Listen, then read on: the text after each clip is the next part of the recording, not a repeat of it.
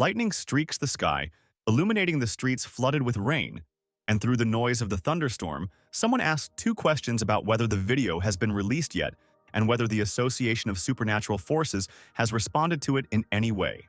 And since the association did not react in any way, it means that they do not want to reveal the source of supernatural power. As it turned out, these questions were asked by one of the criminals who attacked the students, holding them hostage.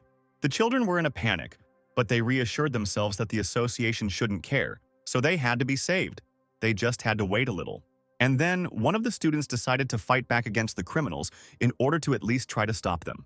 But just as the daredevil wanted to do something, he was stopped by Lin Luan with the words that the teenager should not be a hero and control himself, because he could not do anything against the bandits alone. However, the guy was not alone, because the others were ready to help him, because everyone wanted to be saved. And there were only 4 criminals, so the students decided to join forces. But the bandits turned out to be not so simple, so they quickly noticed that something was being prepared against them, and ordered the teenagers to behave more calmly, and one of them had the power to increase in size, which looked very scary. The teenagers did not expect such a turn of events, so suddenly all their confidence in victory instantly evaporated. Although the criminal's accomplices with the strength of his height told him not to go too far with the children, he still hit one of the children with all cruelty. The blow was so strong that the blood of the unfortunate students scattered in different directions. This action frightened all the students so much that they began to panic and run away in all directions without even thinking. Lin Luan then realized that this was the ideal moment to save himself, and shouted about this to the guy Ahao, whom he had previously stopped. But the daredevil once again decided to act like a hero, thinking not about himself but about the others. After all, the student understood that not everyone would be able to escape from the giant, so he wanted to help as many people as possible. Then Luan remembered a situation from his childhood, when he and 5 of his friends swam to the middle of the lake, and he returned alone, and then many scolded him for not helping the others. As a result, the rest of the children were saved by others, but many still blamed the boy for the fact that if his friends died, then their deaths would be on his conscience. Lin himself did not understand what he was to blame for, because he would not have been able to help the others, but at least he could save himself. Therefore, using the same logic, Luan told Hao that they needed to leave in order to save themselves first. The students realized that the best solution would be to duck, walk where there is no light, and head towards the door through which they can escape. But then the guys noticed a figure that was on the mother-in-law, but it was not clear who exactly it was because of the darkness. The stranger concluded that the turmoil was the best time to act. After these words, the unknown person jumped out of cover and struck one of the criminals, doing everything so quickly that he did not even meet resistance. As it turned out, the stranger's name was Ji Feng, and he was one of the most popular newly minted heroes with supernatural power from the association, and if he was here, it meant that the others were saved. The man waited for the best moment, and as soon as it came, the hero took advantage of it and quickly dealt with the villains. But Feng defeated only 3 of the 4 criminals because the last one hid in the crowd of fleeing students. But the hero himself did not know about it. Lin tried to shout to the man, however, due to the bustle he could not be heard, so the guy could not warn the hero and decided to save himself, hoping that Feng himself would fix everything. The hero himself from the association had already reported on the phone that he had dealt with everything, and almost all of the students had run out into the street, so he thought that everything was fine. But Feng relaxed early because while he was distracted, he was attacked from behind by a 4th criminal, whose existence the hero did not even know about, so he was not prepared for this attack. And then, unexpectedly, the man was saved by a boy, who kept repeating to himself that first of all he needed to save himself, and in the end he jumped under the attack of the villain in order to save another person. Lin again remembered that moment from childhood, because it was then that the boy wanted to become a hero, when he saved the rest of the guys thanks to the fact that he swam quickly and was able to loudly call for help. In this situation, the student really acted like a real hero, because by sacrificing himself, he saved the man. According to the criminal, Ji Feng is a vile person, because he hid in the crowd in order to attack later, and the villain was glad that he was able to escape in a timely manner. Then the villain began to discuss how he could punish the boy for preventing the murder of a popular hero, who would no longer be alive if not for Luan's act. Then Ji Feng ordered the criminal to release the student, but would agree to this only if the hero threw away his sword so that everything would be fair. The villain ridiculed the man who is the hero of the association, but at the same time it is he who is saved, and not vice versa. As a result, The hero had to make this deal so that the criminal would stop torturing the teenager, so he had to throw away his sword. According to the criminal, Feng without a sword is not his opponent, so he began to rejoice, thinking that he could now win this battle. However, while the villain rejoiced at his still unattained victory, the hero was able to grab the sword again and deal the enemy a blow that he did not expect. So Fen managed to cut off the criminal's hand, in which the guy was located, and he simply fell to the ground, hitting him hard. The hero, in turn, simply apologized to the student, explaining to him that the situation was simply critical, so it was necessary to act quickly. Otherwise, someone else might get hurt. Luan became a hero who saved everyone, but unfortunately no one could save the teenager himself, who simply remained lying on the ground. Finally, Feng only told the boy that the blow was fast, so Lin should not have felt anything, so he would die without pain. Feng's savior did not understand how the hero could kill him without hesitation, because the man could have come up with something to save the teenager. But Ji simply did not want to come to the rescue. And then Lin saw a sign, as if in a game, which said that the guy had a chance to be resurrected, and then the question of whether he wanted to take advantage of this chance. Saving the hero, Luan himself died, and now his funeral was taking place, which took place on a cloudy, rainy day. Meanwhile, Feng received thanks for being able to heroically rescue more than 200 people yesterday at 8 in the evening at Wencheng High School, where the attackers had taken all its students hostage. The news said that Ji Feng had once again proven that their city's security could be relied upon. And while Feng listened to the enthusiastic cries in his direction, and Lin Luan's mother cried at his funeral, he himself chose to be resurrected in this mysterious tablet. An inscription appeared on the sign that regeneration was complete, and then the question arose whether to accept the reward, which was the use of an ability called capture. Lin decided that this ability would not make him any worse, continuing to regenerate with the thought that he should teach Ji Fen a lesson.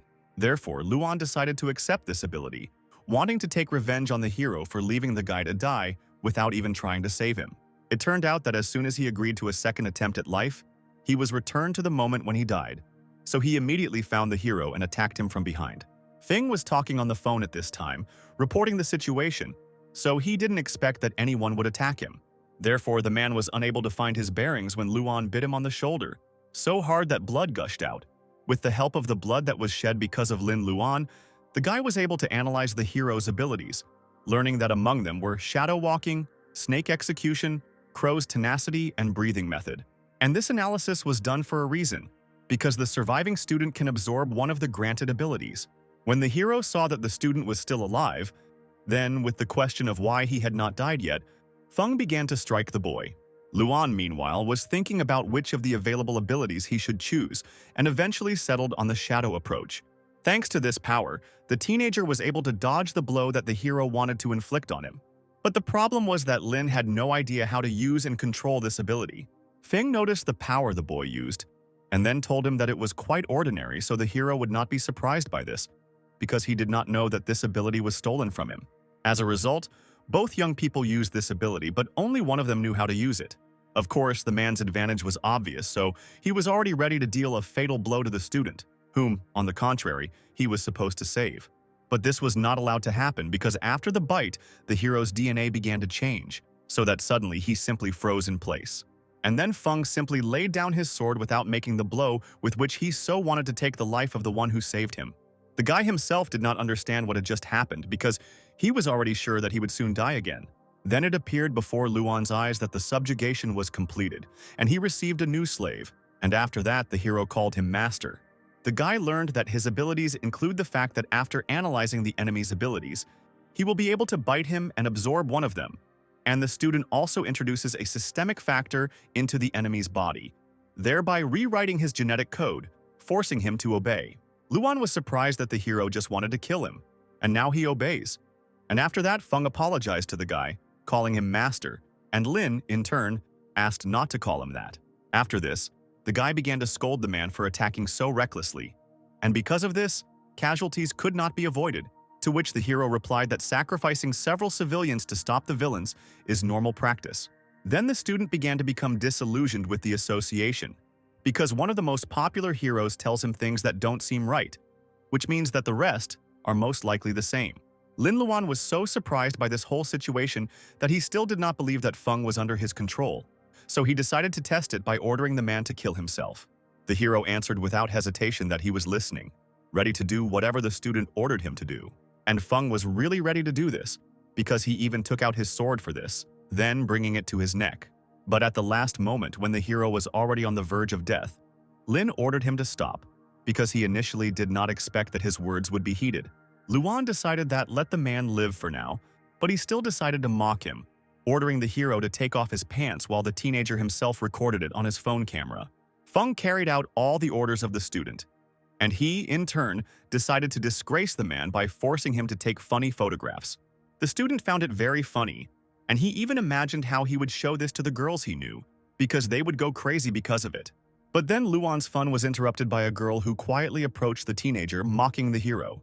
And it so happened that this heroine came in at the wrong time, because she saw something that would be very difficult to explain. Then Lin ordered the man to quickly get dressed, while he himself looked at the girl, who turned out to be unfamiliar to him. So he began to guess that she was also someone from the association. The heroine came for the hero, but told the boy that it was time for him to leave too, because his parents were probably already terribly worried. Finally, Luan gave his slave an order that the man tell a press conference tomorrow about everything that happened today. Feng responded that he was listening, and this short dialogue attracted the attention of the woman, who was surprised at what she had just heard. After this, the teenager ran to his mother and friend, who were very worried about the unexpectedly missing guy. Everyone immediately began to worry about the student's condition, but he began to reassure him with words that the boy felt great. The Supernatural Power Association building was simply colossal in size, cutting through the skies. It was to this building that Ji Feng and the stranger who came to pick him up went. The girl stopped the hero who was about to leave and then asked if he had a minute. As it turned out, it was 10 minutes before the press conference, so the stranger did not have much time to talk with the man. The question that the heroine so wanted to ask was whether the boy with whom the man was found was his fan, because the stranger was very curious about it. And then the girl asked if Feng had written down the tags that he was going to cover, finally asking to look at them. Luan, meanwhile, realized that he could activate the ability only for points, of which he had 50 when revived, but at the moment, 0. And he did not know at all what to do to get it.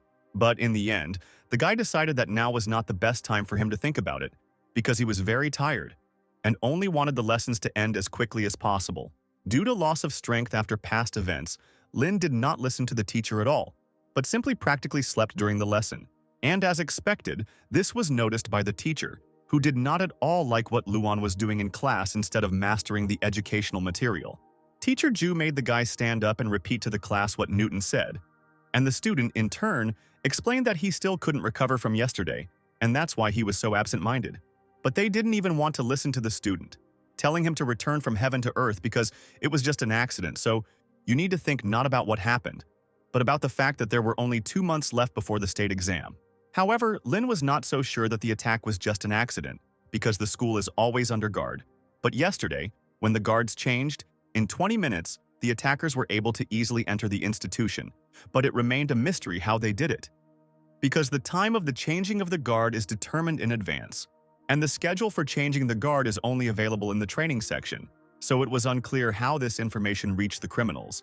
Then, one of the students asked that Luan really wanted to say that the school unit conspired with the attackers so that they could take over the school. Lin explained to this student, whose name was Wang Tianhao, that this was not what he meant at all, but Wang continued to argue with him, arguing that there could be no other meaning in the boy's words. As a result, the teacher stopped this argument, ordering Lin Luan to spend the rest of the lesson standing, punishing him for his behavior.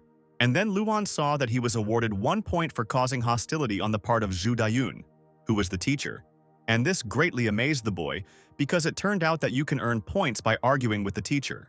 During recess, the teenager's friend asked how he was feeling, to which the guy replied that he was really hungry, so he needed to fix it. There was already talk in the class about who would take what exams, and everyone assumed that Wang Tianhao would take the exam in the specialty of supernatural power, because the guy was the strongest in the school. Then the student told the others not to worry, because he already had enough power to protect them all. And then Van again focused his attention on Luan, telling him that the guy is an egoist who is only thinking about how to escape. After these words, rumors began to circulate around the class that Lin Luan had run away during the attack on the school. But the lives of his comrades did not bother him at all. But the teenager was not at all upset by this, because before his eyes he saw that he had received another 10 points due to the fact that he had aroused hostility from his classmates due to selfishness. Luan's friend then stood up for him, telling Wang Tianhao to shut his mouth and not say what he didn't know. The guy with green hair responded to this by saying that Lu Jiahao is most likely the same as his friend Lin, because whoever you mess with is what you get. And then Wang emphasized that Lu was talented enough, so there was a chance that after passing the psionics exam, the guy would stop being attracted to such a non-entity as Luan. But these words only angered the protagonist's friend even more. But Tianhao was not afraid of threats because he was the strongest, so the students could not do anything to him. Confident that no one would touch him, Van was unable to fight off the slap that unexpectedly flew at him. And then Luan, who hit the guy with green hair, received another 5 points for starting a fight with a classmate and causing hostility on the part of Wang Tianhao. And then the main character realized on what principle he was awarded points. It turns out that Lin Luan becomes stronger thanks to bad deeds, which seemed to the guy a rather strange system. Then the student decided that it was time for him to become bad. Because since others can be insolent and pretend to be strong, then why can't he do the same? But all the hero's agility evaporated the moment that the offended Van began to approach the guy, clearly not with friendly goals. The offended student even decided to use magic to take revenge for the blow his classmate dealt him. The guy almost struck, but the main character managed to escape, avoiding his terrible fate. However, the offended student did not want to give up so easily, so he decided to throw another blow called the Thunder Palm, which was the technique of the guy's family. But even here Luan was lucky, because he managed to escape without receiving more than one blow. And while Wang Tianhao was looking everywhere to finish off his brave classmate, he himself decided to have dinner, because he was really hungry.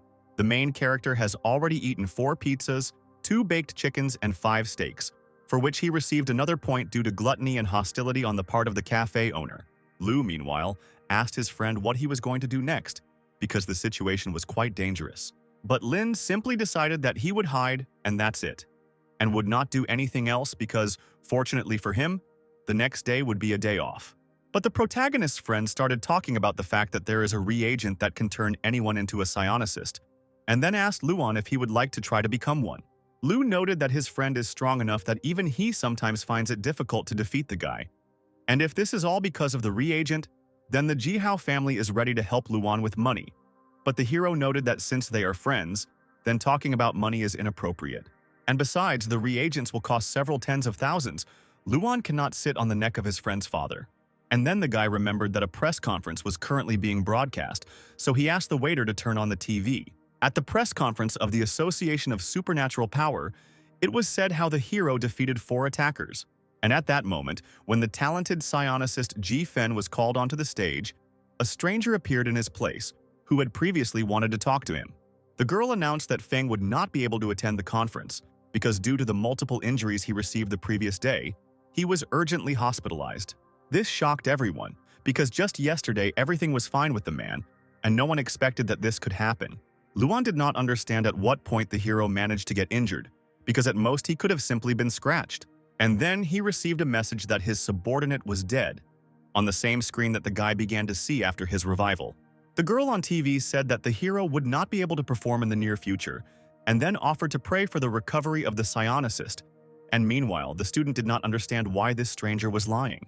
In the end, Lin guessed that the reason was that the hero was ordered to tell the truth about his actions yesterday, so he was removed so that he could not discredit the association. After this, the teenager began to worry that he too might be wanted because of yesterday's incident, because if the association found out about him, the guy would face the same fate as Fen.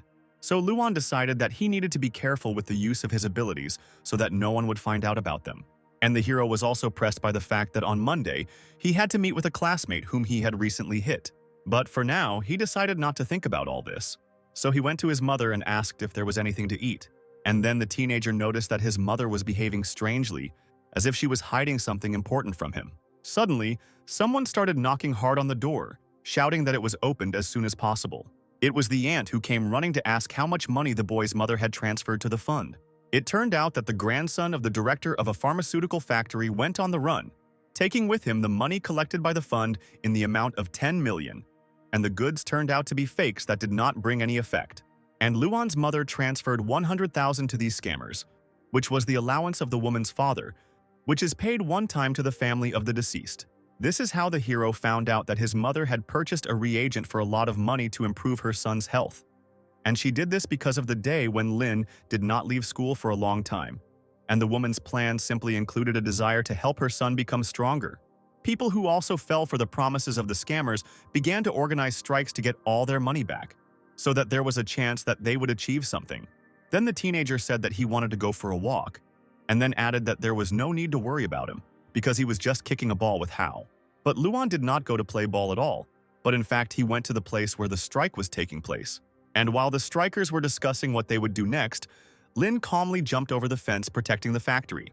The teenager found the CEO's office, and then decided that he needed to find clues, such as the address where he or his accomplices lived, and then the student could easily settle everything. And then an unknown man came to this office, asking the hero why he came to this place. Luan recognized this young man as the leader among the protesters, and then explained to the man that the back door was open, so he slipped through. Then the protester said that he understood everything, and then smiled. And this smile did not coincide with the fact that the sign appeared with a message about +1 point for hostility on the part of Liuben. It turned out that Liuben was the main one among the protesters, and the teenager did not understand where the hostility came from if the student wanted to expose the fraudster. Suspecting something, Luan asked the man how he himself got into this office, and he said that he also went through the back door to look for clues. Then the boy began to talk about how the thieves would definitely get what they deserved, because everything would come back to them like a boomerang. The young man somehow hesitantly agreed with the guy's words, and he in turn saw that he received more points for hostility on the part of Liuben. Then Lin realized that the man was an accomplice of Sun Che-gong, and he was pretending to be injured only in order to divert suspicion from himself. The teenager decided to use his capture ability, which cost him 50 points that he had previously accumulated thanks to the hatred of his classmates. Using his power, the guy learned that the scammer's abilities include speaking, boasting, legal knowledge, and culinary skills. With the help of a high level of performance, one could act in films or become a fraudster, so the student decided to take this particular skill. And while Liuben threatened Luan, he, in turn, was only waiting for his ability to finally take effect. Finally, when the power began to act, the man fell silent, and then simply called the student master, awaiting orders. Then, the teenager ordered the scammer to explain why he was pretending to be the victim, and he began to explain that there were 3 reasons for this, including the desire to find out how the protesters were feeling, to also become their leader, and to gain their trust in order to deceive again. After listening to his subordinates' plans, Luan ordered him to be taken to Sun Che-gong.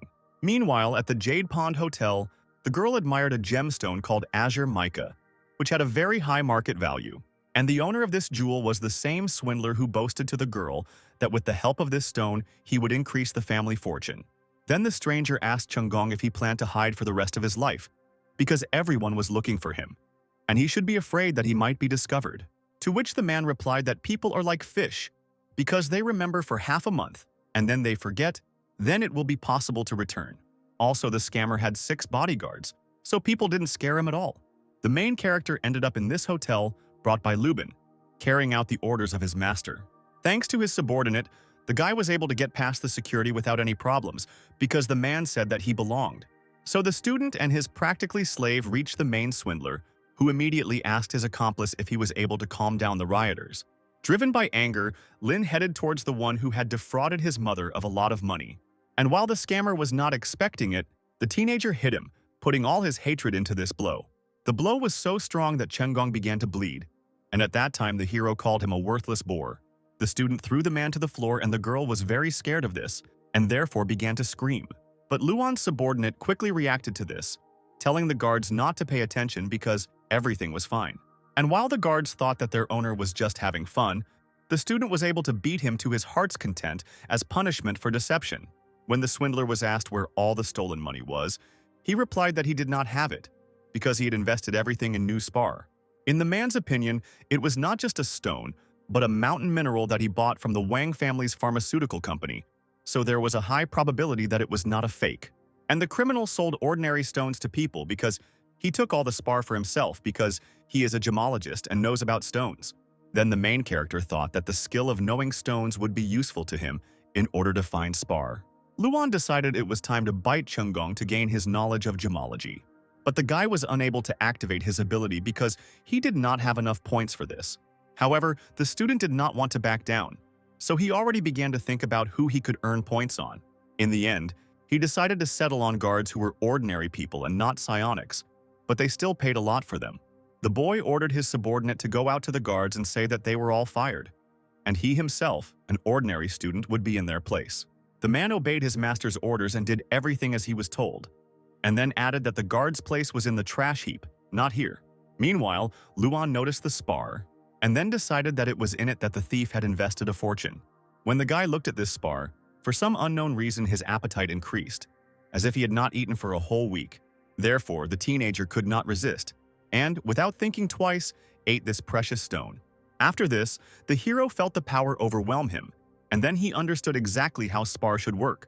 And while the guy was enjoying the feeling of strength, the guards decided to interrupt him in order to sort out who was causing them to be fired. It turned out that these guards were from the most famous company providing personal security services called Cheetah. And since this company had professionally trained people, the money they paid for them was not small. But even these mercenaries, who have extraordinary skill, could not defeat the boy who ate the spar. The student had so much strength that even he himself was surprised at how much his abilities had improved. Looking at the tablet, the main character realized that he now had enough points to use his power. The man did not understand what the boy who burst into his room was up to, but even without knowing what would happen next, he was still very scared. The first thing Luan ordered his new subordinate was to stop crying, because the man still could not calm down after the bite. It became clear that after submission, the characters of those bitten remained the same, which was only to the benefit of the student, because he did not want them to become soulless puppets. But the most important thing that Lin realized was that by hating his subordinates, he also gets points. And since everyone hates Chunggong, then he will get a lot of points from this.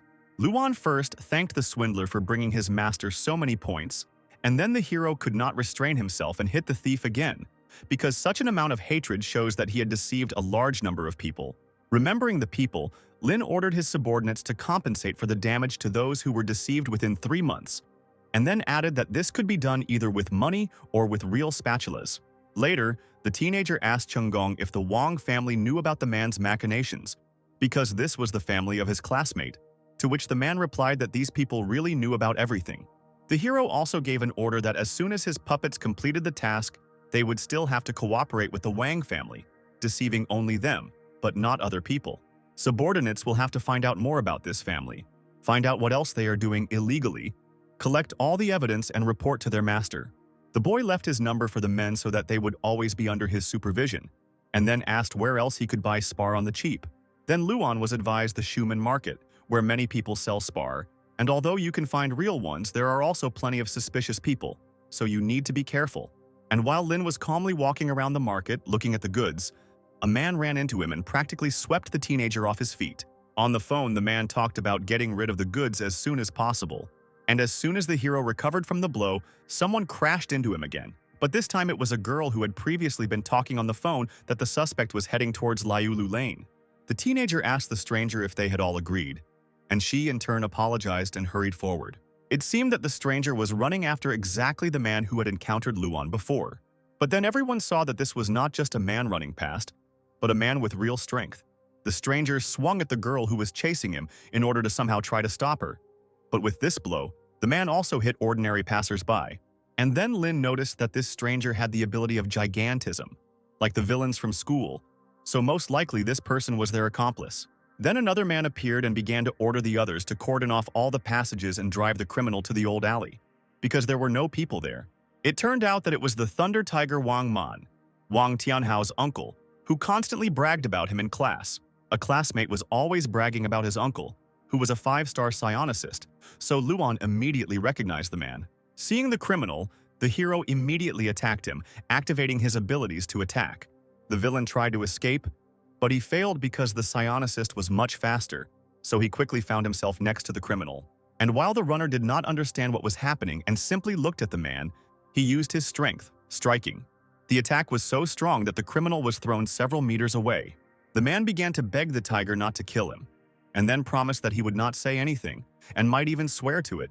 And then the psionicist replied that he believed the man's words because the dead can be trusted. The tiger began to ask the criminal where the goods were, and if he answered, then they would even be able to identify his corpse. And then the person running away began to say that he would tell everything if he was released. Wang Man then added that if the man does not tell him, the psionicist can easily find another approach to obtain information. Then the criminal decided to fight for his life, but the tiger only ridiculed him, calling this attempt child's play. The five-star hero was able to tear his opponent apart with one blow, without even putting in much effort. And Lin also saw everything that was happening, because he followed his classmate's uncle to see where he was going, due to the fact that the guy crawled out of his hiding place because he was too shocked by what was happening. It seemed that the tiger noticed him. Although the teenager managed to hide, the psionicist still heard some noise and asked who exactly was hiding like that, when the guy himself already understood that he was finished. The main character understood that since he heard this conversation, they would definitely not leave him alive, so he needed to come up with something quickly. Then the guy decided to bite the man, but it turned out that he did not have enough points for this because the enemy's life force exceeded his own. Meanwhile, the tiger was getting closer and closer to the boy, who didn't know what to do now. And then some noise was heard nearby. The psionicist was distracted by it, so this was a chance to escape, which the teenager immediately took advantage of. However, the man still managed to see the man running away, but could not see who exactly it was. But Wang Man was not going to let go of the one who overheard such an important conversation so simply, shouting that the guy should not even think about escaping from the man. The psionicist ordered the others to capture the teenager, thinking that he was an accomplice of the defeated criminal, so everyone rushed to search. Lin kept running away, hiding behind different buildings. And then he realized that he had wandered into a dead end and would no longer be able to escape from those who were looking for him. The teenager had already decided that now the end would definitely come for him, because there was nowhere to run, and the opponents were already approaching. But then hands appeared from the wall. These hands grabbed the guy, covering his mouth so that he would not make unnecessary sounds that could give him away. As a result, the tiger and his team did not see anyone behind this wall, and Luan did not understand how this happened. And while the boy was one step away from his opponents, they decided that he had managed to escape. Then the guy realized that he was saved by a girl named She Lily, who was an inspector, because it was written on her badge. And then suddenly the tiger, out of anger, hit the wall where the guys were hiding. But fortunately, the blow did not hit the people, but it was very close to them, so they were very lucky that they were not hit. And then the people of the five-star psionicist informed him that the goods had been found, thereby diverting his attention, which had previously been focused on finding the guy. Then the tiger ordered everyone to leave, leaving the one who overheard his conversation, because he had other things to do than play tag with the unknown boy. As soon as the man left, Luan began asking Lily a large number of questions, but the girl did not answer any of them, ordering the guy to leave quickly. Lin was surprised at how indifferent the girl who saved his life was. In the place where the goods were hidden, the tiger began to interrogate the man working there, asking him if the man whom the man had recently killed had any other accomplices, to which he received the answer that the man killed was the last one. These criminals worked together with Chunggong, engaged in robberies, and then hid the spar among the building stones to ward off suspicion. And then the girl who saved the guy turned to the tiger, calling the man a commander, and he then asked if it was her doing that someone managed to hide from him. After that, Wang Man asked Lily if appraisers had been sent with her, because they needed to be sent to this place as soon as possible. Then the student decided that the girl and the Thunder Tiger were from different squads, and the man wanted to remove Lily in order to take sole possession of the spars. The tiger, meanwhile, told the girl that her inspection department could only inform and disturb others, and then ordered her to get out. And since Lily needed someone who knew about stones, the guy decided to pretend that he was from the civil service, because he had talents for performing and gemology, so he could handle it. Then the boy asked if he needed to find spar here, and then said that it was nearby, so he quickly came. And then the guy pretended that he was a big fan of the tiger, and then introduced himself to him as Lily's friend and gemologist. After the teenager finished admiring the man, he said that he would get to work for now. Wang Man asked the girl if it was really her friend from the inspection department, to which she gave a positive answer. Although the guy knows that spar is a crystal formed through diopsidation and under the influence of supernatural forces, it can also be found in vegetation, in animals, but most often in minerals. The teenager introduced himself as a gemologist, a specialist who certifies stones based on their texture, color, and subtle fluctuations in supernatural power. But the problem is that he knows nothing about it. And then the guy saw in the sign that he could use glasses to increase the level of abilities that he had. While the student was figuring out his powers, people around him began to doubt that he would be able to find something. Meanwhile, the tiger was thinking that from the back of the boy, he looked like the one who was able to hide from him. Suddenly, the guy asked everyone to be silent, because they were interfering with his search. But people continued to say that Lin was only fooling them, because such a young specialist would not be able to cope with such a difficult task. Meanwhile, Luan raised the level of gemology to master, so now he began to feel the fluctuations of supernatural power. Then, the guy turned to those whose strength is very great, because such people interfere with his work, and he told them not to breathe because it would confuse him. After this, the newly minted gemologist immediately found level A spar because he felt the power that came from such stones. As a result, out of 32 boxes, 12 were level C spar and 2 were level A. The boy marked everything and told the others to deal with the loading because he himself is not a psionicist, so physical labor is not for him. After that, Lin went with Lily, telling her his thoughts that the tiger most likely wanted to remove the girl in order to take everything for himself. And besides, the man was familiar with those villains, so they were probably in cahoots. And when Lily asked about the evidence, the student told her that she was an inspector from the association, so she could investigate the case and find evidence herself. Then the girl explained that Wang Man was the commander of the 9th detachment of the reconnaissance group, so she could not open a case against him based only on the words of the student. Lily explained that there was no way to dig under the tiger, and then asked the guy for his number and address. Luan decided that he was able to interest the girl, and she asks for his information so that she can then call him on a date, which the guy was very happy about, although he gave his school address instead of his, so that his mother would not have questions, and then added that he was studying at last grade. However, Lily did not ask for this data for herself, but for the association, which could reward the student for helping them in the investigation. And then the guy added that he didn't need a reward, and it would be better if the girl just allowed herself to be bitten, after which he received a point for Lily's hostility. After this, the girl reported to her boss that the spar was found thanks to a high school student who had an amazing ability for gemology. The teenager's thoughts were occupied with the fact that he needed to find evidence that would prove the tiger's guilt, because Lily said that without evidence, she could not do anything. The goal of the scammers was to make money at the expense of gullible people, and if the scammers were in league with the Thunder Tiger, that meant they were with the entire Wang family. The guy was worried that no one had come to class yet, although many usually come early. But for some reason, everyone decided to be late. And then 2 of Luan's classmates began to discuss that no one came to class because Wang Tianhao and Lu Jiahao scored the arrow, so they ran to look at it. Many students gathered on the sports ground to watch the fight between 2 classmates. And then Li managed to hit his opponent so hard that he fell to the ground. Then Jiahao said that he won, because they agreed that whoever falls first loses, which means that Wang must now keep his promise and not bother Lin Luan anymore. However, Tianhao didn't want to accept that he lost, so he said that he didn't care about words and continued to fight. And then someone from the crowd pushed Li, causing the guy to lose his balance and be distracted from his opponent. Van took advantage of his classmates' confusion and hit him hard, saying that he was the strongest in this school, so he could not be defeated. Tianhao summoned his ability to hit his opponent so hard that his bones were broken, so that he could then be in a wheelchair for the rest of his life. Wang had already swung, but could not hit, because he was prevented by Lin, who was in time to save his friend. No one knew that Luan had such power, so everyone present was surprised by the guy's appearance. After this, the hero asked his friend why he started fighting with his classmate, because this was not a solution to the problem. And then Lu explained that he was just tired of seeing his friend hiding every day after school, so he decided to settle the matter. Meanwhile, Van was so angry about what had happened that he even turned red from the overwhelming emotions. There were many voices buzzing in the crowd of those who saw everything. Some said that Van was no longer the strongest in the school, while others believed that the guy was simply attacked unexpectedly, and that was why he could not dodge. Tianhao didn't like being humiliated like that, so he was willing to fight further to uphold his honor. The friend's enemy was furious, so they already began to think about what they should do now, because running away was probably not an option at all.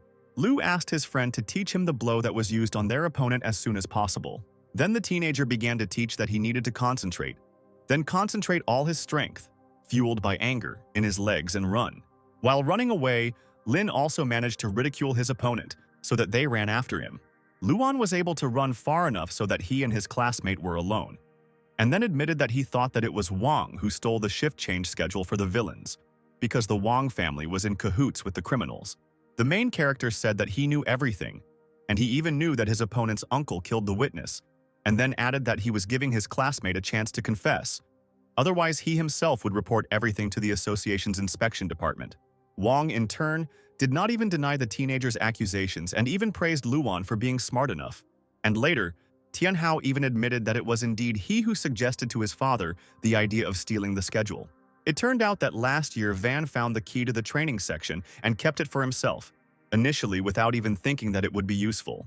It turns out that for the sake of Spar, Tianhao endangered his own classmates, and he was not even ashamed of it, because he considers everyone just a pile of garbage. Vaughn also believed that this was quite justified, because in the future he would become a psionicist. So thanks to him, the lives of others would be better. And Luan's classmate tells everything so boldly only because he plans to beat him so badly that the teenager will remain disabled for the rest of his days.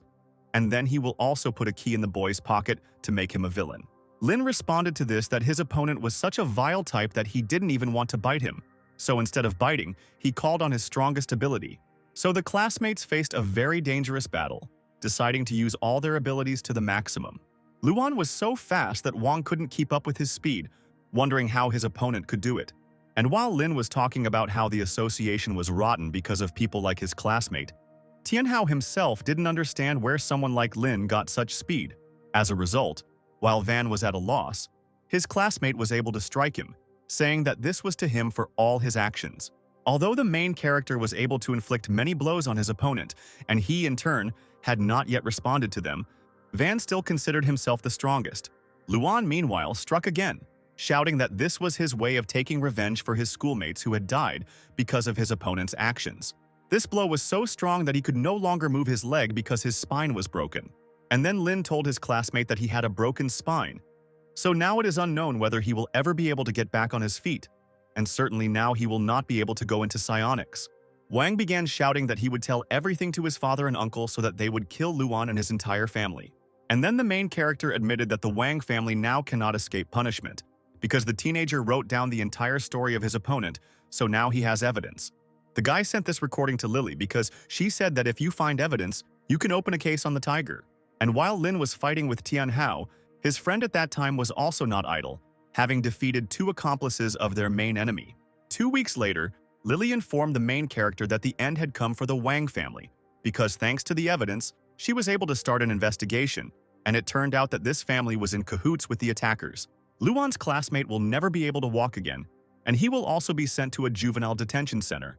But the Thunder Tiger has no direct connection with the fraud, so he could not be attracted. But killing a witness doesn't mean anything, because he was an attacker, so it's not beyond the scope of his official duties. But the guy shouldn't worry about the tiger, because since the man's family was convicted of crimes, he won't be able to do anything against the student. After a telephone conversation with Luan, Lily approached her teacher who said that Lin was an interesting guy, but in the girl's opinion, he was clearly not eager to join the association. Then the teacher told Lily not to rush into her opinion about the guy, because he needs to be given time. Meanwhile, the guy had a state exam, the first stage of which is to take blood tests for the presence of psionic energy. All the classmates told the main character that he would definitely not be able to pass the test stage, but it turned out that only Lin Lual and Lu Jiahao from the class passed it, which no one expected. Those who passed this stage were asked to go to the Western basketball court, so the heroes went there. There, the heroes met 3 more students who had passed the first stage, which surprised Lu, because usually 2 people passed from their school, but now 5 people had passed. One of those who passed the first stage was Chen Daoji, who showed himself in school because he had limitless potential. Also, this stage was passed by Ruan Liuxi, who was the best in all subjects, attends all courses at school, and she is very smart. And the third one who also passed was Lin Si, who is an inventor and loves to understand technology. The students did not understand why they had gathered everyone when none of the teachers came to them, and then they heard some noise. Then they noticed the cat. So they decided that it was from him that the noise came. However, then the teenagers saw a man who asked them if they had passed the qualification. The students were surprised by such an unexpected appearance of a man, because they were waiting for teachers who would explain everything to them. Afterwards, the stranger added that the embryos should be pulled out at the beginning of growth, and then shouted for Lala to go. It turned out that that cat was not an ordinary animal, because it was the same Lala to whom the man gave the order. The students immediately realized that this was not an ordinary cat, but a spiritual beast that they would have to fight. The main character did not understand why the psionicist was attacking them, so he grabbed the phone to call someone. But the man, as soon as he saw the phone in the teenager's hands, said that there was no need to call the police. And then the stranger himself also entered the battle, calling upon himself a weapon. He was ready to fight. The man used an ability called a rounded stroke on Luan, and then the boy decided to use his strength. But he did not succeed, because there were not enough points since the enemy's life force exceeded his own. Lin Luan realized that the strength of the one who attacked them was on the same level as the Thunder Tiger, so it would be difficult to defeat him.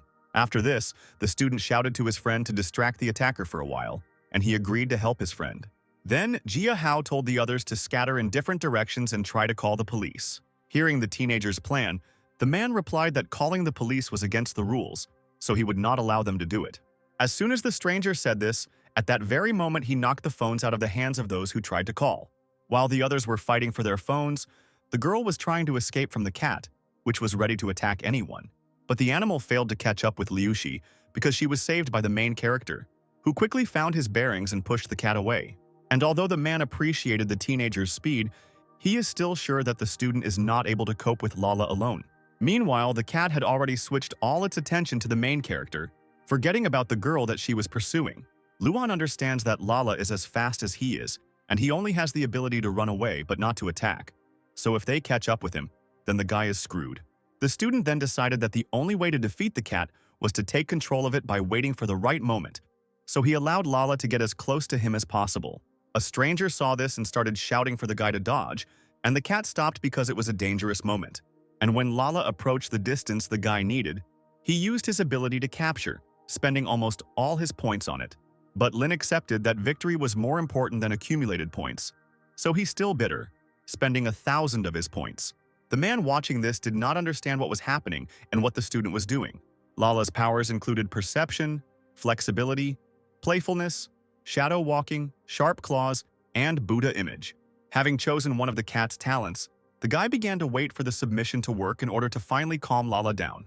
But instead of submitting, the cat turned into a large unknown beast that was ready to continue the battle. Seeing that everything was getting out of control, the stranger ordered Lala to stop, and she again became a calm, sweet cat. Afterwards, the man told the guys to calm down too, puzzling everyone he forced to fight. The stranger explained that he only wanted to test and evaluate the students' abilities, and then apologized for scaring them so much. It turned out that this man's name was Gu Yunxiao, and he was the teacher for the guys with whom his cat fought. All the students, except the main character, were crazy about this news because Yunxiao was the coolest psionicist in their school because he has the 5th level and is part of the preliminary investigation department of the association.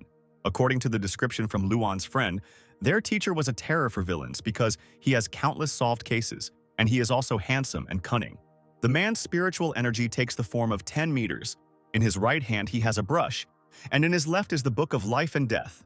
The students were delighted, calling their teacher Wonderful Panguan and talking about how lucky they were. But the psionicist said that the children should simply call him their mentor, and that would be enough. And then the man noted that 5 students had passed this year, and before there had never been such a large number, so the director called the hero to teach. Then the teacher added that in half a month the second stage of the exam would take place, so they should have time to prepare well for it. Meanwhile, the cat did not leave Luan's side, and then the mentor noticed how much Lala liked the boy. Afterwards, Yunxiao suggested that the children go to a special class for training psionics to discuss the second stage of the exam in more detail. The teacher told the students that supernatural power has several gradations, and there are 7 levels in total, including absorbing, cyclical, manifesting, transforming, taking shape, chaotic, and spiritual enlightenment. And then Lu noticed that their mentor was already level 5, even though he was only 25 years old, and such people in the association could be counted on one hand. Yunxiao explained that in fact it is not worth drawing conclusions about a person's strength based on his level, because the level rather depends on luck. As an example, the mentor took the Thunder Tiger, whose trump card is that it can collect energy in its hand, so he created a technique called the Thunder Fist, and we can say that its level is somewhere between the 2nd and 3rd. But since Wang has perfected his technique to the maximum, he is able to break through a mountain. So if you compare him with Yunxiao, the tiger will most likely win. So the association decided to recognize that the tiger's strength is comparable to the 5th. Therefore, you should not focus only on the level, but it is better to find your own style in using energy, and then create your own personal technique and become the best in what you know. But it was too early to talk about this, because now the student's task is to concentrate on absorption and cyclicality. Absorption means that one must absorb supernatural power, and the human body absorbs this power gradually, Constant training will help students increase the amount of force they absorb, and after taking a medicine that contains 5% strength, teenagers will need a day to absorb it. Luan then asked if the medicine was practically the same as spar, and then the teacher said that the concentration of force in spar exceeds 80%, so it is so dangerous that you can die. The main character was surprised by this information, and then decided that it was thanks to the system that the spar did not have a detrimental effect on him. Next comes the second level, called cyclicality, which means that after absorption, the force begins to circulate in the body, strengthening it, allowing a person to exceed his physical capabilities. In theory, you can strengthen all parts of the body, but most people concentrate on strengthening certain ones in order to achieve results faster. During this fortnight, students will have to take a lot of medications, but they should not be afraid, because the school and the mentor will take care of all the costs, so teenagers just need to take advantage of the opportunity. And once the guys have figured out the theory, it's time to move on to practice. The teenagers began to train a lot, and after they had used up all their strength and drank the medicine, the students practiced even more, and then more, and more, and more. The teacher told the children that if they did not have time to get to the top of the mountain, which was only 10 kilometers away, they would do a long plank. Although everyone no longer had any strength, the main character and his friends suddenly began to compete to see who was faster, which helped them move on. Thus, the friends reached the top of the mountain together, continuing to argue about who was stronger.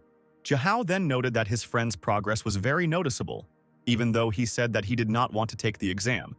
But now he is trying so hard, and Lin explained to him that he was trying to become stronger, and not for the sake of the exam, because the guy hadn't even decided yet whether he wanted to take it at all. After all, if he is going to take the exam, he will definitely fall under the control of the association. But the guy doesn't want that, because the hero had already told those who were from the association, and practically no one aroused his trust. While the guys were talking, the rest of the students also gradually reached the top. However, they were 3 minutes late, so now they have to stand in the plank for an hour. And so that Hao and Luan would not just watch their comrades suffer, they were told to keep the others company. The friends first began to swear that they were forced to stand in the plank, even though they managed to run. And after that, Lin asked the teacher if the association was a good place. Then the mentor replied that although the association is not ideal, isn't that why you should try to join it in order to make this place better? The teacher himself joined the association when he was 17 years old, and he did this in order to make the association an even brighter place. Although the psionicist thought that his speech sounded naive, it greatly inspired the guys who wanted to become the same as their mentor. So all 15 days passed, and then came the second stage of the exam, for which the students were vigorously preparing. Having gathered their strength, the teenagers went to the second round of the supernatural power exam. At this stage, many children from different schools gathered, and this was only a fifth of all people because there are 4 more collection points for the exam. Because of this, teenagers began to doubt whether they could compete with so many people.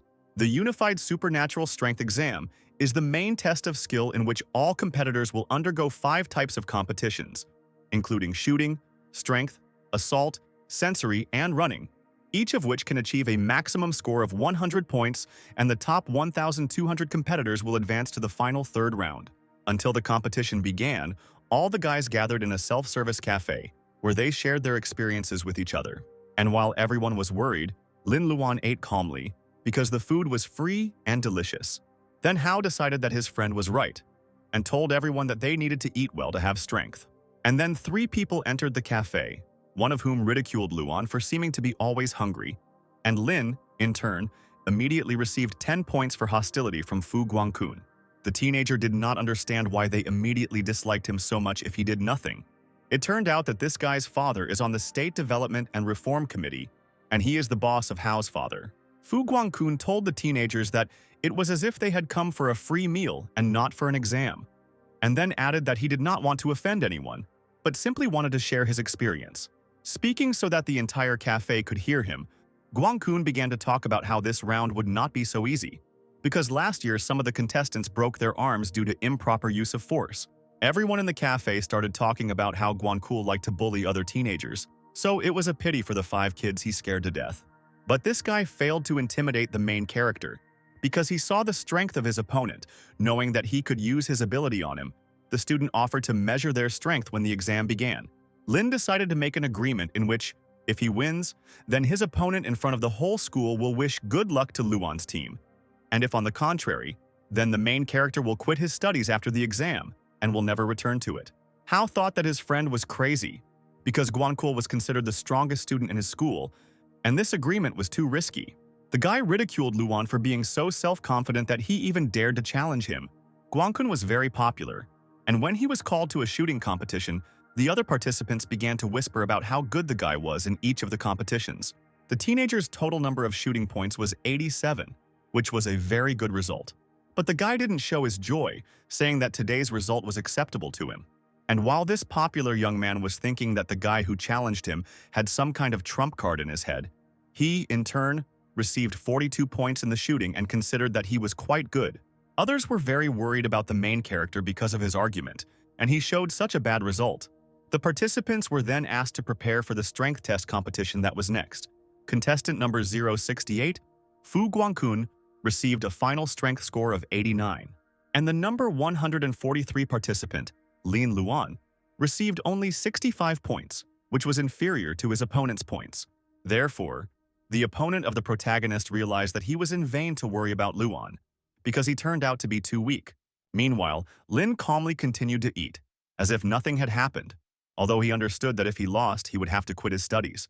Then his friend began to swear at the student, because how could it be that the boy was 69 points behind, but still found time to eat? Luan reassured everyone that there was no need to lose enthusiasm just yet, because they could still show others how strong they were. The next test was a sensory test in which all participants had to go to their rooms, in which there were 300 rats, and in this task they were required to find one rat in which Spar was hidden. And while Lin was thinking that it was his turn to show himself, his opponent at the same time decided to deal with everything as quickly as possible, because he considered rats an abomination. And while the participants in the sensory test were asked to go to their rooms, two figures appeared in the background. It turned out that these were not just strangers, but Lily and her mentor, the head of the supervision department, Yang Mu. Lily pointed out to the man the teenager she was talking about earlier, and then asked the teacher if the student would be able to pass this dangerous round. And then two people met Zhao Chenlin, who is the deputy head of the public security department, and it was with her that the main character recently crossed paths. Zhao asked Lily and her boss what they were doing here, to which she received an answer, explaining her presence by saying that cases of murders had become more frequent lately, so she was looking around and giving everyone advice. Then a noise was heard on their site, and it turned out that it was all because someone passed the test very quickly. At that moment, Guangkun was just coming out, so he decided that all these ovations were in his honor. And the guy had already begun to thank the crowd flying towards him, but the people, in turn, pushed him away, rushing to someone else. Then, the self-confident teenager realized that all these enthusiastic cries were not in his honor, which means that someone completed the task faster. It turned out that all attention was directed towards Luan because he found the spar in 10 seconds, but his opponent took 2 minutes to do it. The main character explained this result by saying that as soon as the door opened, the rat with the spar immediately ran out to his leg, and he, in turn, immediately caught it. But it doesn't matter how, because Luan won in any case and received 100 points for it, starting to catch up with his opponent. And while Lin was happy about his victory, he didn't even notice that he was approaching the woman he met on the first day of receiving his power. He was so busy thinking about the fact that there were 2 more tests left, which meant that there were still chances, that he didn't even pay any attention to the stranger who called out to him. And then the girl decided that she had simply made a mistake since she did not receive any reaction. But it turned out that Luan recognized her, but simply did not show any sign. The next test for the participants was a 400-meter race, and it so happened that the main character ended up in the same group with his opponent. Fu Guang was sure that the victory would go to him, but then Lin told him that at school he was always first in the races. This turned out to be the case this time too, because Luan ran the fastest and received 100 points for this test, but his opponent received 75 for it.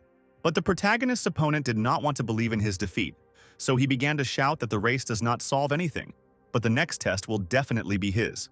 And the last test was an assault, in which participants had to kill as many bats as possible within 5 minutes. And then Fu Guang said that this test was definitely his, because not only was he strong, but Lin was still 22 points behind him. Luan understood that even if he killed one mouse after another, he would not have time to catch the required number in 5 minutes. And so he began to think if there were any other ways to win. And then the teenager remembered the words of his teacher about how to activate his ability, releasing his spiritual energy outward. Lin actually began to release his spiritual energy, thinking that bats were excellent at detecting ultrasonic vibrations. Fu Kuang noticed that the bats flew in the same direction, so he followed where exactly the animals were moving. And then he realized that they were all flying towards Luan. Surprised that the hero decided to risk his life for the sake of victory, because the bats could easily kill the student. The protagonist's rival tried to save him by shouting for him to quickly hide his spiritual power, because there were too many bats, so it would be difficult to defeat them all.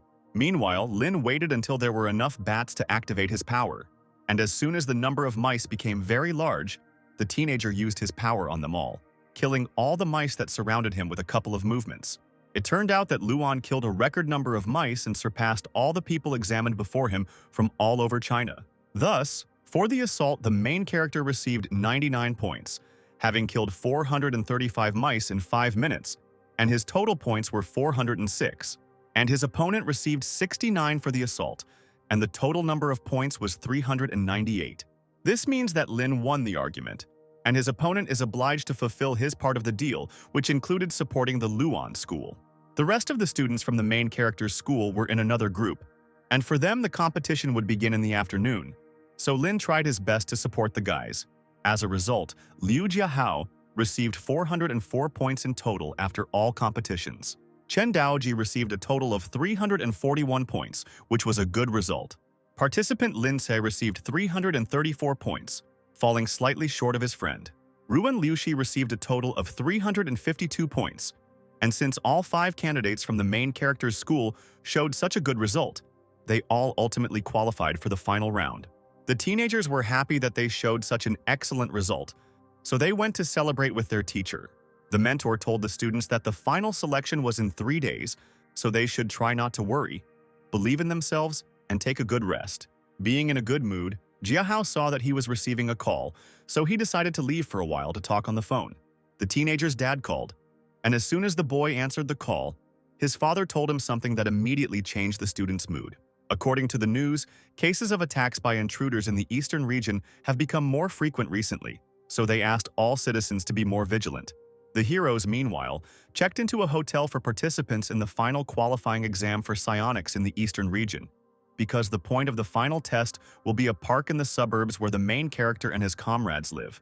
The students were happy that the competition was taking place in their hometown, so they decided that they should try their best. And then the teenagers' conversation was interrupted by Lin, who asked the others if they had seen Hao. Then everyone decided that the boy was late at home, where he had previously gone on business. However, the main character was still worried because his friend was not answering the phone, but then he decided that he would wait a little longer. Luan's patience ran out soon enough, so he hurried to find his comrade, because he couldn't just disappear the day before the final exam, which was very important to him. The teenager ran to Hao's house and noticed that there were no lights on anywhere, which was very puzzling, because something could have happened. Then Lin went into the house and, walking around, the teenager found the body of the manager in the wine cellar, which was in terrible condition. And then the boy immediately called his mentor to break the news that Hao and his family were missing. The student also added that he found a manager who was dead and looked like a deceased mummy. Then the mentor ordered the teenager to urgently leave this place. And in the meantime, the man himself would send someone to the house because he himself was unable to come. But the main character did not want to leave, so he decided to wait for the psionicist on the spot. And then he heard some noise, deciding that they had arrived so quickly from the association. But it turned out to be an unknown man who was talking on the phone about how he would deal with the corpse, and then added that he hated covering other people's tracks. With a dissatisfied look, the man grabbed the corpse by the head with one hand, as if it weighed nothing. After this, the man told the body to disappear and burned it using samadhi fire. The stranger scattered the remaining ashes into the wind, reporting over the phone that everything had been settled, and a handful of ashes would not pass as evidence, and then said that he would be there soon, driving somewhere by car. The main character did not want to leave his friend in trouble, so he decided to chase the car to find out where the man went. The car was driving quite fast, but Luan did not lag behind it, wanting to find his comrade who was now in danger. And this stranger led him to a building that Lin immediately recognized, because it was the trading building of Hao's father. It turned out that there were many people in this place who began to talk about the fact that the head of the red puppets had returned. The first thing the stranger was met by was the attacker Lu Qin, who said that the man had worked hard. And then the attackers, Zhao Shuyu and Zhao Shudong, approached the unknown man, who made it clear to the man that he had been messing around with such an ordinary businessman for a long time. Liu Jiahao's father, Liu Tianming, was also in this place, and he told the criminals to let his son go, and then he would do anything. And then Liu Qin told him not to worry because if he cooperates, no one will get hurt. And then he promised that they would sort everything out by tomorrow lunch. As a result, the attackers did not know where the key to the cage was, and then Shuyu could not stand it and simply broke it. However, only the father was taken from the cage, and the son was forced to continue to sit quietly in it. One of the criminals said that he and his father would go and sort out some issues, return for dinner, and the rest should behave quietly so that the association's psionics would not come. Then, Shudong said that she also wanted to go, but she was still left to look after the hostage. Shudong decided that she was in charge now, so she told the others to do what she wanted, and then ordered them to bring a boy with slicked back hair. The girl was immediately obeyed, throwing a hostage at her feet, whom she must keep an eye on. After this, Shudong told the guy that his father knew that they were both already dead, but her sister said that Tianming would agree to cooperate to save her son's life. And because of such a heroic act, the girl was so moved that she told the hero that he could run like a stray dog to call the police, because this was his last chance to escape. And then Shudong added that if her people did catch the teenager, he would be in big trouble. Then the teenager ran, not to save himself but to save his father. But the guy didn't manage to run far, because he was pushed, having caught up with him because he had fallen. The boy asked to be released because he wanted to save his father, but one of the villains said that it was not interesting, intending to beat the teenager. But the attacker did not have time to do this because Luan came running to his friend's aid, cutting off the man's leg, which he swung at the defenseless student. At this moment, Jihao realized that now everything is not so bad, because at the moment he is no longer alone, but with a faithful comrade. Lin shouted to the villain that they should not dare touch his friend, because then they would be in trouble. Then Jihao asked what Luan was doing in this place, and the teenager told him the whole situation and how he ended up here. And instead of gratitude, the main character heard cries that he would rather call the police than risk his life. And while the friends were arguing, Shudong noticed that Luan's spiritual energy was fluctuating, which means that his power awakened not so long ago, so they definitely wouldn't be able to escape. And Jihao agreed with her, because criminals are many times stronger than teenagers, so Luan should not have come. The main character realized that they really couldn't win just like that, and so he suddenly hit his friend so hard that he lost consciousness. The attackers were very surprised by this outcome, because their rivals must rarely take their allies out of the game. The guy explained this action by saying that since they couldn't win in an ordinary fight, they needed to resort to an unusual method, because the teenager was ready for trouble and had accumulated a large number of points to use his strength. And when the student was attacked by one of the criminals, the teenager quickly used the ability of submission, waiting for the result. After this, the boy told the attackers to attack all at once, thinking of subjugating as many people as possible. Laughing with such self-confidence as a boy, the criminals rushed towards him in a crowd, not noticing how he began to bite them all, in order to then take over their minds. Shudong then began to worry that the boy would be killed too quickly, and she wouldn't even have time to have fun. But then the girl noticed that everyone suddenly stopped fighting, but simply stopped, like dolls. The main character was happy because he had enough points to use the power of submission on everyone. Using his ability, the guy saw that this girl was the strongest among the others, because to use the ability on her, it was necessary to spend 1,000 points. But, fortunately for the student, he had 3,000 points, so he had enough to zombify Shudong. Meanwhile, the girl thought that the other attackers had stopped to allow her to finish off the teenager herself. Luan, meanwhile, ordered all his subordinates to attack the unsuspecting attacker together. Shudong did not understand what those who were supposed to obey her were doing, because they had completely stopped following her orders. When the girl realized that this was not a joke, and the others were really trying to harm her, she immediately turned into a monster, activating her power. And then the attacker shouted to the guy that since he had done something with her henchman, he should now say goodbye to his head. But she was unable to attack because the teenager was protected by one of the villains controlled by Lin. Everyone controlled by the student also activated their abilities and then attacked all together, making it much more difficult for Shudong to fight off everyone. Luan, meanwhile, was thinking that this was the first time he had encountered such a powerful psionicist, and in the future, villains like this girl would appear on the boy's path more and more often. The teenager understood that when he accumulated enough points to activate the capture, then he would be able to fight all the villains, but for now, he needed to become stronger. After these thoughts, the boy ordered his slaves to release Shudong in order to fight her himself. The girl first asked why everyone obeys the guy and not her, and then clarified how the teenager was going to defeat her. And then Lin threw the ball, and Shuden could not resist the temptation and ran after it. Because of this, the attacker became even more angry because she wanted the student to fight with her seriously. And then he asked her why she decided that he was not serious. After all, while the girl was distracted, Lin tried to suddenly attack her, but the villainess was able to dodge. The fight continued in the same vein, where two opponents try to hit each other, but always managed to dodge. Shudong understood that at this rate she would waste all her spiritual power if she continued to remain in animal form. Then the attacker remembered how her sister taught her a technique with which she could give shape to her energy. The criminal decided to do as her sister taught her to create a spiritual body. Thanks to the fact that Shudong listened carefully to everything, she was eventually able to create shadow cats. But the girl understood that she could only hold out for no more than 15 seconds. Then, the villainess immediately ordered her cats named Grape, Strelka, and Griffin to attack the teenager. It turned out that these clots of energy that Shudong created would explode when ordered, and so she ordered them to surround Luan so that he could not escape. The girl's plan worked because the shadow cats were able to quickly surround the hero and explode, so Shudong decided that she had already won this fight. But it turned out that Lin remained virtually unharmed after the explosion, so he struck the criminal again. And this time Shudong did not have time to dodge, because she was too surprised by how Luan withstood her attack. The girl did not understand how it happened that the guy remained unharmed after the bombs, because she definitely saw that they hit the teenager. Then Lin explained to the attacker that he simply managed to copy the ability to harden the integument, which one of the girl's accomplices had, so this power protected him. And then the student admitted that he copied more than 20 skills and improved some of them with the help of points. And while Shuden was trying to understand what the boy was talking about, he himself added that his rival had already used up all her spiritual energy, so Luan was victorious in this battle.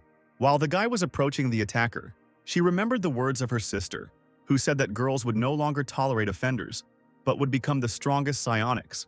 Then the criminal began to cry that Lin should not kill her, because then her sister would feel bad. The teenager reassured the girl because he didn't want to kill her, but simply decided to teach her a lesson. And in the meantime, he copied her power called the Shadow Cat. And in the end, the guy had only 32 points left. Shudong was very grateful to Luan for not killing her. Having dealt with the girl, the student ordered all his subordinates to go in search of the villains who had left.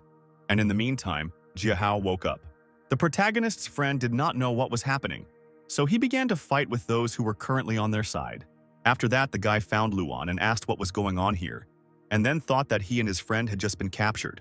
Lin told his comrade that he did not remember anything because he was hit by the villains, and then Jiahao decided to act according to the previous plan to defeat all the enemies. And then Luan told his friend that there was no longer any need to fight, because the people around them had ceased to be villains. The student did not want to reveal his strength, so he began to come up with a reason why their enemies became good, on the fly, saying that they just had a conversation, and after that the villains admitted their mistakes and wanted to correct themselves. In confirmation of the young man's words, his subordinates began to shout that they realized their guilt and wanted to change. According to Luan, the whole point is that he is simply a great speaker, and therefore was able to convince all the criminals. And in the end, Jiahao decided that there was no time to deal with this, because he needed to quickly find the 3 criminals who took his father somewhere. Lin warned that he had already told the teacher everything, but if help did not arrive in time, he would have to fight the 3 strong attackers himself. No one knew where the cave in which the criminals hid led, because even the end was not visible.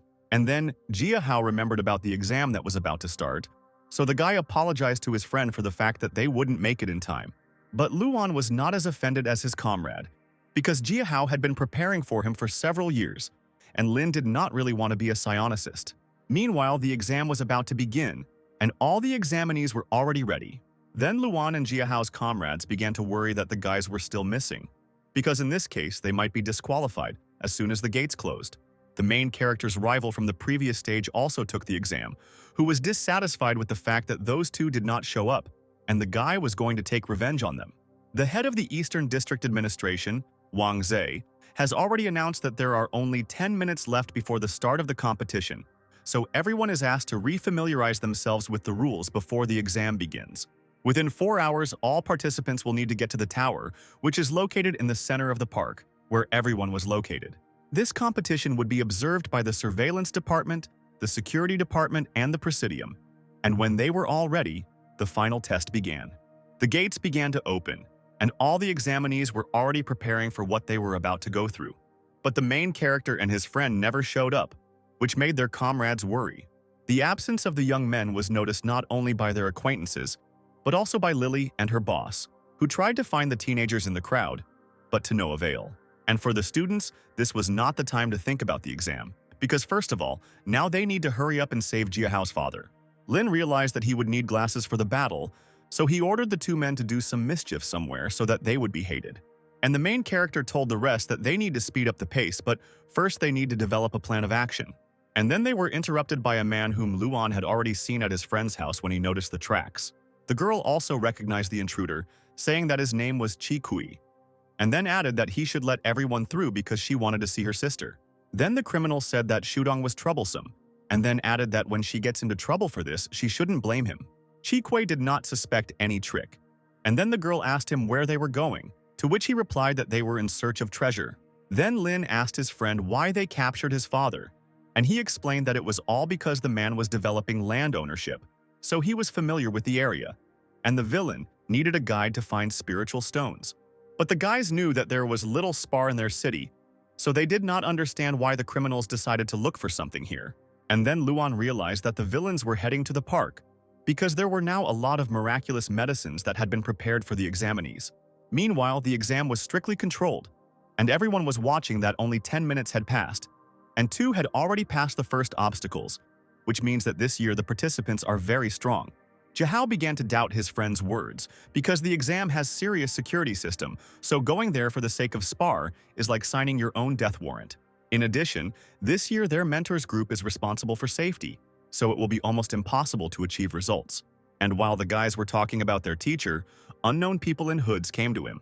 These strangers turned out to be criminals who began to attack the group in charge of security. The psionics did not have time to react, so the tower, to which all the participants were rushing, was damaged by the explosion of the attackers. The hooded strangers did not stop at one department and went through the rest, causing harm to people in the building. The stranger was asked where Commander Gu was, and he replied that the commander and his men were all already defeated. Then guards from the gathering place of the district security subdivision tried to contact the people in the tower. The villain heard this and told the others to respond to the guards and inform them that everything was under control, so there was no need to worry. And then the district chief said that everything was in order and nothing unusual, so everyone should return to their positions. The attacker noted that the boss values his personality much more than the lives of those participating in the test. Lily and her mentor realized that something was wrong, so the girl used her power of invisibility and disappeared from the criminals unnoticed. Meanwhile, the district chief asked the villains who they were and what they were going to do. And then the criminal asked if anyone remembered the incident when the city of Chao was destroyed 8 years ago. And in response to this, he received only silence. Then the villain decided to remind everyone. Before the incident, the association of supernatural power existed only in the eastern region, and not as now, scattering its branches around the world. And then the city of Chao, the ghetto of the eastern region, was captured and then destroyed by the group Thick Mist. 1,375 residents died in that event, and since the association was originally an unofficial organization, it was unable to arrive at the scene in time. The man was promoted from a management pawn to the chief of the eastern region thanks to the fact that his fiery speech ignited a fire in the hearts of the people, which led to the official recognition of the association, which soon turned into an industrial giant. However, the attacker doubted that everything in this story was clear. After this, the narrator was informed that Lu Qin had arrived, so the man interrupted his reasoning about the story he was telling. The commander gave the order for the scammers to begin, and they replied that they understood everything and would act harmoniously. Then Jiahao's father asked the villains if they could finally let him and his son go, because he did as they wanted and led them right under Shigong Park. At that moment, the third one reached the 2 criminals, who brought with him a crowd controlled by Luan, as well as himself and his friend. Jiahao was ready to rush to his father, but his comrades stopped him, because it was too early to reveal their plan. Meanwhile, Shuyu scolded her sister because she was given an order, which she disobeyed. But at that moment, Lu said that it was good that they had come. Otherwise, he would have had to go a long way to replenish his energy reserves. And he suddenly grabbed one of Luan's slaves, and no one had time to do anything because everything happened too unexpectedly. And then the man who was captured began to quickly dry out, turning into a mummy. Qin, meanwhile, threw the body away and then said that it would not be enough for him, and he was still hungry. The fraudster began to look around in search of a new victim, And then he turned his attention to Jiahao's father, starting to reach out to him with his hand. And at that moment, Jiahao himself could not resist and struck the attacker, saving his father. The man was very surprised to see his son here, and he, in turn, apologized for helping only now. While his friend was busy with dialogue, Lin ordered all his puppets not to wait, but to attack their opponents together. And at that moment, when the fight was just beginning, Luan ordered his friend and his father to quickly leave here, because at the moment it was possible. But, as it turned out, Lu Qin was not upset by the fact that their loved ones rebelled. The criminal simply began to absorb the energy of everyone who tried to fight him. Shuden also wanted to get involved in a fight, but her sister did not let her. Not understanding what was happening to the girl, Luan realized that the scammers were targeting the test-takers' meeting place, so he needed to immediately inform the people in the central tower. The villains in the tower, meanwhile, were told to take all the psionic reagent they needed. But the leader of the criminals replied that they did not need the reagent at all, but all the examinees who were now in the park. And then all the teenagers who were taking the exam saw a large number of rats and bats approaching them. The children were very surprised by this turn of events, because they were not warned that animals from previous stages would also be in the finals. There were so many mice and rats that the students had no idea how to fight them off. It turned out that the animal attack was the fault of the primordial chaos beast spirit, and because of this, everyone involved was surrounded. Therefore, because of the rats and mice, the teenagers were forced to rush to the tower as quickly as possible to escape. Lily, meanwhile, tried to call at least someone who could help her save her teacher and the others by stopping the attackers. The protagonist's comrades were also running away from the animals, and then the girl tripped over a stone and fell, so that the mice and rats began to approach her. But the animals failed to catch up with the heroine, because Fu Guangkun came to her aid, who killed all the creatures that tried to attack the student. And then the 4 examinees were left to be torn apart by the animals with which they were surrounded. The former rivals shouted to the others to try to escape if they did not want to die. And then a shadow cat appeared in the distance, and then a voice began to be heard, telling Grape to go forward. The cat approached the students and exploded with bright colors, scaring everyone around. It turned out that this cat was called by Lin Luan to save his comrades from animals. Then the others began to question the main character, but he interrupted them, saying that now was not the time for chatter, because at the moment he needed to run. After that, Luan ordered everyone to escape through the underground passage, which the attackers had previously used, but now they are not there. And then Guangkun asked what to do with the exam. Then the student explained to his opponent that the exam was not the most important thing to think about right now. At the same time, one of the examinees said that these were just mice and rats, so they would have to cope with them. But this guy had to fight not only with animals, but also with an attacker who used a technique called fire taste on the boy. The villain said that in a group there will always be 1 or 2 people, like this student, who take the initiative to make noise and cause trouble for others. And the way out of such a situation is very simple, because you just need to eliminate the initiators, and then the rest will immediately rush into chaos. Everyone really immediately began to panic, and the man shouted after them that the students would not run away from him. Meanwhile, the tower guards stood motionless, without leaving their places, as they had been ordered by their superior. Meanwhile, Lily tried to explain to the men that they had an emergency because the tower had been captured by attackers. The villain's plan worked, and all the examinees ran to the tower in the hope of salvation, which they ultimately did not receive. Then one of the attackers reported to his commander that all the students were assembled. The leader replied that he understood everything, and then added that after 8 years he would finally be able to make the case public. After this, the man turned to the administrative workers with the words that they should know the other side of the fall of the city of Chao. The attacker said that at that time the association deliberately arrived later in order to provoke the public and gain the desired status. The association's resulting power cost the lives of 1,375 Chao residents.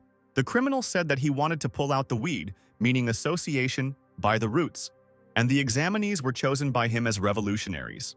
Then Lily's mentor thought about what this crazy guy wanted to do with the children. Lu Qin asked his commander if they could finally begin their plan, and then it seemed to all the students that some kind of earthquake had begun, because the earth began to disappear from under their feet. But it turned out that it was not an earthquake, but a large monster that crawled out of the ground. It was a worm called a crown gear, and it was so huge that it killed many students.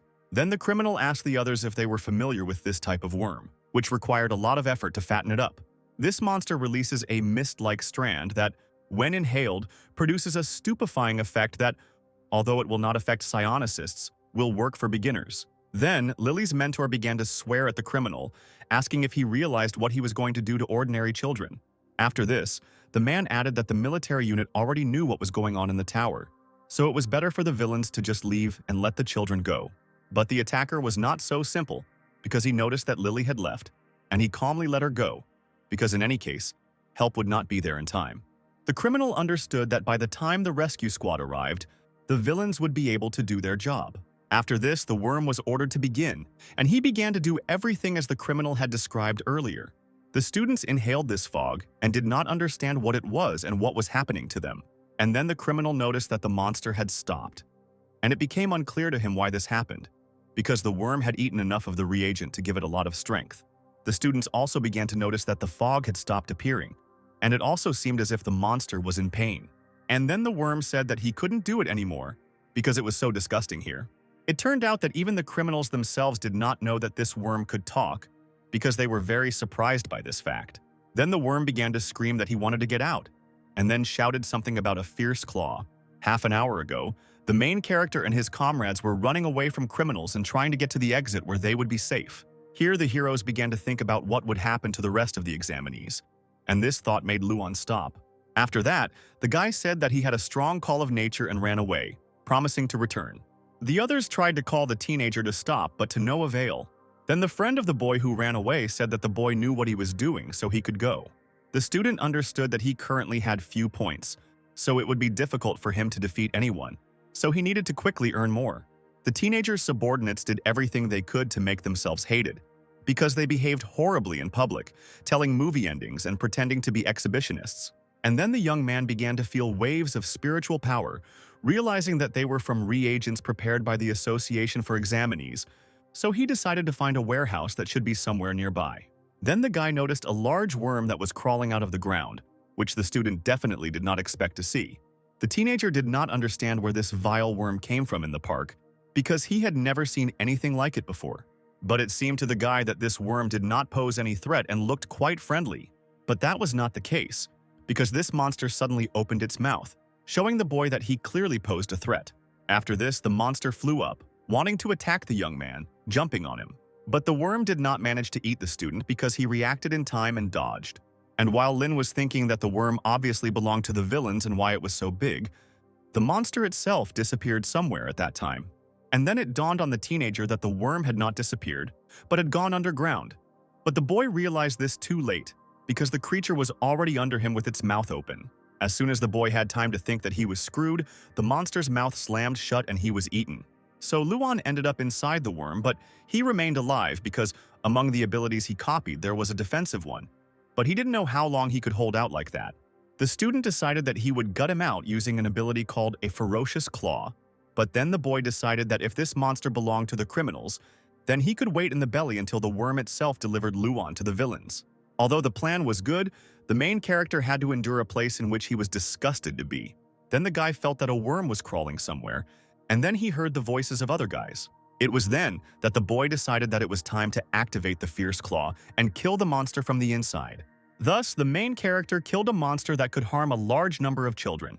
Once Lin finally got out of the worm, he began to swear at what kind of war they had staged here, and then said what an abomination this worm was.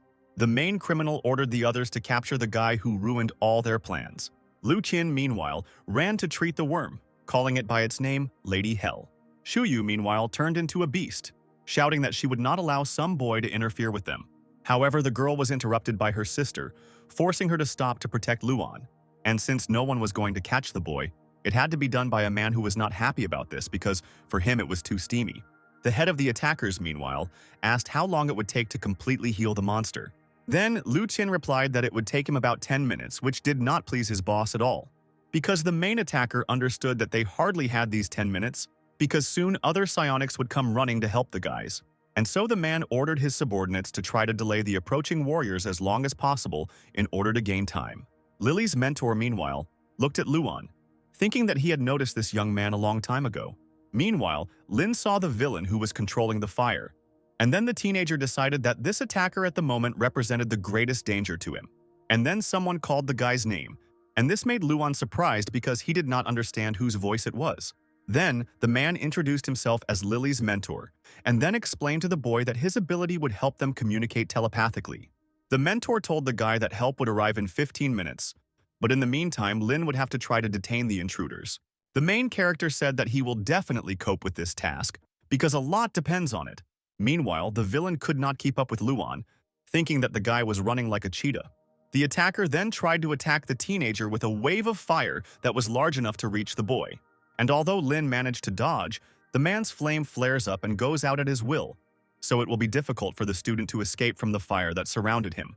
And then the young man began to say that he was still a complete beginner, an ordinary student, so the man needed to be easier with him. But the villain didn't really care about the guy's words, so he used an ability called Heat on him. However, the teenager didn't even have to dodge because he used a block and a protective field. Thanks to the abilities that Lin had copied earlier, he was now able to give at least some resistance to the attackers. But even with the use of two forces together, the young man could not resist the blow of the criminal. The boy understood that if his opponent hit him in all seriousness, he would not be able to withstand it, and Luan did not have enough points to bite.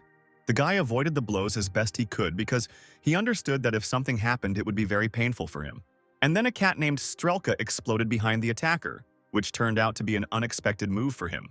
And then the boss told the villain not to stay long, because the teenager was deliberately stalling for time.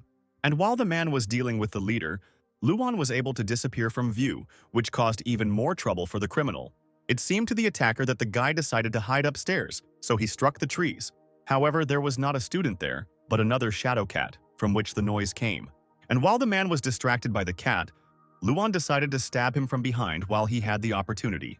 Finally, the young man made it clear to the attacker that he was going not only to stall for time, but also to defeat the criminal. But, unfortunately, the teenager's blow was not enough to defeat the villain, so the attacker then pushed the boy away from him. And then Lin heard the voice of his mentor, who said that it was too early to think about victory, because now it was much more important to gain time, and then victory would definitely remain with the heroes. And although the teenager understood this, he still wanted to defeat the villain, noticing that he needed less and less points to bite. The student realized that the number of points required for capture is determined by the enemy's vitality, and therefore it can decrease if the vitality drops. The young man understood that if he lowered the attacker's points a little more, then he would be able to use the power of capture on him. The mentor noticed the persistence of the hero, who could gain even more time than expected. And while Luan tried to stall for time, Lu Qin was able to completely cure the worm, which was already ready to continue.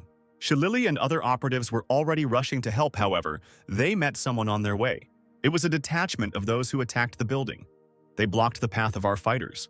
One of the hooded strangers, apparently the leader of the squad, told Lily that entry here was prohibited. Meanwhile, the examinees looked up and one of them shouted in panic that the worm had recovered. The guy controlling the worm laughed and said that it happened because he was inattentive, but this will not happen again because he will guard the worm and in 5 minutes they will all be under his control. The old man heard this speech and lowered his eyes, realizing that they were late. Meanwhile, Luan continued to fight. He fell to the ground, burning from the previous attack.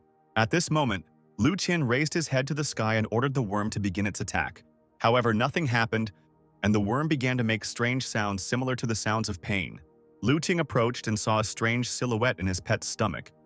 He realized that there was someone there. Luan shouted that the time had come and ordered Griffin to explode. At that moment, the shadow kitten in the worm's body exploded and the monster's stomach scattered, forming a huge hole. Lu Qin was furious because he had just cured his pet. Yang Mu grinned as he watched this.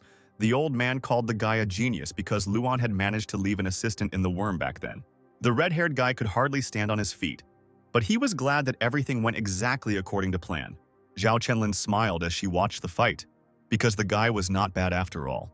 Meanwhile, the unknown leader of the attackers was furious that their plans were being thwarted. As the fight continued, Luan received more and more punches in the face from his opponent. The man smiled because he understood that he was winning the fight. He advised the kid to surrender because he was no match for him. And Luan stuck to his tactics. He looked at the system window in which it was written that 1100 points were needed to capture, and now he had 1104. The time had come.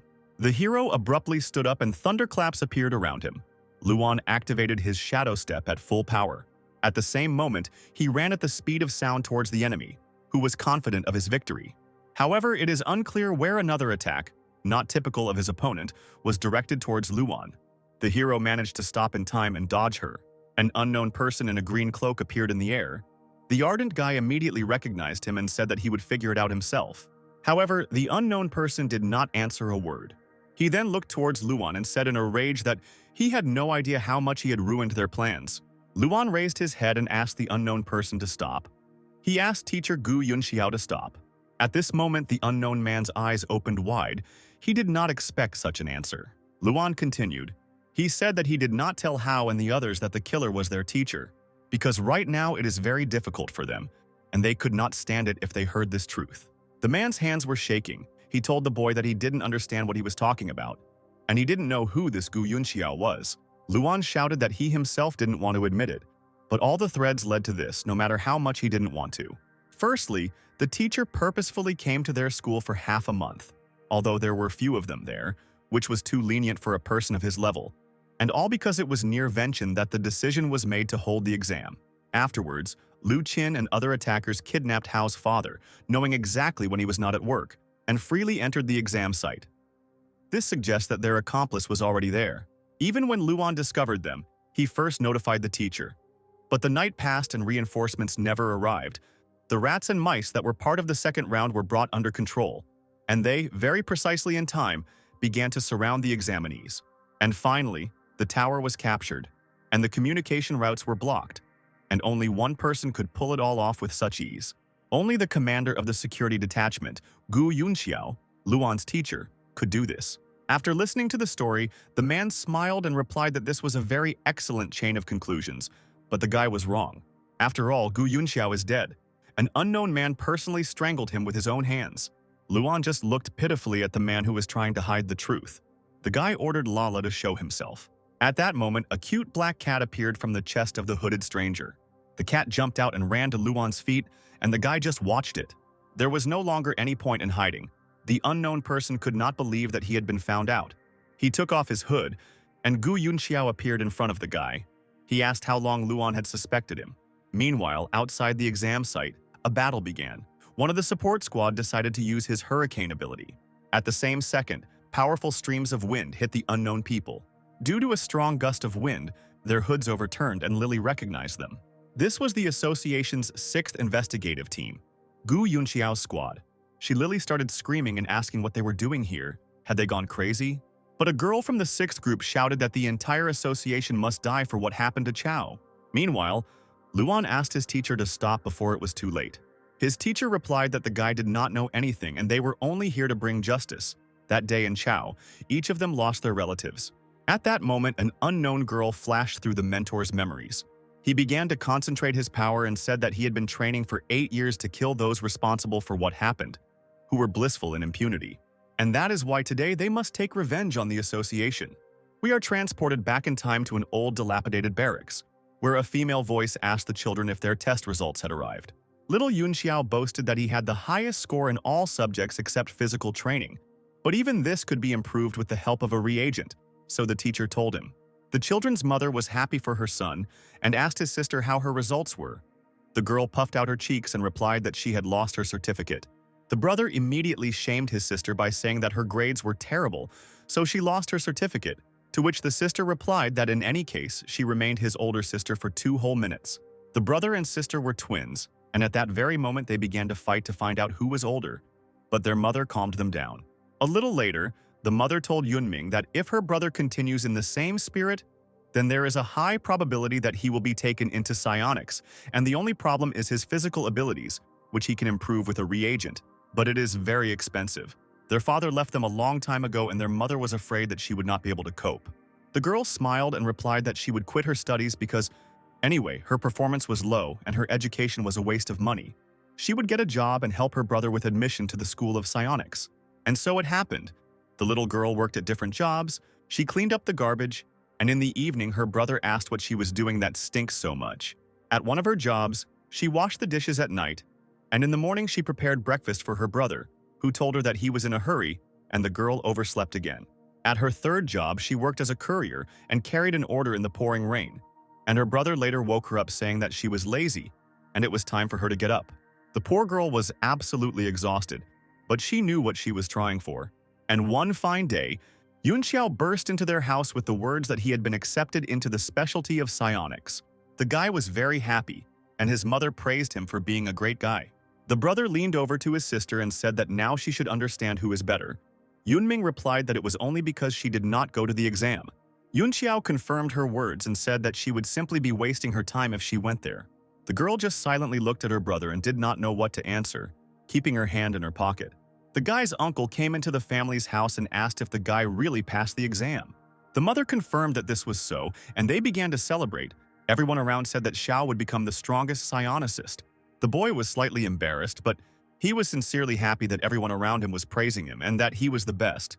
His older sister watched everyone rejoice for her brother and squeezed something in her hand. Some piece of paper that once seemed very important.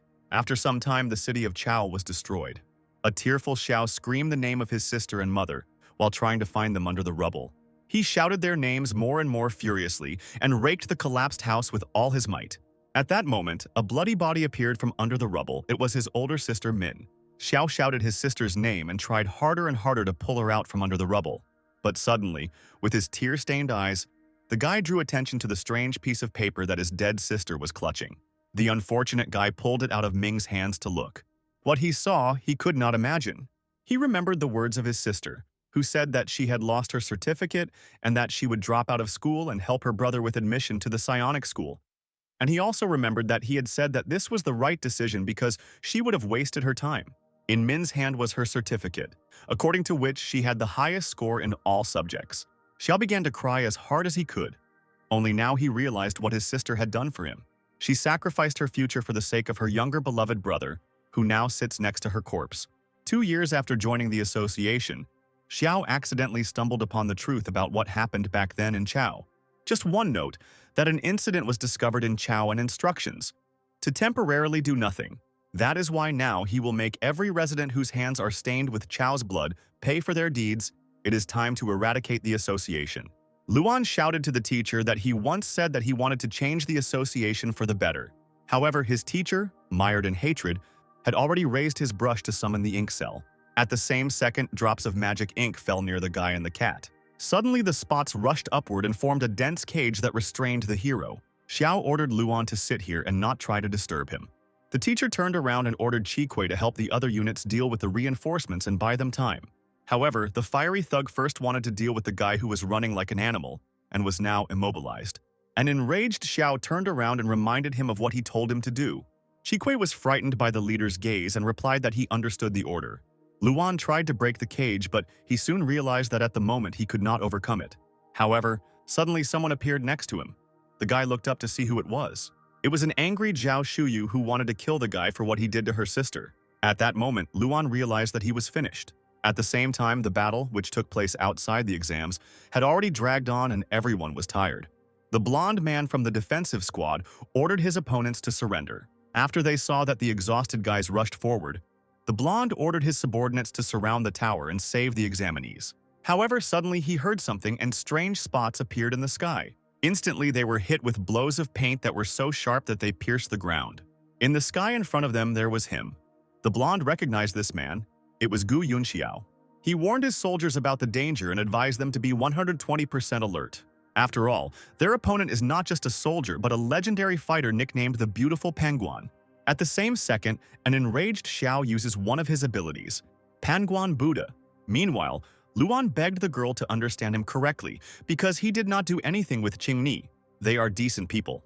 However, the angry girl did not listen to him. She said that the guy had a good tongue, but unfortunately, this would not help him. Suddenly, her sister appeared behind her and screamed for Shuyu not to touch him. She raised her hand to her throat and threatened that if she killed the guy, she would say goodbye to her life. The girl burst into tears and shouted that the fact is that she belongs to Luan. The sister did not expect to hear these words, and Luan was shocked. Shuyu became even more furious and shouted that the guy was definitely finished now. Meanwhile, Xiao finished the fight and the Buddha projection disappeared. The entire team that moved to help the students was bound by the force of the leader of the uprising. The blonde raised his head with difficulty and said that Beautiful Penguin was very mistaken. The guy turned around and replied that he would save his life so that he could see with his own eyes the beginning of changes. He contacted Lu Qing and asked how their worm was doing. The guy replied that everything was fine and this time everything would work. At that moment, the worm sprayed poisonous clouds, and all the examinees fell into a strange sleep, as if they were under control. An old man watched all this from a safe distance. He couldn't believe that all they could do was watch the students being taken control. At such moments, Yang Mu hated himself for not being able to fight anymore. The old man turned to the girl, saying that now only her clone is here, who can exchange information with others so that they call for help. The girl answered the sage that she had already done everything. But the catch was that due to recent events, a large number of troops had gone on missions, and besides, Xiao had scattered smoke bombs everywhere. In a word, now the only possible reinforcement is a detachment of the red shell. She asked the old man whether he thought it was good or bad if they came here. The old man just bowed his head and didn't answer. Meanwhile, Xiao ordered preparations to lift the siege when he heard that the examinees had been taken under control. The old man considered the decision about the red shell. Now there is still a chance to save and restore the students, but if they are taken away, then nothing can be done to help them. So even if there are casualties, it is still better than being completely defeated. Chenlin smiled sweetly and replied that she had already made a request for their transfer and they were about to arrive. A red glow suddenly appeared above the battlefield. Xiao turned around, feeling a strange pressure. Meanwhile, Shuyu swung at Luan in rage. However, she did not strike him, but attacked the bars of the cage around the guy, which began to dissipate. At that moment, the girl grabbed the hero by the shirt and pulled him towards her. She told Luan that if he let Qingni down, she would rip his throat out. In any authorized organization, a critical moment may come that can lead to a clash. And it is at such a time that the need for the power of a secret weapon arises. The red shells were precisely such weapons for the association, which exist not for the sake of fighting for justice, but for a specific purpose, and now their goal is to defeat 12 attackers. One of the red warriors said that the guys had examinees hostage. He wanted to know what they should do with them, to which the commander replied that he did not know about any examinees. Xiao raised his head up and heard an order to attack from unknown enemies. These were the red troops that hung in the air in front of the rebels. The blue-haired girl shouted to the commander that they could fight them together. However, the commander did not listen to her and instantly his hand appeared in front of them.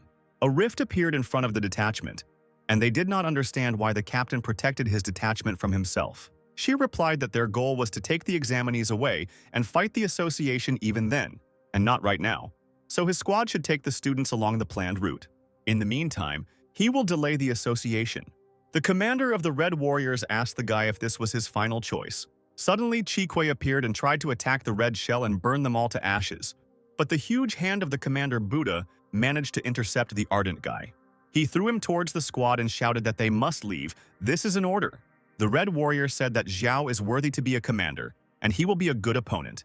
If he had not helped Chi Kui, he would already be dead, because this battle is beyond his abilities. The desperate rebel commander grinned and asked if it was too presumptuous to say so. After all, their battle is rather beyond the capabilities of the red shell. A huge blue spirit appeared in front of the red squad, emanating from the guy's body. Luan also noticed the teacher's huge Buddha projection. The guy remembered that he had a connection with the old man and asked if he was still here. The old man confirmed the hero's words, to which the guy asked whether his teacher was a good or bad person. Yang Mu thought about it. This was a difficult question because everyone has their own reasons for doing things one way or another, and he did not want to evaluate Xiao's choice. Therefore, he decided to tell Luan Xiao's whole story so that he could draw his own conclusion. Once upon a time, there was a boy who was driven by a sense of justice and talent. Everyone believed that he was capable of becoming a hero, and if there was a flaw in him, it grew from his very birth. After all, this boy was born surrounded by poverty. The Buddha projection struck first. With his huge staff, he tried to reach the enemy. The commander said that the lovely Panguan is a worthy opponent and has amazing skills, but his weakness is the range of his attacks. After these words, he ordered the first unit to surround the guy.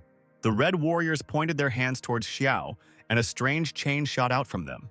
A chain with hundreds of knives from different directions flew towards the rebel commander with great speed. At the same moment, chains as sharp as rose thorns grabbed Xiao and immobilized her. The commander of the red shells said that now they would tear him to pieces. The rebel raised his head and replied that he could not dream of it. The guy, through the pain, raised his hands in the air and began to spin the spear. At this moment, his colossal projection exactly repeated the movements of the creator. Xiao then slammed into the ground and his projection did the same, creating a destructive wave. Some red warriors could not withstand the force of the blow and flew away. The commander of the red shells shouted that while Xiao was attacking, he was vulnerable and he needed to be attacked right now.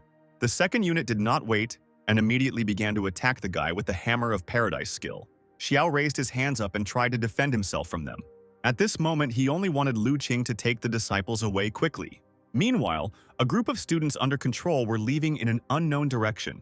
The commander ordered his soldiers not to stop and to starve the enemy to death. All this was observed by Shi Lili, who did not understand why Gu Yunxiao was protecting the others while the red troops were beating him to death. At this time, Luan was already rushing to help. He said that his mother had told him about the defeat of the city of Chao. Meanwhile, the teacher's strength was already running out. The commander noticed that Buddha was weakened. Now is the best moment to attack. But suddenly the shadows of different people appeared in front of Xiao. It was his squad that came to the rescue. They decided to defend the commander to the last. Xiao shouted at the top of his lungs that he ordered them to leave. But the guys disobeyed and rushed into the attack. One of them said that if it weren't for Xiao's leadership, there would be no point in their uprising, and they swore with their lives to be with him to the end. The Red Warrior only laughed at this because after the battle they had no supernatural power left. Two squads clashed with each other, the Red Shell and Gu Yunxiao's squad. They remembered the commander's words that their goal was to take the examinees away because the enemies are very strong psionics of the association, and there is no need to oppose them and die. But it was too late. At that very second, the entire rebel detachment was brutally killed. The wounded Xiao screamed with all his might for them to run away. Sharp thorns pierced the blue-haired girl's chest. At the same moment, the red chain of death cut her in half right in front of Xiao's face. The commander's eyes filled with tears. All the people who were with him to the end and believed him were killed by the association, again. The commander of the Red Warriors was surprised that the guy still had strength. He felt that the atmosphere had become more dangerous. Xiao's rage knew no bounds. All his rage began to take on physical form. He screamed and cried at the top of his voice, and from such shock, a new version of Buddha was born. Xiao looked into the eyes of his enemies and shouted that he would kill them all. Suddenly, someone called him, calling him commander. Xiao was surprised and turned around. It was Lu Qin, one of his squad, who was leading the disciples away. She couldn't understand what he was doing here because he should be near the students now. The Red Warrior ordered to begin. At the same second, the guy's hand in the center of which was a huge mouth reached out to Xiao. The guy pierced the body of the white-haired rebel right through. The pale killer raised his eyes and, smiling, asked for forgiveness from his former commander. The moment he pulled his hand out of Xiao's body, Luan and Qingni came running. The hero was shocked by the picture he saw. The traitor's hand began to gradually suck the energy from Xiao's body. The hidden boy smiled and told the commander that it was all over now. Xiao, who was coughing up blood but was still conscious, could not believe that he had been betrayed. Lu Tin jumped away from the rebel and Xiao still stood on his feet even with such a serious wound. The guy in the hood said that he was waiting until the commander had no strength left because his ability was not that good in recovery. One of the Red Warriors asked if this guy was a traitor, to which another Red Warrior replied that he was not. He was originally their man. Lu Qin unbuttoned his jacket and pulled out a red badge that looked like a shield. Yao recognized him immediately. It was a sign of association. Now he realized that Qin was one of them. Since everything was revealed, the guy decided to introduce himself. He is a spy for the secret department of the Red Troops. He was assigned to Commander Xiao 2 years ago. The association immediately realized that something was wrong with Xiao, a native of Chao City. Talented, extremely stubborn, with a strong sense of justice, such a person could not simply be allowed to take a high position without insurance. Then they discovered 2 years ago that he and the 6th Detachment were planning something against them. But they did not dare to stop them immediately due to lack of evidence. After all, they were extremely prudent, and also very capable guys. It would be extremely wasteful not to take advantage of their talents. Having heard the whole story, Xiao rushed to attack Lu Qing. The guy only regretted that until today they had helped them very well. He then gave the order to the Red Warriors to finish everyone off. While Xiao fought with the warriors, Qin thanked him for treating him well, and thanks to the commander, the guy became stronger and grew in his abilities. He smiled gloomily and inhumanly, saying that Xiao made an ideal commander. Exhausted and wounded, Xiao continued to fight off enemies alone in every possible way. It seemed that he was holding on only on his unbending fortitude. Qin said that all these students whom Xiao planned to take with him to raise as rebels, he could still take with him. After all, his department in the Red Troops needs spies, but the whole world will only know that the attacker Gu Yunxiao and his squad kidnapped them. The words of the traitor irritated the former commander more and more. He used his internal energy and drove all the Red Warriors away. After that, bleeding, he rushed towards Lu Qing.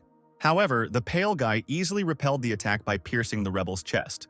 Indeed, in his current state, Xiao cannot resort to the face of Buddha, but his disciple is full of strength.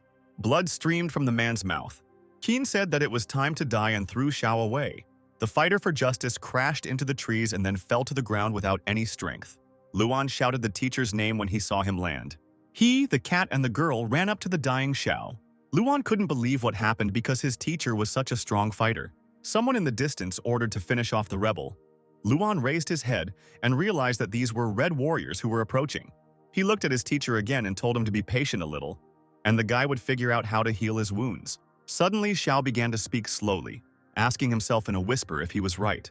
Tears appeared in the teacher's eyes. He asked if he had destroyed them all.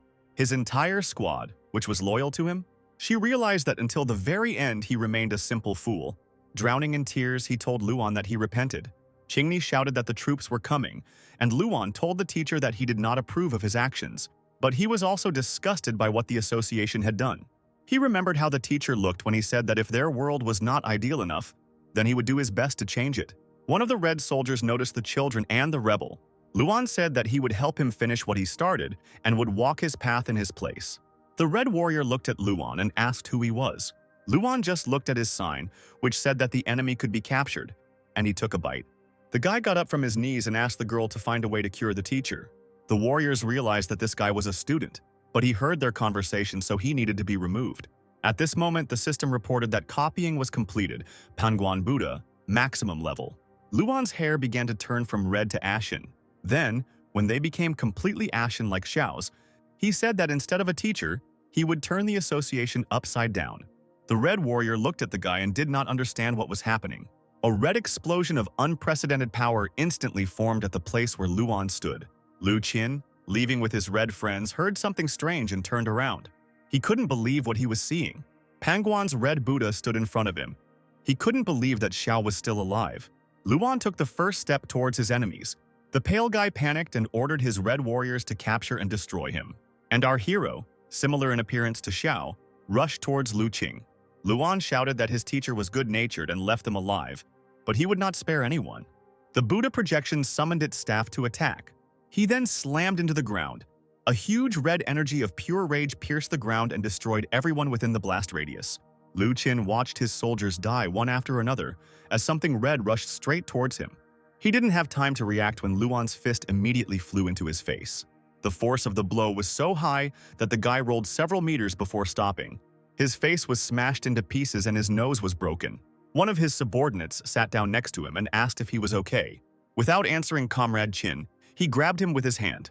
The warrior did not understand what was happening, and all the vital energy gradually left his body and passed on to the guy.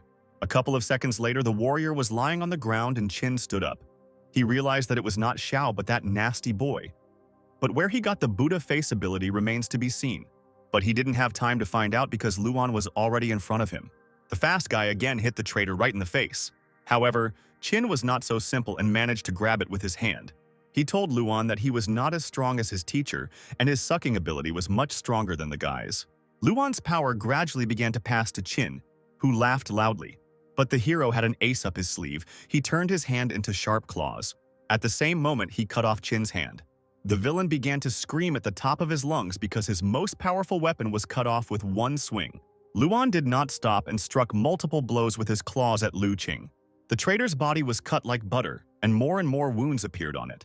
He called out to the only thing that could save him right now, his worm. A huge carnivorous worm heard its owner and was already rushing to his call. It's amazing how such a huge creature covered such a distance in a short time, but it was already standing behind Luan. Bleeding Lu Qin ordered the worm to kill the guy. The animal obeyed and at that very second released its sticky saliva at the hero. The saliva got into his back and, like a web, prevented the guy from moving. Meanwhile, the wounded Lu Qin tried to take advantage of the situation. Luan got angry. He turned his hand into a claw and told the worm not to even think about trying to take away his power. After these words, the guy jumped on the enemy and struck him in the stomach. Luan had to cut the worm, but nothing happened because he was fed up with the ability to heal wounds and now his regeneration has increased several times. The worm decided to counterattack and again spat out its saliva at the hero. The saliva tied Luan like strong ropes. The guy realized that coping with a spiritual animal of such size was more difficult than he had imagined. Meanwhile, the wounded Qin, missing one arm, ran further into the forest and was glad that the worm had delayed his opponent. Luan also understood this. He knew that fighting with an animal was not a very good option, because then the squinted guy would leave. He watched his enemy go further and further. He urgently needed to come up with something. Suddenly, his new allies appeared in front of the hero, Zinni and Lala. This was very opportune. The guy was very happy about the appearance of the duet. Zinni stood in a welcoming pose and said that the cat heroine and her favorite were already here.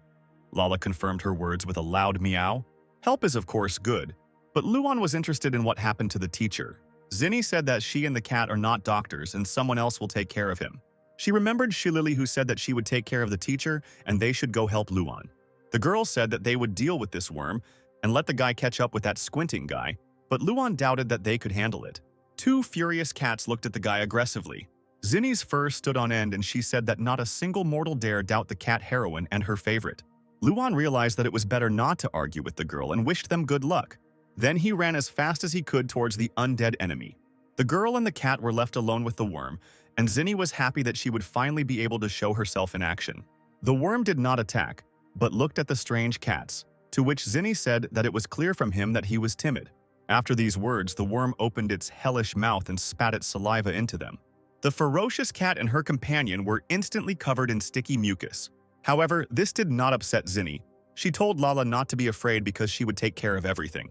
Suddenly, the girl heard a loud, furious meow, and Chinny immediately looked back. Standing next to her was not little Lala, but a furious, huge red beast. Zinni was in shock. The battle began.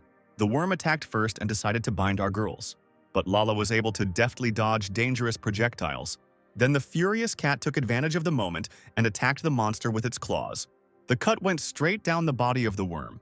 She did better than Luan, and the monster's body began to tear apart at the point of the cut. However, the worm did not stand aside and managed to grab Lala with its threads. At the same moment, the threads became covered with blue light. The worm released electricity through its saliva to hit Lala. However, Zinni did not stand aside and jumped towards the cat, ordering the worm to leave her pet. Chinny struck the worm's threads with her hand, but to her surprise, it did not cause any damage to them. The girl pretended that this was the plan and said that it was just a distraction. And now the real attack. After these words, she sent her ghostly spirits in the form of cats to the head of the worm. The ghost cats immediately struck the monster by exploding. Lala was saved from the monster. Zinni told her that this worm has rough, thick skin, and it will be difficult to control it. So Lala needs to do something about it as soon as possible. The fog from the explosion cleared, and the worm immediately attacked the girl, not allowing her to finish speaking. The monster stuck into the ground and everything around began to shake, but our heroes miraculously managed to dodge. Lala stood up and immediately began to form a strange ball with her mouth. Immediately, the ball became larger, and the cat shot a bomb at the annoying worm. Lala was pleased with herself. She knew that people couldn't survive something like this. The huge body of the worm was covered with many wounds. Zinni was already rejoicing at the victory. She praised the cat and said that it deserved to be called her pet. The body of the worm had split into several pieces and now it looked like sliced sausage. But victory was still far away, because each part of the body began to turn into a separate small worm. The worms released smoke, and the girl became angry because of the monster's vitality. Zinni covered her nose. She realized that this was the same smoke that was used on the students, and she did not want to become weak-minded. Meanwhile, Luan used his shadow step at full power and was already catching up with his opponent. He quickly overtook the cripple and happily jumped on top of him. The moment he found himself above the head of the squinting guy, Luan activated the face of Buddha, and a huge red projection hit the traitor with its weapon. The force of the blow was colossal.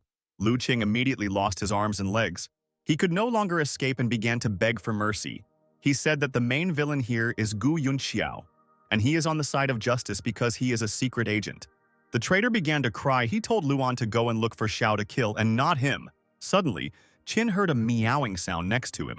It was a purple ghost cat. After a cute meow, the cat exploded right next to the guy's face. Qin screamed.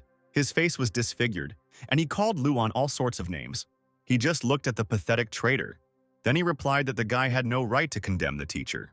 After all, his entire family died, and in his place, Luan would not have lasted so many years in a sober mind. The association is not the direct culprit, but it is connected to what happened. The teacher captured the students only to tell them what the association really is, and not to harm. He remained decent until the very end, unlike Lu Qin, because he used the teacher and his comrades, looking for benefits and considering himself right. But the most disgusting thing about this guy is that he squints. After these words, Luan attacked Lu Qing with many cats, which made him a scarecrow. The guy didn't understand Luan's last sentence.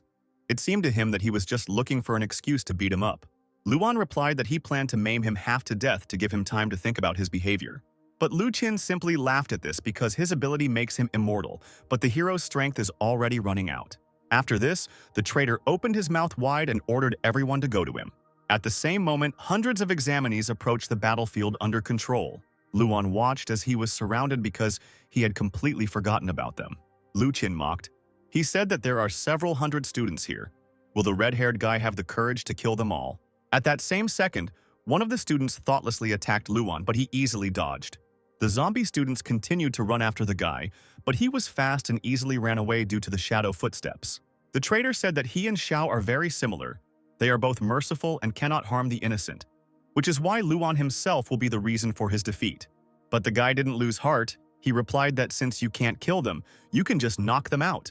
After this, the hero began to hit the students so that they would lose consciousness, but without causing fatal damage.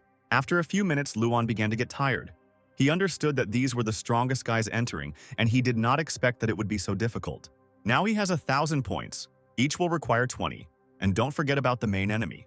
Meanwhile, his opponent stood in the middle of the crowd and shouted that he was forced to admit that people like Luan are born once every decade, and he is the strongest among all the examinees in the country. But if he thinks that this is enough to resist the association, then he is a fool and crazy. Indeed, today the association has strengthened its position and is widely known. It has more monster-level masters than stars in the sky. And in this world, psionics either join them or die. After these words, the traitor put his hands on the two students and sucked the life force dry. Smiling, he said that tomorrow's news would announce how Luan and his teacher killed these two students. Luan flew into a rage. He activated his shadow walk and jumped at his enemy. The guy was ready to tear him to shreds because he associates him with that very dark side of the association. But suddenly he felt a sharp pain in his chest. The guy did not reach the target and immediately fell to the ground. His head was spinning, his body ached, and his legs did not obey him. Luan realized that he had no more strength left. Lu Qin mocked more and more. He said that the guy had been using his abilities for too long and had spent all his energy. After all, he lacked combat experience. The zombie students continued to attack the hero, but now he could no longer dodge them. Qin said that the winner is always right and no one will care about what really happened. The hero and Xiao will be forgotten very soon, branded as criminals, which they will remain for history. But he will become a hero who will be praised, after which Qin laughed very loudly like a true villain. He then ordered the disciples to kill the guy, at which point Luan became afraid. The old man and Deputy Zhao watched silently. The man asked the girl if nothing would change this time. He also asked her to suppress the bad news about the security department as much as possible. The girl smiled and said that newly hatched chicks throw off their unhatched brothers. Nature has always been cruel, but people have never called it evil. Man is also a part of nature. He is no different from other creatures, and Darwin's law reigns on Earth. So a pessimistic view of the future will only lead him to the grave faster.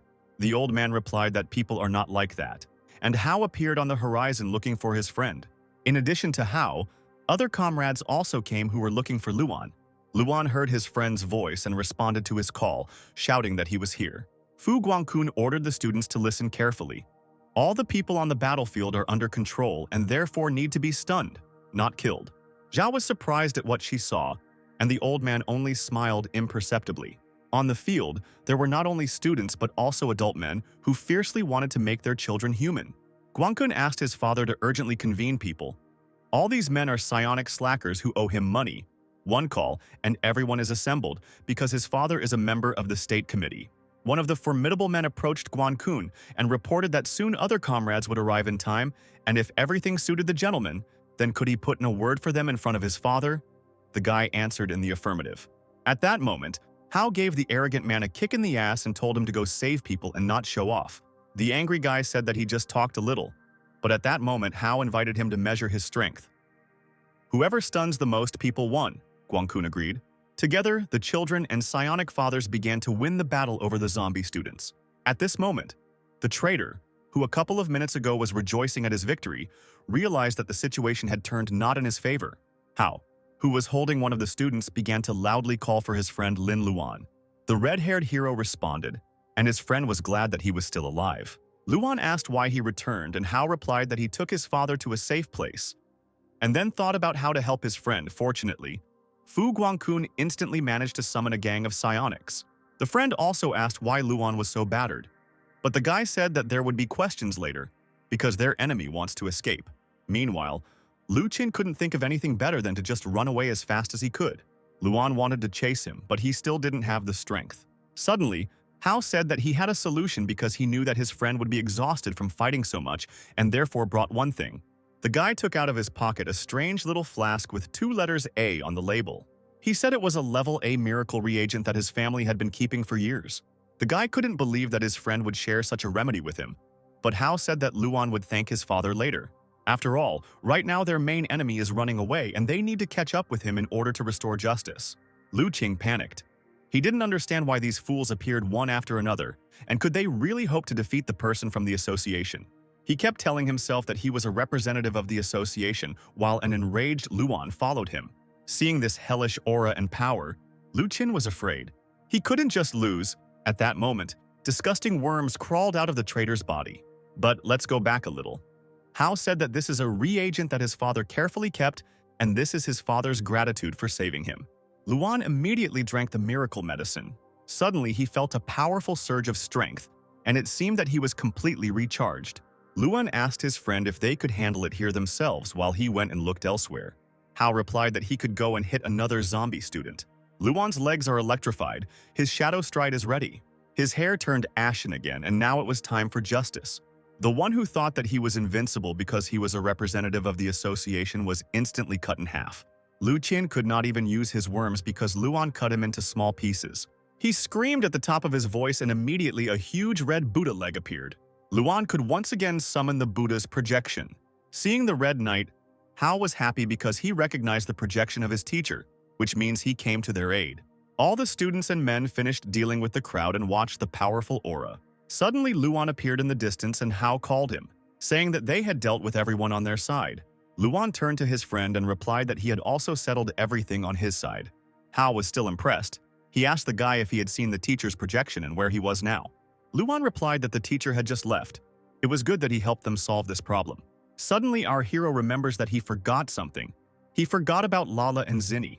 The red-haired hero told his friend that he had one unfinished business and ran away. Meanwhile, the frightened Zinni and Lala tried to escape from the huge monster. The worm united again into one copy, and now the heads of smaller worms protruded from its entire body. Zinni ran as fast as she could, and the poisonous fog pursued her faster and faster. Suddenly, someone summoned the 3 cents of flame, and a small flame appeared in his hand. A bullet from the fire flew past the fleeing Zinni. There was an explosion, and the cute heroine and her pet, as if in a movie, flew up from the shockwave. But the landing was not so soft. Sister Qingni hit Chu Kui on the head and yelled at him for almost burning her sister. Shu Yu calmed down and ordered her sister to get up immediately, otherwise the fog would cover them. Fire will only help for a while, because the worm has absorbed the reagents intended for the examinees and they will not be able to defeat it. We need to take away the students and Xiao, because the hallucinogenic fog is a very powerful thing. The heroes ran away from the deadly smoke, and Chu Kui covered them, shooting from his fiery fingers into the fog. Suddenly, someone next to them said that this was not the end. The heroes turned around to see who it was, but because of the fog, nothing was visible. The unknown person ordered the evil worm to stop. Suddenly, the powerful evil creature obeyed and stopped attacking. At that moment, the heroes, frozen in place, realized that they had fallen into the fog. However, they were still conscious. Chu Kui asked his companion why the fog had no effect on them. A system table appeared in front of the unknown person, which signaled that the capture was completed. The huge evil worm at that very second turned into a small cute animal. The plump worm fell into the hand of the guy, who said that he left the glasses for him. Now this terrible beast has become Luan's pet. Zinni, seeing the handsome red-haired man, immediately ran to him. The girl jumped on Luan as fast as she could and hugged him tightly. She began to kiss him, and Luan tried to move her away because her sister was looking at them. Moreover, they first need to find a teacher, whom Shilili is looking after. A little later, they came to the girl and Luan asked her about the teacher's condition. The girl replied that he was still alive but had lost a lot of blood, and he urgently needed specialist help.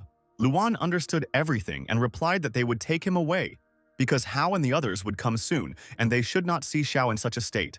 Chukui intervened in their conversation and said that the girl was also from the association and could not be trusted. She needed to be killed right now. Lily replied that the association consists not only of the Red Army and Lu Qing. In addition to Xiao, it is full of people who want to change something and are working on it. The old man smiled imperceptibly when he heard his student. Lily ordered the guys to take Xiao because she considers them good people. After some time, Hao appeared in the clearing and asked his friend if he had time to sort out his business. The guy also asked if he had seen the mentor, but they couldn't find him anywhere. Luan replied that he was injured and that's why he left. But he would be fine. There was no need to worry. A little earlier, the guy left Xiao to his new comrades. Zinni could not hold back her tears and sobbed very loudly. Luan tried to calm her down by saying that they would be parting for a short time, and until he could introduce her to Hao, it would be difficult for him to explain everything. The girl asked what the guy was going to do in the association, and he replied that if the world is imperfect, then he will do his best to fix it. He will follow the path of the teacher and do what he considers right. Remembering these words, Luan turned to his friend and said that they would enter the University of Psionics. The exam is over. The news on the case of the hero from the slums, the beautiful Xiao, does not lose the interest of observers. The association is worried that the truth about the destruction of Chao City may come out, revealing her dark past. Besides, the vast majority of those present there were put to sleep, so they know nothing. The association decided to hide Xiao's existence, instead reporting that they had eliminated the criminals who wanted to kidnap the examinees, and the beautiful Pangguan disappeared after being wounded. Life is gradually returning to normal, and some woman was showing off her son to the cellar. Luan's mother approached her and the woman immediately noticed her friend. She laughed and asked if Luan had taken the exams, because her son was in 15th place and he would probably be able to get into university. After that, she looked at Luan's mother indifferently and asked how her son passed. Mom smiled sweetly and replied that her son had been accepted into the University of Psionics.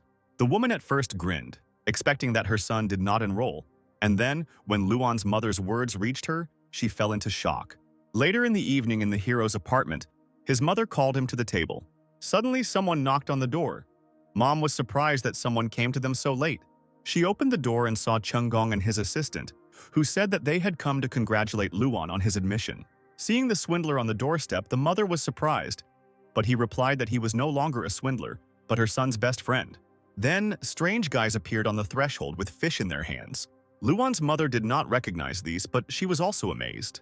After them, Chinny appeared on the threshold with Lala, who introduced herself to her mother as Luan's new girlfriend. This information shocked the mother even more. After the girl, the guy's friends appeared on the doorstep and also came to congratulate him. Poor mother thought that apparently the whole city would come here today. A little later, Hao asked Luan why he called the villains here. The guy smiled and said that now they are all friends and they need to forget past grievances. Meanwhile, a secret meeting was taking place in the association tower. Zhao Chenlin was sitting at a wide table with an unknown man in the shadows. The man asked the girl if it was true that Xiao defeated Lu Qing and gave up trying to kidnap the students. Chenlin was still calm and replied that as far as she knew, everything was exactly like that. The stranger said that he heard that one of the students in particular stood out. Chenlin smiled and replied that she had not noticed anything like that. A little later, our heroes headed to the entrance ceremony. A lot of people came. About 3,000 students from all 4 districts were here. Fu Guangkun snorted arrogantly, saying that the guys acted like they were from the village. But unlike them, he once gave a report to hundreds of thousands of people without worrying at all. Suddenly, our heroes noticed that there were especially many people in one place. A big pumped-up guy claimed that their western region is the strongest because there are only athletes here. Another guy in a business suit answered him that in his area there live only thick-headed jocks, and they are not their rivals. The best people live in the south. Guangkun, in his usual manner, said that apparently it was the local idiots who caused a commotion. Luan noticed that there are a lot of people today, and this is a great chance to earn some points. But he needs to calculate everything. The guys on both sides of the barricade continued to argue more fiercely about whose region was steeper, the western or the southern. Suddenly, Luan laughed very loudly and called everyone around him simpletons. The crowd died down, and all the bullies turned to see who the brave one had appeared. The crowd dispersed and they saw Luan, who said that none of them are strong because they are all scum. After all, the strongest region is the eastern one, and they will tear them all to pieces. The blonde asked if this area was hypnotized, because of which the exam was never completed, and the association missed them all out of pity. The system reported multiple points gained due to hostility, which certainly made Luan happy. Suddenly, Luan said that this is all because there is an incomparable person in their area, capable of defeating 100,000 people in a second. Handsome and macho, sir. Fu Guangkun. Poor Guangkun broke out in sweat because he realized the situation he was in. And the guys continued to jump around him and shout that he was their strongest master. But the guys from the west and south were not laughing. They decided to actually test how strong this guy was. Luan did not waste time and quickly grabbed his friend by the collar to quickly escape from here. While running away, Luan was happy that he had earned a lot, but he did not notice the obstacle in his way. The guy slammed his head into it and immediately fell. He looked up to see who stood in his way. It was the Thunder Tiger Wang Man who asked the guy who he was. Suddenly the man remembered that he was the one who crippled his stupid nephew. It seemed that now Luan would be in trouble, but someone appeared behind the Thunder Tiger. The thug turned around to see who called him. It was the old rector of the University of Psionics who asked not to scare his new students. The old man said that he is not interested in what happens outside the university, but while the tiger is on its territory, he forbids threatening students. Surprisingly, the Thunder Tiger immediately cooled down and fell silent. Then he turned to Luan and said that it was better for the guy not to come across him on the street. The head teacher also arrived and told the tiger not to be angry because he was specially invited from the association to take part in the opening ceremony of the school year. Then, the head teacher, in a more stern manner, ordered Luan and his friends to quickly change into their uniforms and go to the assembly hall. Our heroes did not contradict and did as the head teacher said. Luan and Hao were surprised at how beautiful their uniforms were, and Guangkun still called them simpletons.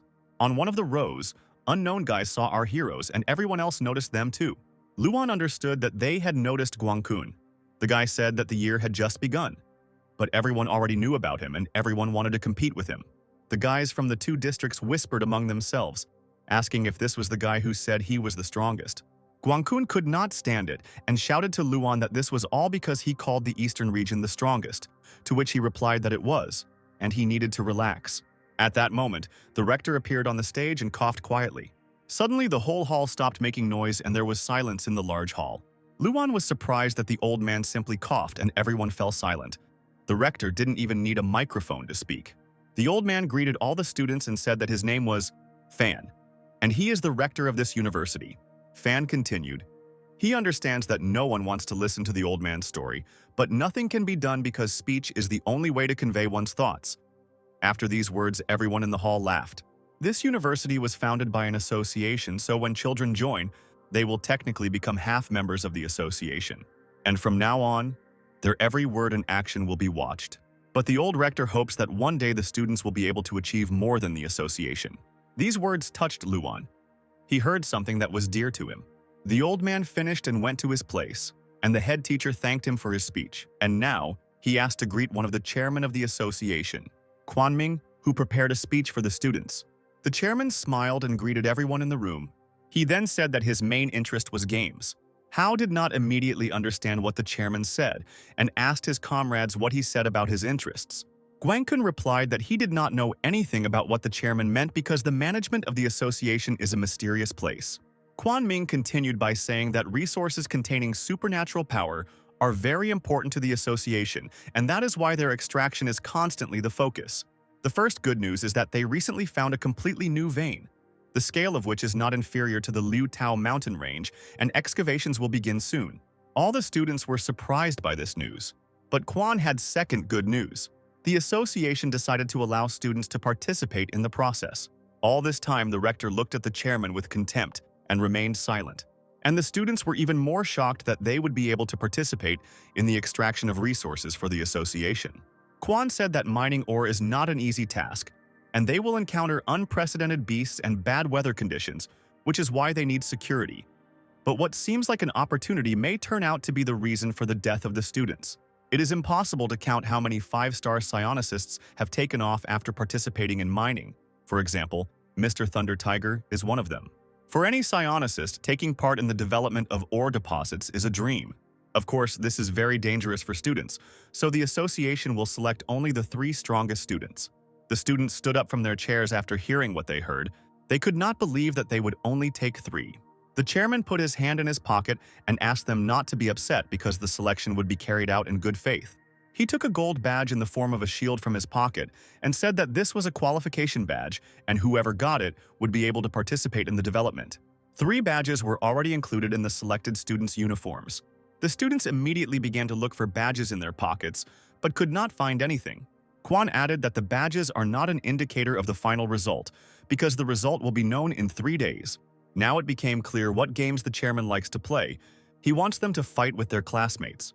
The students were not enthusiastic about such assignments, but everyone wanted to get involved in the development. Kwon said that now they would name the 3 students who received the badges and called the head teacher to help him with this. The head teacher happily walked onto the stage and turned on the screen.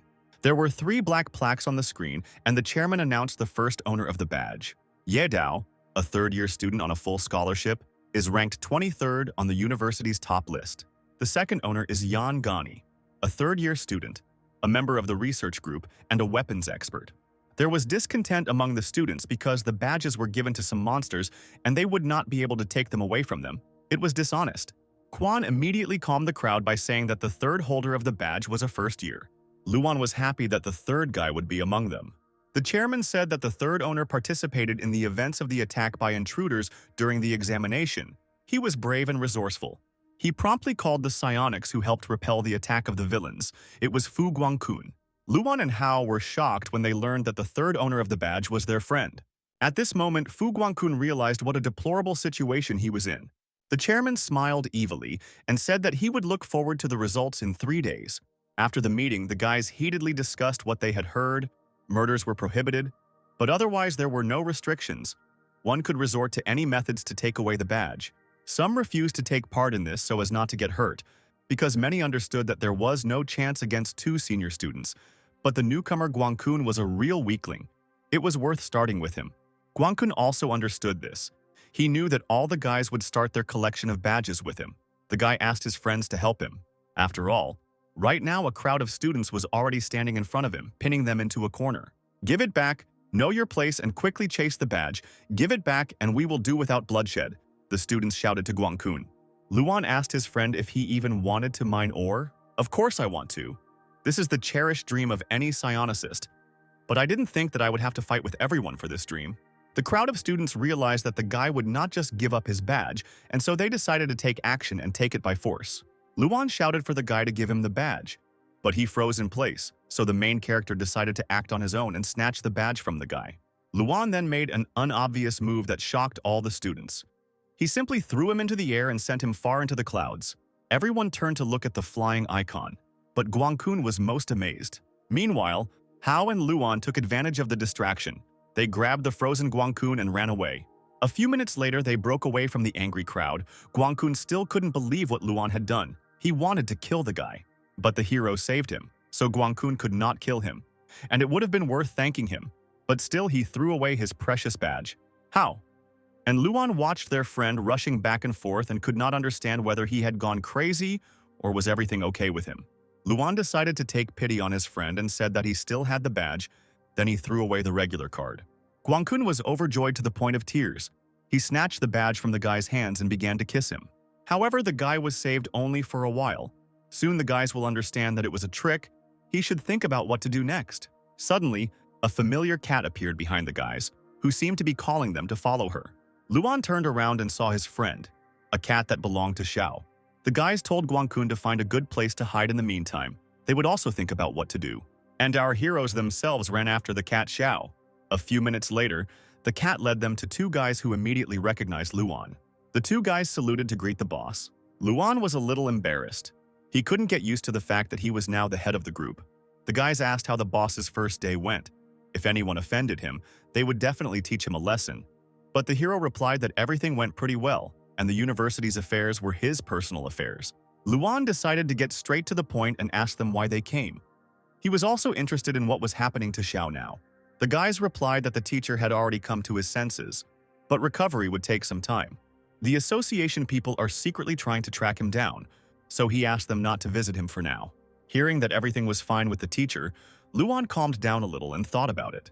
He then said that they needed to quickly find out the whole truth about what happened in Chao City and make it public, so they could protect the teacher.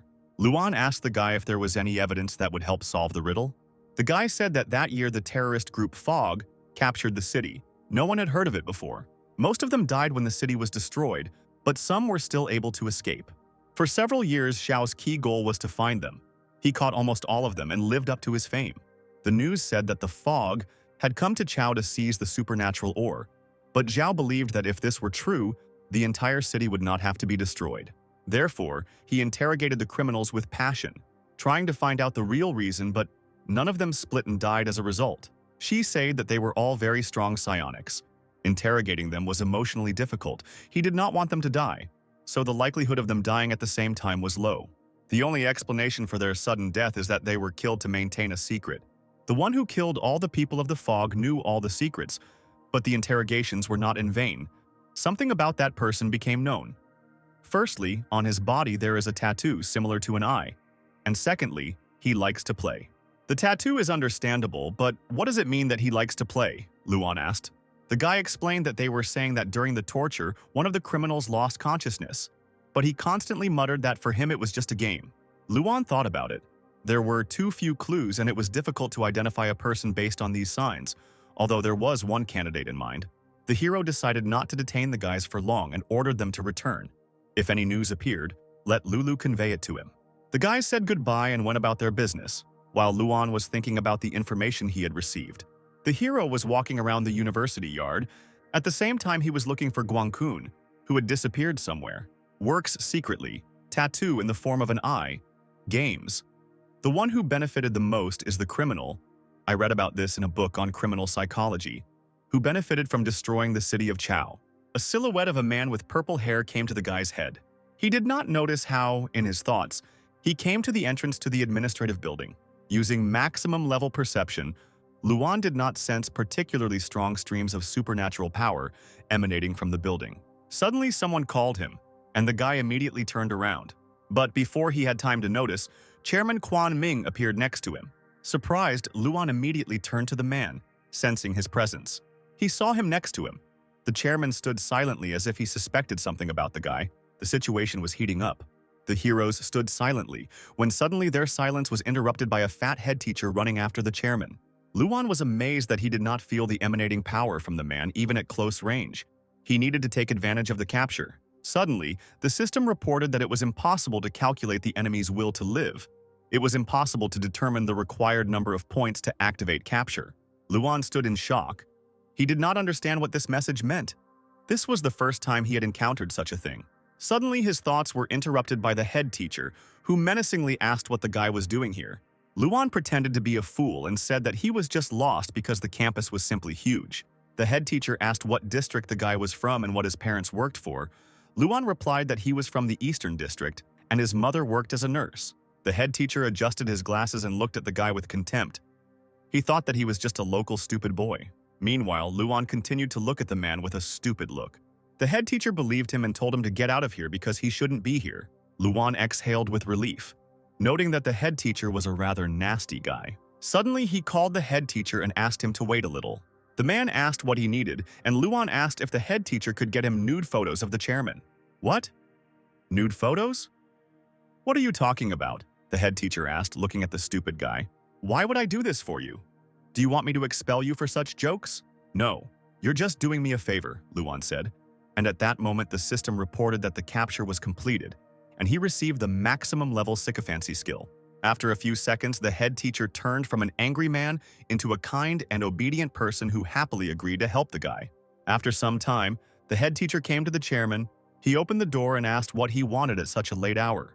The head teacher was holding 2 glasses of wine in his hands. He suddenly sneezed and allegedly jerked accidentally. The wine spilled and stained the chairman's snow-white shirt. The head teacher panicked and began to ask for forgiveness, saying that he just wanted to invite the chairman to have a little drink. "Let me help you wipe everything off," the man said, and sharply touched the chairman's shirt. Quan looked at the head teacher with a cold gaze and asked what he was doing. Instantly, the man was thrown out the door. The head teacher was catching his breath. He almost died of fear there in the room. Then it was only up to Luan. Quan walked slowly around the room and thought that the head teacher was simply a non-entity. It was a mistake to appoint him to a position at the university. He slowly unbuttoned the buttons on his stained shirt. Everything was about to become clear. After a few seconds, Quan unbuttoned his shirt to reveal a large tattoo of an eye on his chest. Meanwhile, Luan, who was watching him, saw the tattoo and immediately realized that the very person who knows all the secrets is the chairman. However, the man immediately felt something. Luan realized that he had been noticed. He became worried and could not hold back the flow of supernatural power. Quan stood motionless in the center of the room. Then he said that apparently there was a small rat in his room. Are you an enemy with a death wish or a fan? In any case, no matter who you were, it was unwise to do so. His look became crazy and he said, "For your courage, I will play hide and seek with you. I count to 10 and then go search." The chairman began to count. Luan realized that things had taken a dangerous turn and he needed to get out of here as quickly as possible. The tattoo on the chairman's body began to glow purple, and he himself began to look even more insane. Luan realized that the man noticed even a slight presence of energy. He was inattentive. But the guy found out that the eye actually exists. The chairman didn't see him. You just need to get out through the shaft and squeeze in among the other students. But while Luan was thinking about the plan, the chairman counted to 10. It was time to move out in search of the rat. He threw off his shirt and his body began to become covered in black. Quan asked if the guy hid well. Then his body began to glow purple. His hair developed like a flame. His eye emitted a mysterious cosmic energy that did not bode well. Quan laughed, sensing the guy's psionic energy. Waiting no longer, Luan used his shadow step and immediately headed towards the exit of the mine. Sensing where the enemy was, Quan also followed him into the mine with great speed. Luan jumped out of the ventilation shaft like a bullet, but Quan did not lag behind him. He sensed where the enemy was heading. Luan began to get tired. His ability gave him incredible speed, but even with it he could not break away from his pursuer. The chairman eventually beat him to the punch and jumped down in front of him. Quan raised his head. Pure madness was visible on his face, however. He saw a not entirely living creature. In front of him stood a purple cat filled with explosive energy. Luan was happy that he was able to outwit the man by leaving him a shadow cat. If the hero reaches the door, then victory will be his. And only after that he will discuss with others how to defeat him. A smile appeared on the guy's face. The doors were not so far away and victory was close. However, an obstacle appeared in front of him that erased this smile. Luan crashed into an invisible wall. "What is this?" The guy rubbed his nose after the blow. Meanwhile, the chairman grabbed the cat by the throat and mercilessly blew it up. Quan was angry that the guy dared to joke with him. Luan, meanwhile, examined the invisible obstacle. He realized that it was some kind of barrier, apparently one of the chairman's abilities. Previously, the guy didn't feel his energy, but now it's everywhere. It seems he began to guess. Quan noted the guy's intelligence, but on his territory no one can hide from him. After all, the entire house in which they were located was under the dome of the chairman. The mark on the man's forehead grew brighter and brighter. Not a single rat would escape from his territory. At that moment, Luan realized that he was trapped. Apparently, a direct collision could not be avoided. Therefore, if possible, you need to prevent yourself from being revealed. Which is why the hero used his appearance ability, which dyed his hair an ashen color like Xiao's. He also put a mask on his face. A difficult battle awaits. The chairman was like lightning heading towards the guy, while Luan used his shadow cats to attack. The two beasts crashed into the purple figure, but an intact Quan appeared from the smoke, also moving towards his goal. Luan realized that the cats would not work on him, so it was time for the fierce claw. With one powerful blow, the guy hit the chairman and cut his left side. Did it really work? The guy looked at the figure of the enemy, which was missing one arm. But the chairman didn't care. He easily restored the missing part of the body. Looking at the guy, he said that he was sorry because, in this form, he was immortal. Is there really not a scratch on it? His body is seemingly intangible. Luan used Shadow Step and turned on full power. He began to run around Quan, analyzing the situation. Then the guy stopped abruptly and grabbed the chairman by the shoulder, using his absorption ability on him. The violet aura began to dissipate and circle around the guy's hand, but Quan remained motionless. He wondered where such a brat got such a rare ability. Suddenly, Quan laughed. He allowed all the energy to be absorbed because there was no point in it. Luan also understood this. The sensations were not the same as usual. His energy did not increase. So he clenched his fist tighter and all the power he had absorbed dissipated. The guy was breathing with difficulty. He was already pretty exhausted. But the battle hadn't even started yet, and the chairman had some strange abilities. And he continued to mock the guy. "This is not how you planned everything, right?" he said. However, Quan did not expect to meet such a master at the university. He was unfamiliar with the guy's energy. "I don't know why you decided to go against me, but alas, you can't cope." Luan also understood this. Now his strength was not enough to fight such an enemy. Quan asked the guy if he felt its power on his body. The fact is that in this area, all the energy is controlled by Quan. The barrier absorbs it, transfers it to him and so on in a circle. Therefore, he cannot be killed here, and due to the constant cycle of energy, he can continuously use his signature move without any loss to himself. So Luan can do whatever he wants as long as he doesn't die before Quan has his fun. Seeing the huge ball of energy in the chairman's hand, Luan immediately became afraid. Instantly, the building lit up and an explosion occurred inside it. At the same time, someone slowly approached his entrance. It was an old man, Fan, the rector of the university, who understood what was happening here. The explosion hit Luan and the shockwave threw him aside. The guy landed, having traveled a couple of meters with difficulty getting up. He realized that he was finished. There was nothing to be done about it. The chairman slowly approached the guy. He said that they were talking in the eastern region. An outstanding student had appeared. Could it be you? Quan demanded to remove the mask so that he could see who was hiding under it. Luan did not obey and only gasped for air. Then the chairman, in a menacing tone, demanded to take off the mask. But at that moment, the old man began knocking on the barrier, which distracted Quan's attention. How many times have I said that school is a place for learning? I will not allow students to be in danger. They don't take me into account at all. After his words, Fan put his hand to the barrier and it began to heat up. Then the barrier suddenly cracked and seemed about to burst. The chairman stood calmly. But then he became furious and shouted at the old man not to get under his feet. But the old man didn't listen to the man. He just continued to use his recovery ability. The gazes of two strong psionics met. They both disliked each other. Fan's gaze became more furious. He told Quan to stop doing whatever he wanted. Quan, in turn, invited the old man to measure their strength and find out which of them is stronger. Meanwhile, Luan took advantage of the moment. He realized that everything would be over unless he used a special ability. There was no other way out. Instantly, the hero was covered with a red aura, and a huge scarlet projection appeared behind him. The image of a Buddha, the Lord of the Underworld. Seeing such a powerful ability in an ordinary student, Quan became interested. The Scarlet Buddha waved his huge staff. He then struck the barrier in which the old man made a crack. Instantly, the barrier burst like glass, and the protection began to disappear. Luan was happy. This was his chance. The guy activated his shadow step. Finally, he was able to get out. The hero mentally thanked the teacher for his salvation, and the old man just smiled when he saw that a student from his academy was saved. The chairman stood motionless, his target gone. Quan was amazed that the guy was able to use Lord Pangwan's technique and split the energy.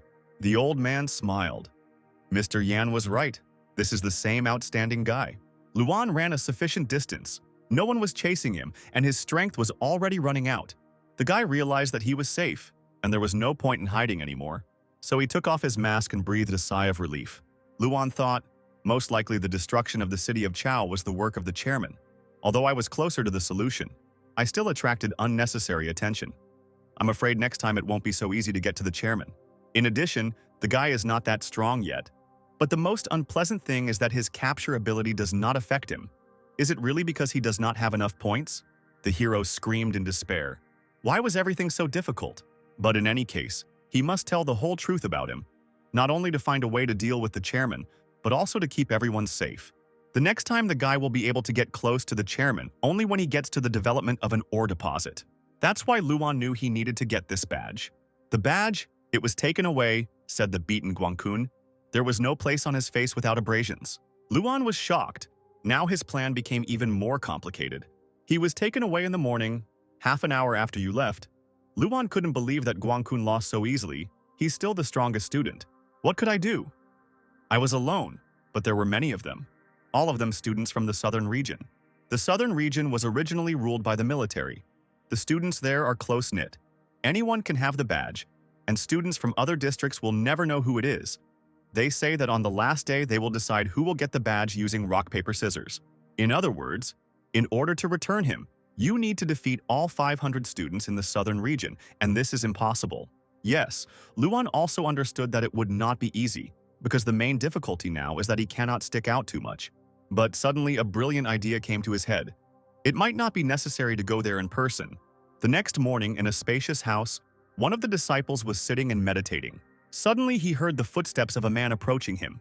A calm guy with red hair opened his eyes upon noticing the uninvited guest. If you came to compete for a badge, then you are 101st, the student answered the unknown silhouette. The guy pointed to the badge lying next to him and said that if his opponent wins, he will take it. Those are the rules. He also asked to introduce himself because he didn't want to fight with a nameless fighter. Luan introduced himself as Su Dakyang, a new student from the southern region. New student? And a new student suddenly had the courage to challenge me? Self-confidently, let me, as a senior student, tell you about my abilities. Before becoming a psionicist, I was well-versed in various martial arts. After awakening, I achieved great success in techniques of supernatural power. Not a single student in this school has been able to defeat me in a one-on-one duel, the red-haired guy said, and summoned the devilish martial arts dragon. But Luan was full of confidence. He said that he was ready to get this badge at any cost. At that same second, a fist from a senior student flew into his face. A multiple flurry of blows fell on Luan. The guy beat him like a punching bag. From such a massive attack, Luan fell and flew several meters away. Suddenly, he stood up and said that he was giving up. He realized that he could not compete with the senior student. This can hardly be called a fight. The red-haired guy exhaled in disappointment and called Luan a weakling. It was really difficult. You are a very strong student. Luan praised the guy, but he turned around and asked him to leave. But Luan was not going to leave. He kindly asked the senior student to take a photo of him with the sign, because he wanted to publish his photo on Instagram. This proposal surprised the guy. He didn't understand why the newcomer needed his photo. Luan explained that if everyone finds out that he fought with a senior student, they will probably respect him. Now it's clear why this newcomer came. What a vain guy he is. The senior student agreed to the request. He pulled out his badge and struck a pose. Luan took out his phone. The hero asked the guy to look at the camera and widen his eyes. The phone began to take a photo and a bright flash appeared from its camera. This flash blinded the guy's eyes and he tried to hide from it behind his badge. It was this moment that Luan took advantage of to snatch his award. Then he ran away, shouting that the senior badge was stolen by Su Dakyang from the southern region. The red-haired guy shouted for the enemy to stop. But Luan had an ace up his sleeve, namely his shadow walk. Instantly, he flew out of the house, leaving behind only electrical traces and a stunned senior student. Damn, you think you can get a badge that easy? I'll dig through the whole school, but I'll find you. You won't get away with it. What was his name? Su Dakyang from the southern region. A little later, the guy appeared at the hostel in the southern region. Suddenly, he noticed a familiar girl who also came here. They immediately recognized each other. These were the same senior students with badges. The guy and the girl asked at the same time, "And your badge was also taken away?" And this badge was taken away by Su Dakyang from the southern region? Yangani said that this scoundrel came to her with a pitiful look and asked her to take a photo to publish it on Instagram. Yeodao said that he was carried out in the same way, and at that moment they shouted the name of this scoundrel. Meanwhile, Su Dakyang seemed to feel that someone remembered him. The guy was wondering who had their badge now. There is only one badge for 500 people, and the guy understood that he was unlikely to get it, but still he really wanted to get it. Suddenly, he heard something happening behind him. There was Luan, who quietly threw something into the air. Su Dakyang turned around and saw a badge with a cat keychain attached to it spinning behind him. The guy couldn't believe his eyes. It was a badge. It was clearly a gift from the gods. They heard his prayers and sent it to him. Suddenly, the guy was called out by a female voice that came closer to him. It was an angry Yangani who said that this was her badge with a cat. The girl threateningly pointed her machine gun towards the guy. "What other icon?" Dakyang asked. "Our badge is safe, and we will not give it to you." Suddenly, guys from the southern region appeared near the guy. Dakyang ordered them to deal with the strangers. It seemed like this was what the seniors had been waiting for. It was time to have some fun. Several explosions thundered, mixed with the sounds of blows. You could hear the screams of the guys. The dust from the battle began to clear, and the first defeated guys from the southern region appeared. They lay and cried at the feet of the angry seniors. Yangani grabbed the blonde man by the jacket and demanded that he give her the badge. Dakyang was sobbing, but there was nothing left to do except give the badge to the girl, which made her very happy. However, Yedao's badge was not visible, and the guy asked Dakyang where his badge was. He fell to his knees and began to beg not to hit him because he didn't know where the senior student's badge was. Meanwhile, Luan watched the performance and was happy that the plan worked without even having to fight them. After all, the last badge went to Luan and no one even noticed. After some time, the voice of an adult man asked the chairman if he called him. It was Wang Man who suggested that the boss wanted him to protect those 3 students. Quan confirmed his guess by saying that if that's what he calls it, then yes, they need to be protected. It will be necessary to keep an eye on them and not let them get hurt during ore mining. The Thunder Tiger did not understand why the chairman was so careful because these were just 3 kids. But the chairman remembered that guy. In an hour, the names of 3 students will be announced and he will definitely be among them. After 3 days of fighting for the badges, it will finally become known who will get them. 3 winners were announced. The first 2 winners were the same senior students, Yedao and Yanggani. They were asked to go up to the stage. No one in the hall doubted that they would win because they were too strong, but everyone was wondering who would be third. The guy assumed that the third one would be the guy who fought with Yedao. His comrade heard that it was Dakyong, but the blonde said that it was not him. Someone called himself by his name. He was furious at such impudence, and now he will finally find out who set him up. The head teacher said that now he will solemnly introduce the third winner. He is a real dark horse. And the third winner is student Lin Luan. The guy went on stage and turmoil began to rise in the hall. No one knew who this guy was. Luan thanked everyone, and the senior students looked at him with impassive expressions. In the face of the guy, they recognized the same Suda Kyung who had fooled them a few days earlier. The guys in the hall began to create more noise. They wanted to know who this guy was. Did he have a real badge? And how did he even get it? Luan smiled sweetly and explained that he was just lucky. The fact is that yesterday he was walking near the school and suddenly noticed some shiny thing falling from the sky. Of course, he came up to see what it was. To the guy's surprise, when he came closer, he saw that it was the same badge. That's exactly how it happened, so the guy was just lucky to be in the right place. Of course, no one believed this stupid story. The crowd became more and more furious. A crowd of students began to shout that Luan was cheating. He was clearly hiding something, and the story was just a fiction. The guy's friends also didn't understand how he got the badge. Guangkun was especially confused because it was his badge. Everyone in the hall shouted that this was a scam. Luan just stood there and listened to the scream of the crowd. Meanwhile, his system was simply bursting with incoming notifications that said that he was getting 10 points for hating other students. Even Guangkun stood up to shout that this was his badge, but then Hao intervened and ordered him to shut up. But how can I remain silent if this is my badge? He stole it from me. But Hao understood that it was unlikely that Luan was just lucky, and it was unlikely that he simply cheated. While they were all having fun and making trouble, this scoundrel found a way out of the situation and took out a badge. Hao's fist clenched. It was unpleasant for him to realize that Luan had bypassed them. Meanwhile, notifications continued to arrive in the guy's system, and he eventually earned 10,232 points for hating other students. The head teacher shouted that luck is also part of strength. Whoever continues to be indignant will be expelled. Student Lin Luan deserved victory. But the audience did not let up, because even the head teacher defends him. Apparently, he bribed him. The most angry were the senior students, who seemed to be about to kill Luan right on stage for using them. The guy panicked and asked them to stop because he had not broken the rules. The rules do not say that the badge must be taken by force, and the hero just thought a little about how to get it without using force. Ye Dao turned away and said that the guy took a roundabout route, but it would be better if he gave up right away, because kids have no place in the mine. Some die there in agony. But Luan knew that he was far from a weakling, and besides, he had a plan. The meeting ended and everyone began to go about their business. Luan stood on the street with his friends. Hao said that the trip would last more than a month, so the guy needed to be extremely careful. When the hero returns from the mine, he will become much stronger, to be honest. Hao was even a little jealous of him. One way or another, the guy will also train as hard as he can and will definitely become as tough as Luan. The hero looked at his friend and admired him.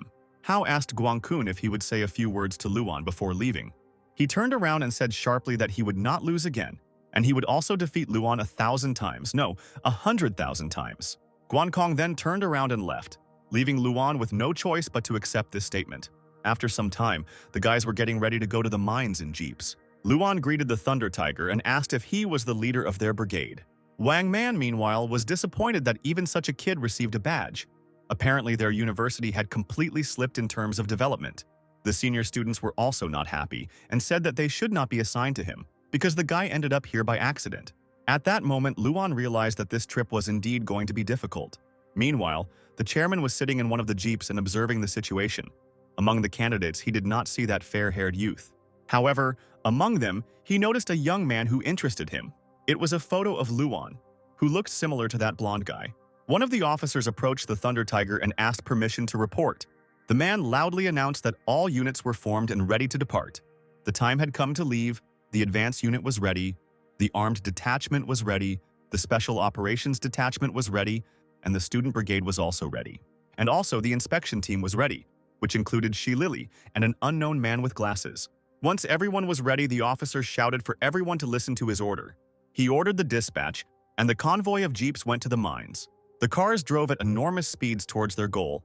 And in the meantime, the guys were told information about the mine that was sent to their watches. Its area is approximately 15 square kilometers. 2 months ago, it suddenly began to exude supernatural energy. The reason for this is still unknown. The technical department provided a diagram that shows the distribution of energy according to its concentration. The area itself is called the Crimson Eye. The guys looked at the goal of the task and noted that the square really looked like an eye. Now it's clear why it's called that. Luan was frightened by something completely different. Again, this eye, which he had already seen on the chairman's body. Yadao noted that the darkest area near the pupil is the place where energy is concentrated, which means that Wang Yu is there. The guy hoped that they would have the opportunity to see him because he is a living legend. Thunder Tiger asked who the red-haired boy thought he was. Did he really have the courage to chat about meeting Wang Yu? The guys did not expect such a harsh answer. It was unclear why the Thunder Tiger was so angry. The commander explained that Wang Yu is the center of the explosion of energy in the mine, and his strength is comparable to the strength of the entire planet. It is better not to think about him. Any contact is fraught with death, so you should not even approach him. Exploring the vein is an extremely dangerous job. The concentration of supernatural energy there is too high, which means that we may encounter especially powerful creatures and plants. After 2 months of observing the Crimson Eye, we managed to find out that it is divided into 4 zones. This time our brigade consists of 200 people, and we are taking students for the first time, so you will be assigned to the safest Zone C, and since Commander Wang Man is responsible for your safety, he will also remain in this zone. Hearing these words, the Thunder Tiger was not happy. A few hours later, a convoy of vehicles arrived at the first post. Luan asked if they had arrived at the mine, but the commander said that it was just a transit post. The association first of all took care of the presence of the military during the development of the mine. They are not responsible for exploration of the vein, but only ensure security on the territory of the mine. Attackers will not be able to get here under any pretext, so only our 200 people have access to the vein. The convoy moved deeper into the territory, and soon the bright sun set behind the horizon and night fell. The commander ordered all members of the brigade to turn off the engine and set up camp for the night. The convoy stopped and the guys got out of their cars. The senior students stretched. They wanted to sleep, but when they saw the enchanting glow, the guys realized that they were in the right place. In front of Luan stood huge trees that shone with a blue light. From a distance, they looked like huge mushrooms. The commander told the guys to pitch their tents, and tomorrow they will begin reconnaissance. But Luan stood motionless. He looked into this shining light, and it seemed as if the forest was hypnotizing him. Suddenly, he was distracted by a figure standing behind him. The man said that such minds can confuse people. It is better not to go there alone, because every leaf here can be dangerous. Luan turned to see who approached him. It was a man with glasses. He introduced himself as Yan Qi. He was from the supervision department, and he was sent by Yan Mu. The teacher talked a lot about the guy. Luan at first did not understand who Yang Mu was, but then he remembered that this was the same old man in a wheelchair. Since this man from the supervision department and Shi Lily is here, Yan Qi said that this is so. She is now setting up a tent. Luan suggested that their department controls the work at the mine, and Qi replied that they control a lot of things. But this time, their department has something else to do in this place. Morning came. The commander ordered the company to rise and ordered everyone responsible for Area C to form a line. A few minutes later, everyone stood in a line, and the commander ordered the crew to check if everything was in place. Luan was also standing here. He noticed that there were about 30 people left in the Area C exploration team. The others were already moving deeper into the forest. Shi Lily too. The guy was jealous of them. But suddenly, a noise like a scream was heard from the ominous forest. What's happened? Are they already in trouble? Luan thought. Suddenly, they saw something explode. The mushroom from the explosion was so large that it was visible even from their position. The squad was scared, but Wang Man quickly calmed them down. Why did the herd of idiots go wild? Are you men or what? He then said that they would move out in 30 minutes. The commander understood the order. The Thunder Tiger walked away, and the commander told the squad to listen to his orders. They are responsible for the security of the outer territory of the mine in Area C. There is little risk of running into trouble here. Their task will be to patrol the area and collect psionic crystals. The wristwatch will remind you of the danger level of plants and animals you encounter, and will also suggest ways to interact. In addition, the watch has the function of determining your location and correspondence. If you really need help, immediately inform the command. Now we are preparing to split up. In 20 minutes, we will enter the mine in groups of 3. Luan was assigned to a squad with 2 other guys. One was tall with ashen hair, and the other with the same red hair as the hero. Luan tried to be polite and greeted his new comrades, saying that he hoped they would take care of him if anything happened. The guy with ashen hair told the hero to relax, and they would cover him if necessary. However, suddenly the guy felt a sharp pain. At that moment, a thunder tiger was looking at them and Luan did not notice anything. 20 minutes later, the teams moved to the patrol site. There was a rather interesting fauna of various mushrooms and plants. Luan moved forward while two guys from the squad stood behind him. The guy cut his way with a knife, cutting down another plant. Luan was amazed at how unusual they were, and how they could grow to such a size. While the guy was busy with the plants, the guys from his squad smiled ominously and began to move away. Luan also noticed this and shouted for the guys to wait for him. The guy tried to catch up with them when suddenly the vines next to him began to move. Luan looked at the tree branch where he felt movement. It seemed like it was just a hanging plant. However, after a few seconds, the vines lowered and sharp claws appeared from the tips of the plant. Luan was surprised by what he saw and decided to immediately check his watch. The watch said that it was a snake-like vine. It attacks the victim and penetrates the body, sucking out energy. The best way to interact is to kill. Liana tried to attack the guy, but Luan easily cut her into small pieces. Pieces of the vine fell to the ground and dried up in an instant like deflated balloons.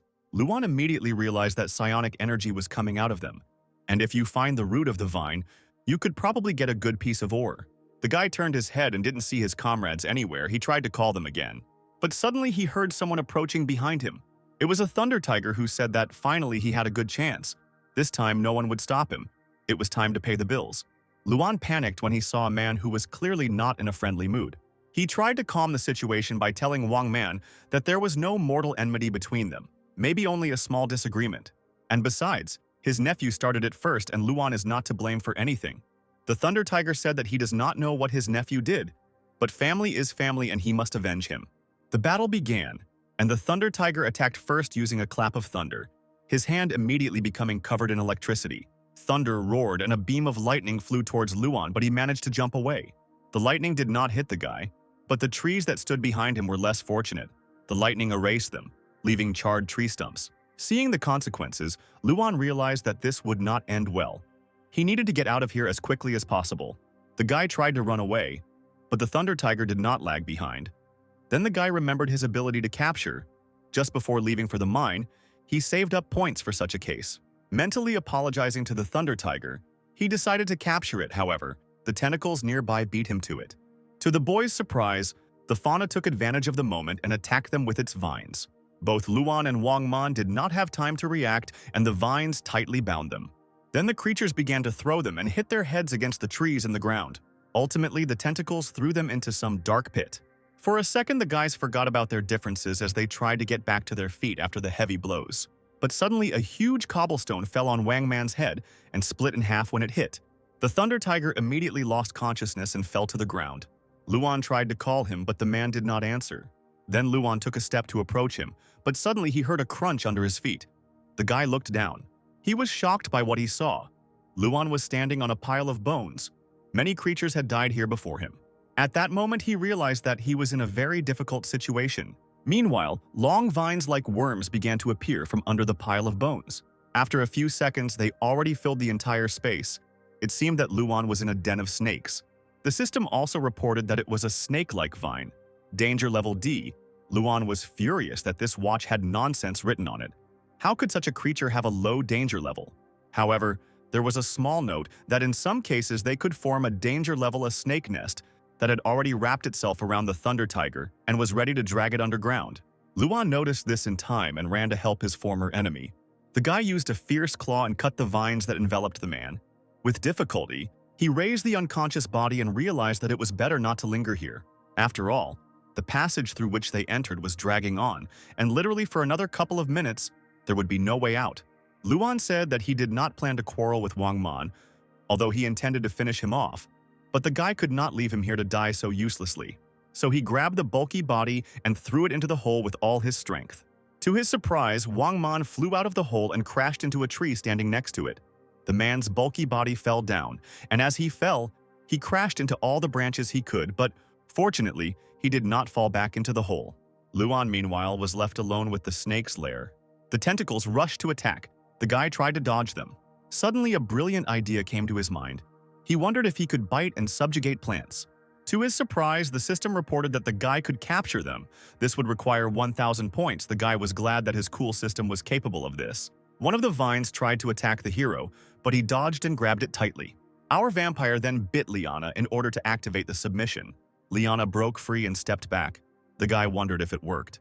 Suddenly, he received a response from the Liana. Apparently, the capture had failed.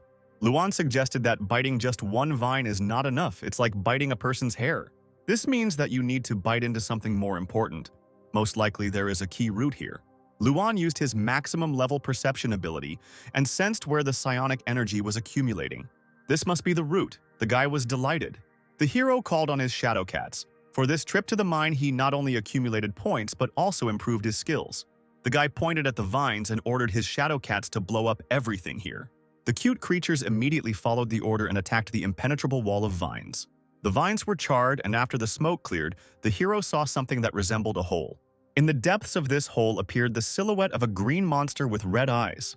The monster growled. In appearance, it resembled an angry gorilla, whose hair was replaced by vines. And the monster also had bones of other creatures on its body. The system identified him as a wild beast, a creature in whose body a mutation occurred, as a result of which he lost his mind. He retained only the killing instinct, and the creature's danger level was A. Meanwhile, the soldiers on the surface saw a shiny pink crystal. One of them was happy that they had just arrived, and he had already found ore, and the piece was so large that it was most likely Class B ore. Suddenly, their joy was interrupted by the roar of a beast that came from behind them. The guys turned around and saw in front of them a hyena with 3 heads, reminiscent of Cerberus from the legends. The watches on the guy's hands indicated that this was the same wild beast as the one Luan was fighting. The watch also received a notification that a mutated scolopendra had been discovered in the zone. Following her, a mutated vulture and a mutated spider were discovered in the zone. The commander shouted that mutated animals were found everywhere in the zone. The troops should be extremely vigilant. He also ordered all troops to destroy these dangerous monsters. Senior students moving deeper into the forest also met one of the wild animals. In front of them stood an angry hyena with sharp thorns sticking out of its paws. Behind the hyena were 2 small puppies who were whining in fear. The watch also identified her as a wild animal that needed to be killed. The girl doubted this because it seemed that the monster was simply guarding its puppies. Suddenly, the rabid creature grabbed 2 small puppies into its mouth. The mouth slammed harder and harder, the puppies whined, but at one point they fell silent when the mouth slammed shut completely. The senior students were shocked to see a horrifying picture of a hyena devouring its own puppies. The creature went mad and was covered in the blood of its own cubs. There was no longer any doubt. Yahello shouted that this creature had mutated and they should kill it. Explosions were heard in all parts of the forest as everyone fought with mutated monsters. The chairman, together with his squad, also made their way deep into the forest. His squad consisted of 5 people, including him. 2 of the squad were a guy with scars on his face and a pink-haired girl. 2 more guys were a man with a mask on his face and a man who looked like a scientist. They stood in a clearing covered with scarlet fog. The chairman ordered them to keep an eye on this place and not let anyone in. Meanwhile, a fight began between the hyena and the senior students. The creature opened its bloody mouth and attacked the guys. But Yahello was not afraid. He closed his eyes and focused on summoning his spirit beast. Then the guy suddenly put out his hand, and the spiritual martial arts dragon hit the enraged creature in the face. The whining dog immediately flew away from the guy. But this only angered the monster. The hyena stood on its paws and growled angrily. Yahello looked at his enemy and noted that they had encountered a strong opponent. Meanwhile, in other parts of the map, the fighters were already exhausted fighting monsters. One of the soldiers noticed that these creatures were much more powerful than the reference book showed them. It seemed impossible, but the guys were not going to give up. Meanwhile, Luan bit the green mutant. The system reported that the orangutan vine had been tamed. The ability of the maximum level snake vine tentacle had been copied. The terrifying monster instantly turned into a laughing monkey. Luan was amazed that even such an unconscious creature could be captured. What kind of system was this? The hero climbed onto the back of the monster and said that it was time to see what was so interesting in this mine. Meanwhile, in another clearing, the battle continued. Yahello used his writhing dragon power to drive the enemy into a trap. The blue dragon began to circle around the hyena, confusing it and not allowing it to pass. The guy shouted to his partner that now is the best time to attack. The girl realized this a long time ago and was already preparing to attack the enemy in a jump. The moment she flew over the stunned hyena, Yang Gani readied her machine gun. The cannon charged, and at the same second, a barrage of electric bullets fell on the creature. The machine gun fire blew up everything in its path. Her partner covered himself so that he would not be hit. Even the ground shook from such an attack. While still in the air, she ran out of cartridges and the girl greedily took in air. The dust from the raised ground cleared, and the heroes saw a dead, riddled animal lying on the ground. Finally, the battle is over. The girl noted that they are still too inexperienced for such battles. Meanwhile, the scarlet glow somewhere near the center of the forest became increasingly stronger. The chairman stood in front of a red cloud of energy that seemed to be about to consume him. The eye in the center of Kunming's chest reacted to the emitted energy and also turned a little red. The chairman's squad at that moment stood at the entrance and waited for him to finish. Suddenly, they heard someone approaching them. The guy with the scars turned around to see who was coming towards them. It was Yan Qi, who thanked the squad for their help and asked if the chairman was here. The guys were not too happy with the inspector. They asked what he needed here. The inspector explained that, judging by his watch, the chairman's mark breaks off here. You yourself know that keeping order is our job. I don't meddle in other people's affairs, but I must make sure that everyone present responsibly fulfills their duties. The masked man replied that the chairman was safe now, and they were in charge of this area, so they shouldn't mind their own business. He ordered the inspector to leave here, but the man pretended to be friendly and did not move. Then he said that each of them understands that exploration of a mine is not an easy task, and often someone dies.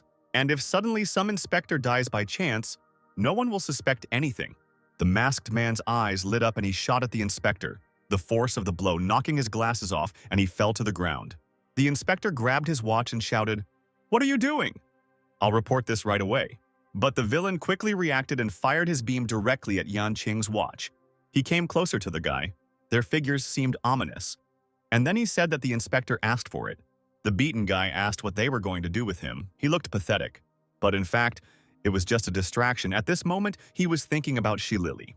The invisible girl took advantage of her comrade's distraction and penetrated deeper into the zone. They remembered the words of the teacher, who said that the inspection was originally a department that controlled management. Perhaps for some, this became a stumbling block. Over the years, they have lost dozens of outstanding employees, and the influence of the inspection department has waned.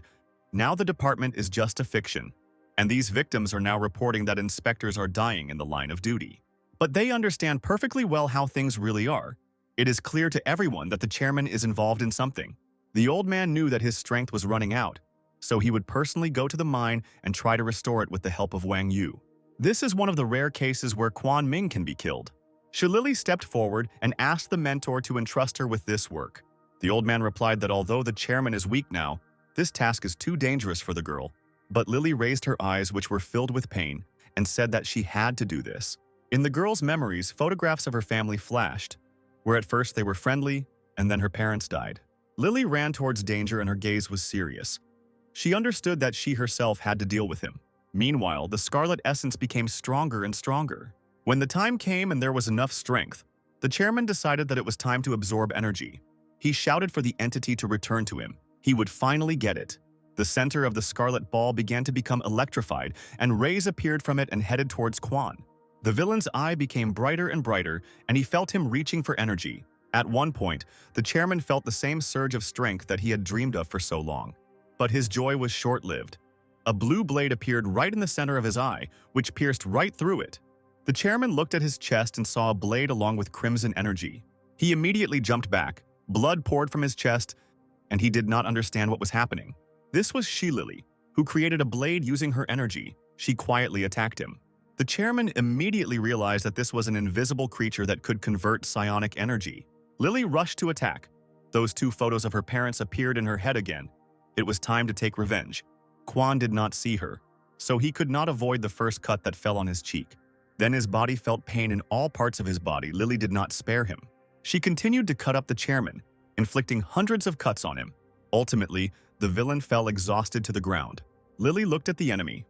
At that moment, she thought that she had managed to defeat him. Meanwhile, her comrade was on his knees and raised his hands up.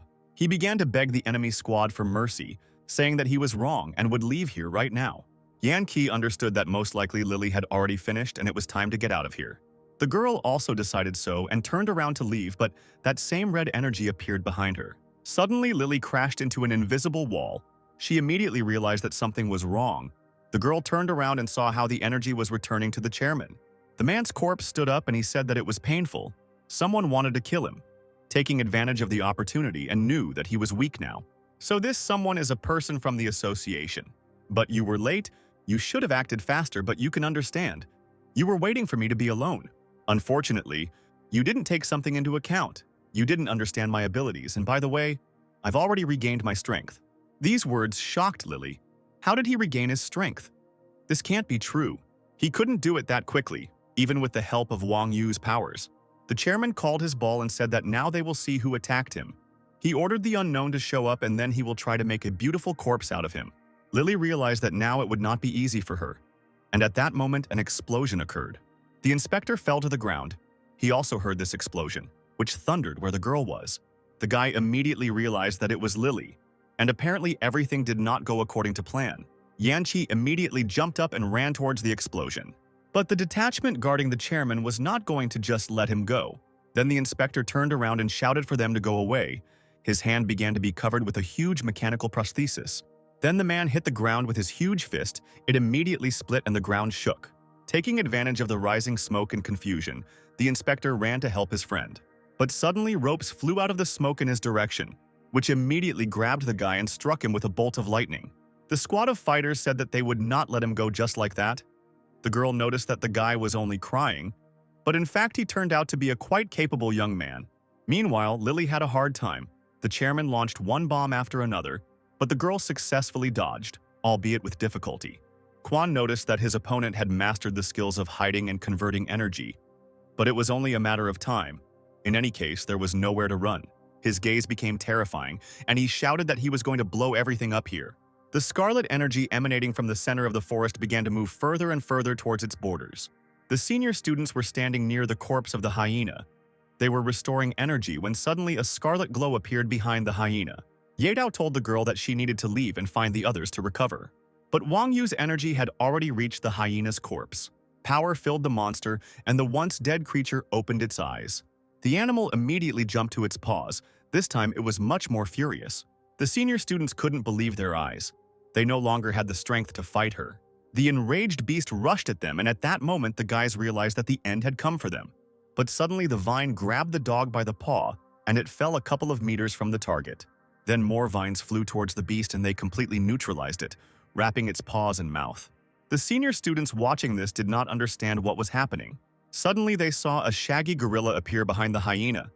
The guys thought that now they were definitely finished since another animal had arrived. Behind the beast there was a dark figure who told the guys not to worry because their torment would soon end. The system window notified about the successful capture. But they didn't hear this. The senior students didn't know what to do. There was no way they could cope with two mutated beasts. Unexpectedly for the guys, they saw how the hyena and the gorilla hit their paws. The senior students decided that now these animals are at the same time. The girl cursed the day when she decided to go to this mine. Suddenly, the monsters turned around and walked in the opposite direction deeper into the forest. The senior students looked at each other. Were they really afraid of us? In addition, it seemed to the guy that there was someone on the orangutan's back. In any case, whoever it was, they were saved. Meanwhile, Luan, riding on a hyena, walked deep into the forest. The guy laughed very loudly. The hero said that he would become the future king of mutated beasts. They headed to the center of the vein. It was time to deal with all the animals using their own method. In another section of the vein, the soldiers were running away. These creatures were stronger than expected, and there was no better solution than to flee. Behind them stood an angry three-headed hyena. But at one moment it turned into three cute dogs. A spider with a dozen crazy eyes also suddenly turned into a cute creature. Next was the angry vulture, who turned into a cute bird. The last one was the mighty centipede, which also became one of the animals in the collection. Meanwhile, in the center of the forest, the inspector was barely holding out against a detachment of fighters. The scarred guy was surprised how long the inspector could hold out against the four of them. But it was time to end this. Suddenly, they heard a strange rustling in the forest, the shaking of the earth and the sound of something approaching. The scarred guy turned around and didn't believe what he saw. A flock of wild animals from the entire forest was rushing straight towards them. All of them were aggressive. The girl, seeing this picture, did not understand why all these animals huddled together in a flock. This had never happened. Behind the orangutan, a mysterious dark figure still appeared. Luan said that it's all because they protect their master and work for him at full capacity. Powerful beasts attacked the squad guarding the chairman. The orangutan attacked the scarred guy who deftly dodged his vines. A sweet but impudent girl summoned a shield in the shape of a bear's face to protect herself from the web. The bespectacled scientist used his whip to subdue the attacking dog. The masked man used his colossal strength and dealt with the three-headed dog with his bare hands. While fighting, the squad forgot about the weak inspector and he crawled away from them, watching in horror what was happening. Suddenly, Luan appeared next to him and asked if the guy was okay. The hero picked up the man and said that he would take him away from here, but the inspector was wondering how he ended up here. The guy replied that he was just passing by. Yanqi was injured, but he couldn't just leave because Lily was still fighting with the chairman. Luan was shocked when he heard these words and asked to tell him everything in more detail. Meanwhile, explosions in the center of the mine did not stop. Lily could no longer dodge so deftly, and blood poured out of her mouth when another explosion managed to hit her. The chairman mocked the girl's injuries. He wondered how long she would hold out. But suddenly his eye was struck by a beam of energy and pierced right through the man's head. It was Lily who attacked the enemy and quickly jumped back. "Whatever you mutter, now you are in my energy field. Here I am immortal and you cannot escape from me," the chairman said, and his head became covered with electricity. After a few seconds, his eye recovered and, turning around, he repeated that the girl could not escape from him. Heart, head, nothing comes of it. No matter how strong he should be, the psionic energy collection center is supposed to be. But why doesn't he have one? At this moment, Lily looked at the clot of scarlet-red energy called Wang Yu. It seems that only now she understood one of the chairman's secrets. The villain said that now he has played enough. There is no need to waste time, otherwise she will find out too much. The chairman decided that it was worth ending this. His body was covered with purple energy like a living bomb. He decided to use the explosion of the entire energy field. Wounded, Lily looked at the impending disaster and memories flashed through her mind. She remembered her parents and their tombstone, near which she had once sworn revenge. The light from the living bomb became brighter. The girl did not believe that she was going to die. She could not die until she took revenge. Suddenly, from under the ground where Lily stood, a huge mouth of a beast appeared, which swallowed her up along with the earth. A little earlier, Luan ran to Lily and recalled the words of the inspector, who said that almost all the deaths of inspectors are connected with Quan Ming, including the death of Lily's parents. She hid for so many years to take revenge on him, so now she is determined to win at any cost. If she fails to kill Quan Ming, she will be locked in his energy field, and for her, this is certain death. And since the energy field cannot be broken, Quan Ming will be invincible. At this moment, Luan suggested that any ability must have a drawback. There must be a place where the field can be bypassed. Yanqi looked at the guy and asked, "What place is this?" This place was the ground through which the worm made its way into the field, and was devouring Lily right now. The appearance of the worm surprised the chairman and the girl. A huge worm, as if on an exam, appeared from under the ground and swallowed her. Then the worm immediately jumped into the ground and burrowed inside. The chairman was angry. He knew that the energy field did not cover the surface of the earth. But in any case, he could not let his opponent escape. The chairman raised his hand in the air and summoned his ability. He used the opening of the energy field, and an insurmountable wall flew after the worm. The energy field cut the worm without any problems. One part was behind the field, and the other was under it. The hero ran towards the worm. He put on his mask so as not to reveal his appearance. A girl fell out of the cut-off part. Fortunately, she was not harmed by the chairman's attack. Lily could hardly breathe. She was covered in worm drool, but she was alive. Quan grinned. Who would have thought that such huge worms were hiding underground? But this worm will not interfere with his plans. So the chairman raised his hand in the air and began to concentrate his energy. Suddenly, he heard someone approaching him behind him. It was the same guy who attacked him recently, with ashen hair and a mask. Luan jumped onto the dome that protected the chairman and used the Dharma phenomenon. At that same second, a huge projection of a red warrior appeared behind the guy. He called upon Lord Pangwan, and the battle with the main villain began. Seeing the annoying enemy, the chairman immediately flew into a rage. The great projection swung its weapon and struck the Quan dome. The force of the blow was colossal, and from such power the chairman's dome began to crack. The cracks spreading across the dome immediately made themselves felt. Quan felt himself losing his balance, and his mind becoming cloudy. Determined, Luan asked his enemy if he was ready to fight him again. Lord Pangwan raised his sword and struck the dome again, and this time it split into two pieces. The chairman was getting worse. He was annoyed by this vile boy who always appears at the wrong time. Lily was getting out of the worm, covered in sticky mucus. At that moment, Luan ran up to her. The girl immediately recognized the guy. She asked why his hair changed color. Luan took off his mask, smiled at the cutie, and said that he had come to save her. But first he had to get her out of here. He took her arm, but the girl did not want to leave. After all, Quan is very weak now. This opportunity cannot be missed. Next time it simply won't happen. I have been waiting for this moment for so many years. I must avenge my parents. I must… Luan did not let her finish, but lightly hit her impulsive head with his fist. The guy told the girl that her life was more important. He planned to deal with the chairman himself, so let her trust him. The sweet girl looked at the savior and was a little embarrassed. Meanwhile, the chairman became very angry. He cursed the guy and shouted that he would not forgive him for this. Quan looked at the scarlet entity. He had very little left. Lily told Luan that everything is not as simple as he thinks. No matter how much they hurt him, he cannot be overcome. The girl suspects that this is not his real body. And besides, psionic abilities generally cannot be developed to the same extent as the chairman's. The strange things happening at the mine, Quan Ming's descent into the vein, his eye shape similar to that of Wang Yu, all this points to only one thing.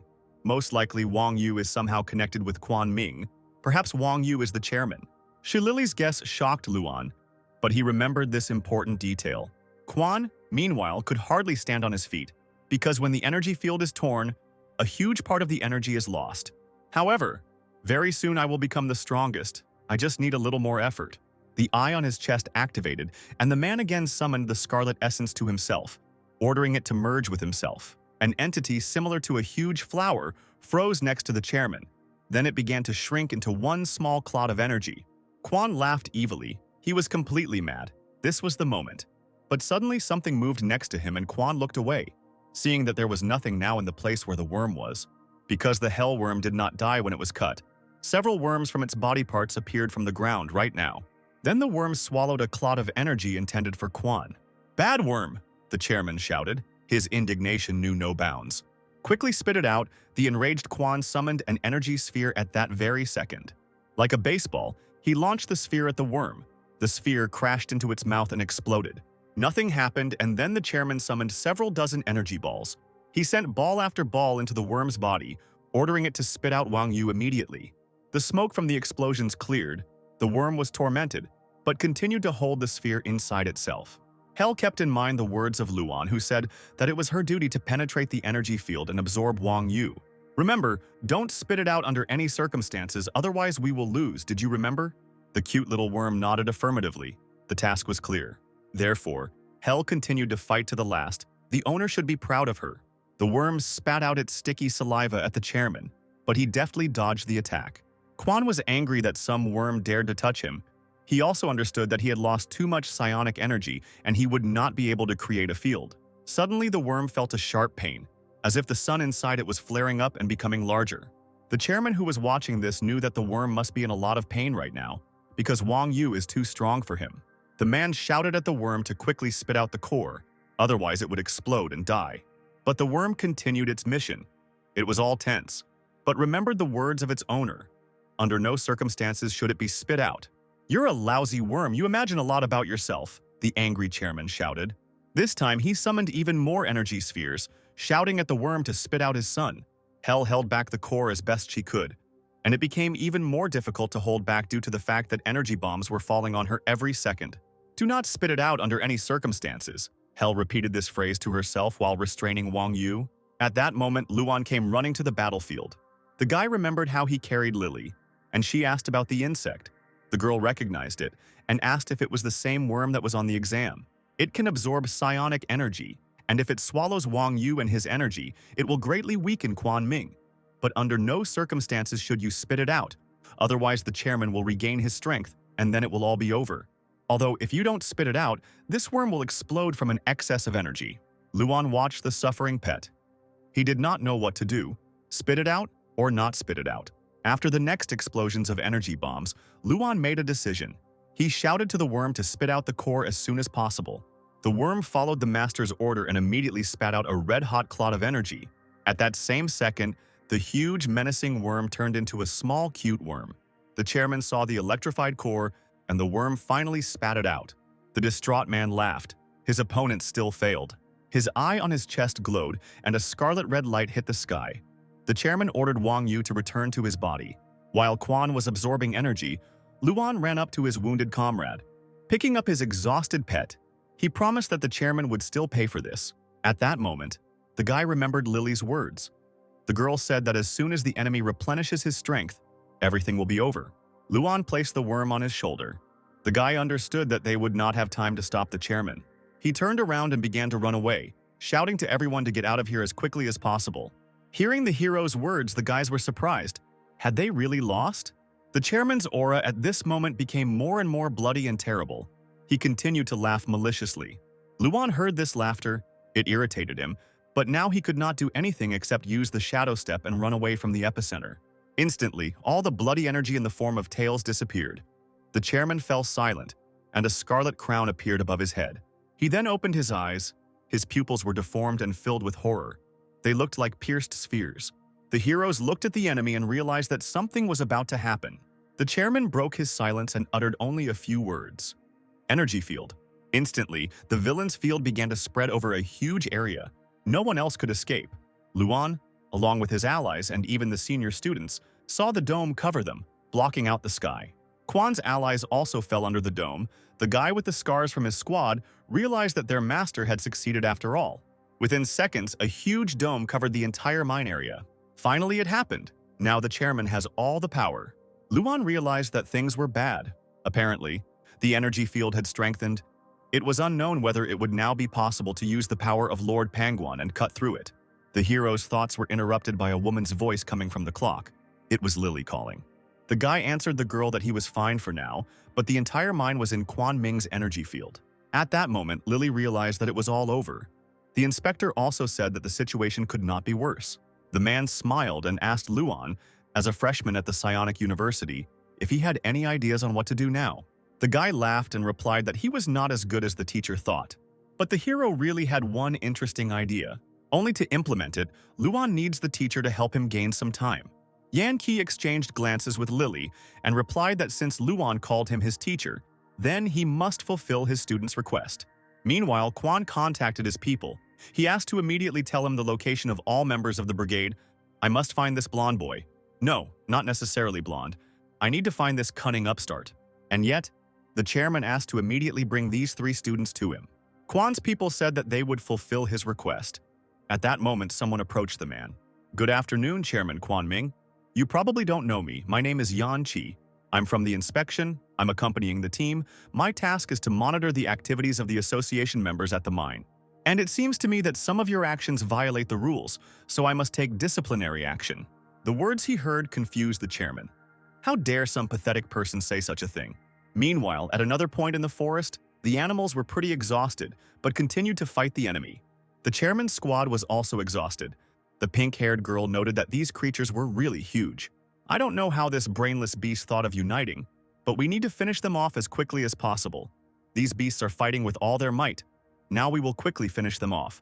The orangutan seemed to hear the words of the guy with the scars and fell to the ground, growling menacingly and preparing for battle. Suddenly, he was distracted by the owner who appeared behind him. Luan said that the time had come. Fighting chairman-level opponents is very difficult. Thank you. You will greatly weaken their strength. Only with your help can we win. Luan also added that now biting creatures has become much more profitable. Guys, you need to hold out a little longer. Lady Hell will soon help you replenish your strength. A squad of opponents watched the animals. The guy in the mask was wondering why these creatures listen to him and do not attack. The pink-haired girl thought this boy was familiar, and then she remembered that this was the same kid that the chairman was looking for. He galloped up and saved them the trouble. At this point, Luan finished his speech and ordered the creatures to disperse and attack the enemies one by one. The inspired animals understood the order and roared unanimously. To the surprise of the enemies, the ground shook, and it seemed as if something was moving in it. Suddenly, a huge scolopendra appeared from under the ground, which divided the enemy squad. What stupid tricks? You can't even hurt anyone. What a bore. Suddenly, vines flew towards the impudent fox and grabbed her from all sides. The orangutan held his prey tightly while the scolopendra distracted other enemies. The girl got angry and escaped from the trap, shouting to the animals that their attacks were just a kindergarten. At the same moment, another animal, a vulture, appeared above her head. The creature flapped its wings and a powerful stream of air fell on the enemy. She raised her hands to protect herself from the blows of the wind, and dust rose around her, obscuring her view.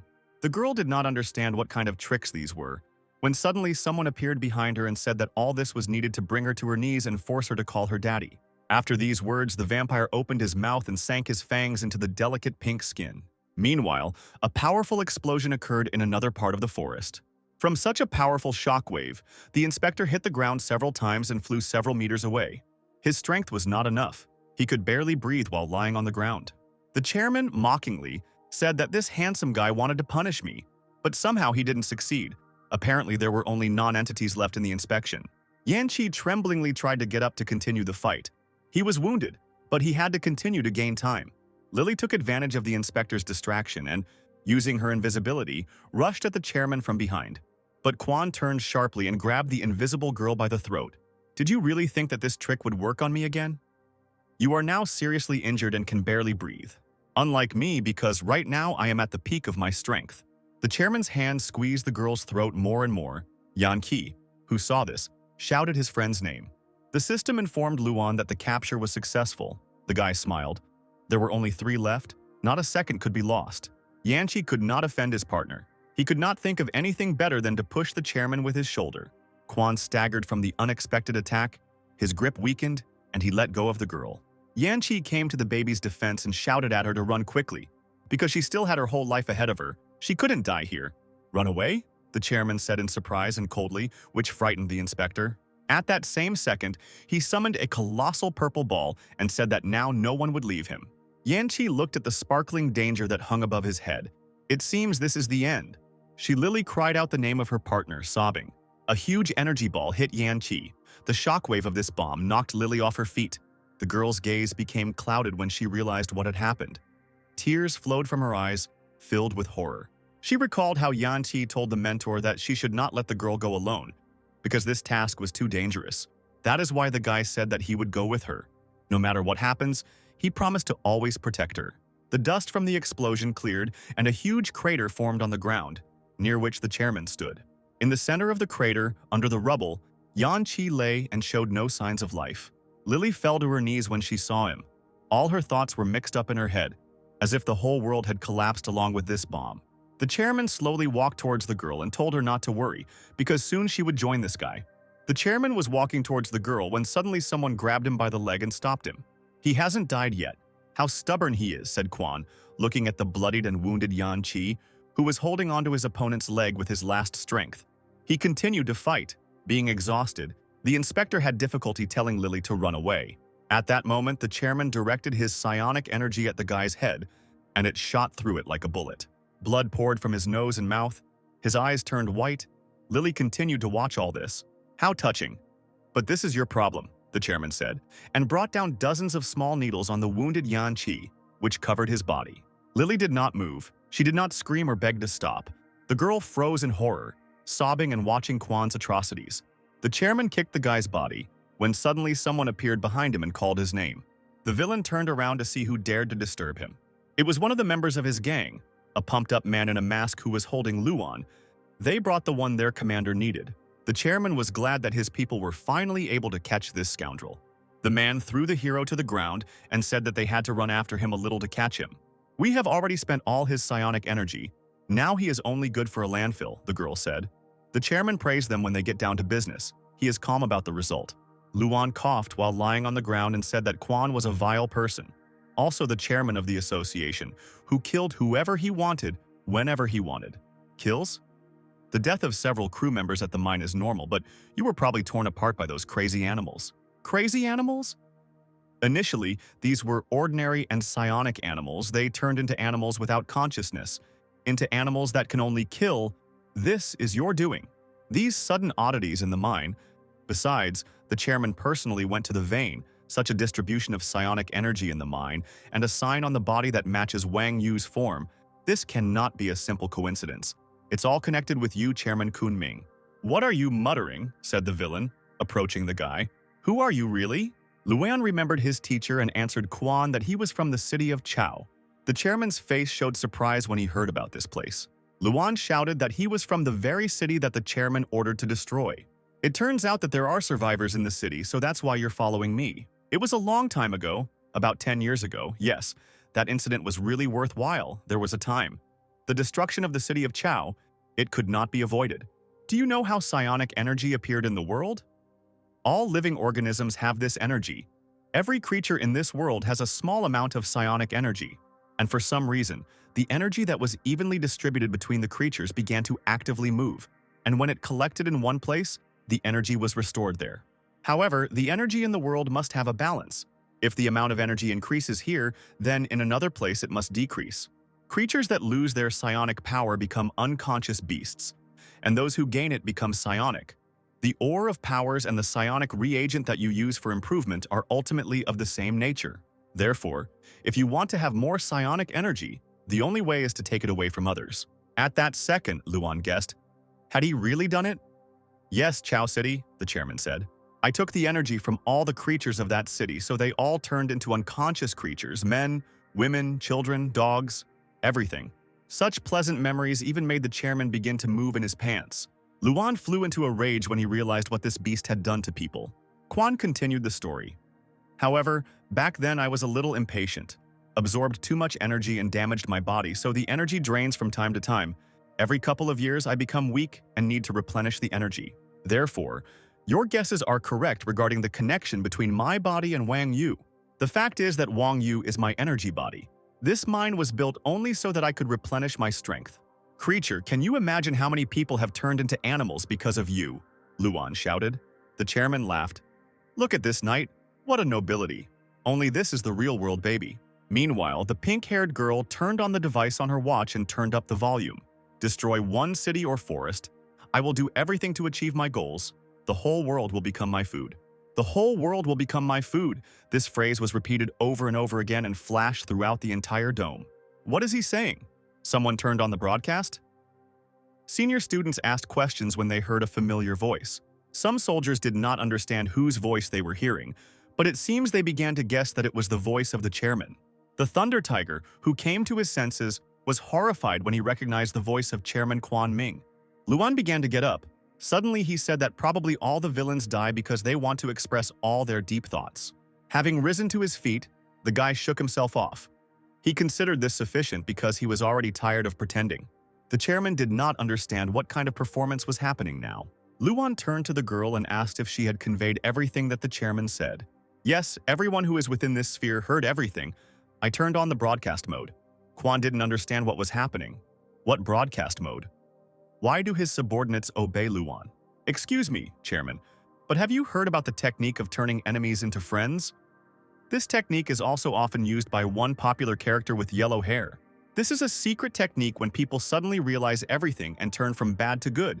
So now your fighters are my people. How can this be? The chairman shouted. He did not understand what was happening. At that moment, his chest was pierced by a huge sword of a guy with scars. The guy said that the chairman's weakness is that his body belongs to Wang Yu. Any harm done to him will accelerate the leakage of psionic energy. What kind of joke is this? The chairman shouted and used his powerful energy, which drove his new enemy away. The guy flew several meters away and was stopped by a man in a mask. The scientist ordered to take positions, and the detachment that was once with the chairman attacked its commander. Luan, meanwhile, took advantage of the distraction and ran to his friends, calling the worm with him. Running up to the inspector, the guy saw his deep wounds. He asked Lady Hell if she could share her psionic energy with the man. The cute worm purred and nodded affirmatively. Then the hero ordered her to quickly cure her friend. Hell instantly increased in size and took the inspector in her mouth. Then the pet absorbed the man's body. Luan asked her to try her best. The hero turned around and saw Lily and ran towards her. In front of him sat a tear-stained girl who seemed to have gone crazy. She did not move, but simply froze, having seen all the horror with her own eyes. Luan asked the girl if she was okay, but Lily did not react to his words. Then he put his hand on her head and said that everything will be fine. Don't worry. He stroked her silky hair and removed his hand, promising that he would solve everything, and for now let the girl stay here. Suddenly, the lifeless eyes filled with horror gradually returned to their normal appearance, as if Luan's voice had brought her back from that terrible world. In front of her stood a real hero, with ashen hair and a scarlet aura, who promised that he would make Quan Ming answer for his actions. Meanwhile, the squad continued to fight the crazed psychopath. The masked man grabbed Quan and immobilized him. Then came the attack of the scientist, who released his strong ropes. They tied Quan from all sides, preventing him from moving. The hold was completed, and the masked fighter retreated. The pink-haired girl summoned ice flames and shot them at the chairman.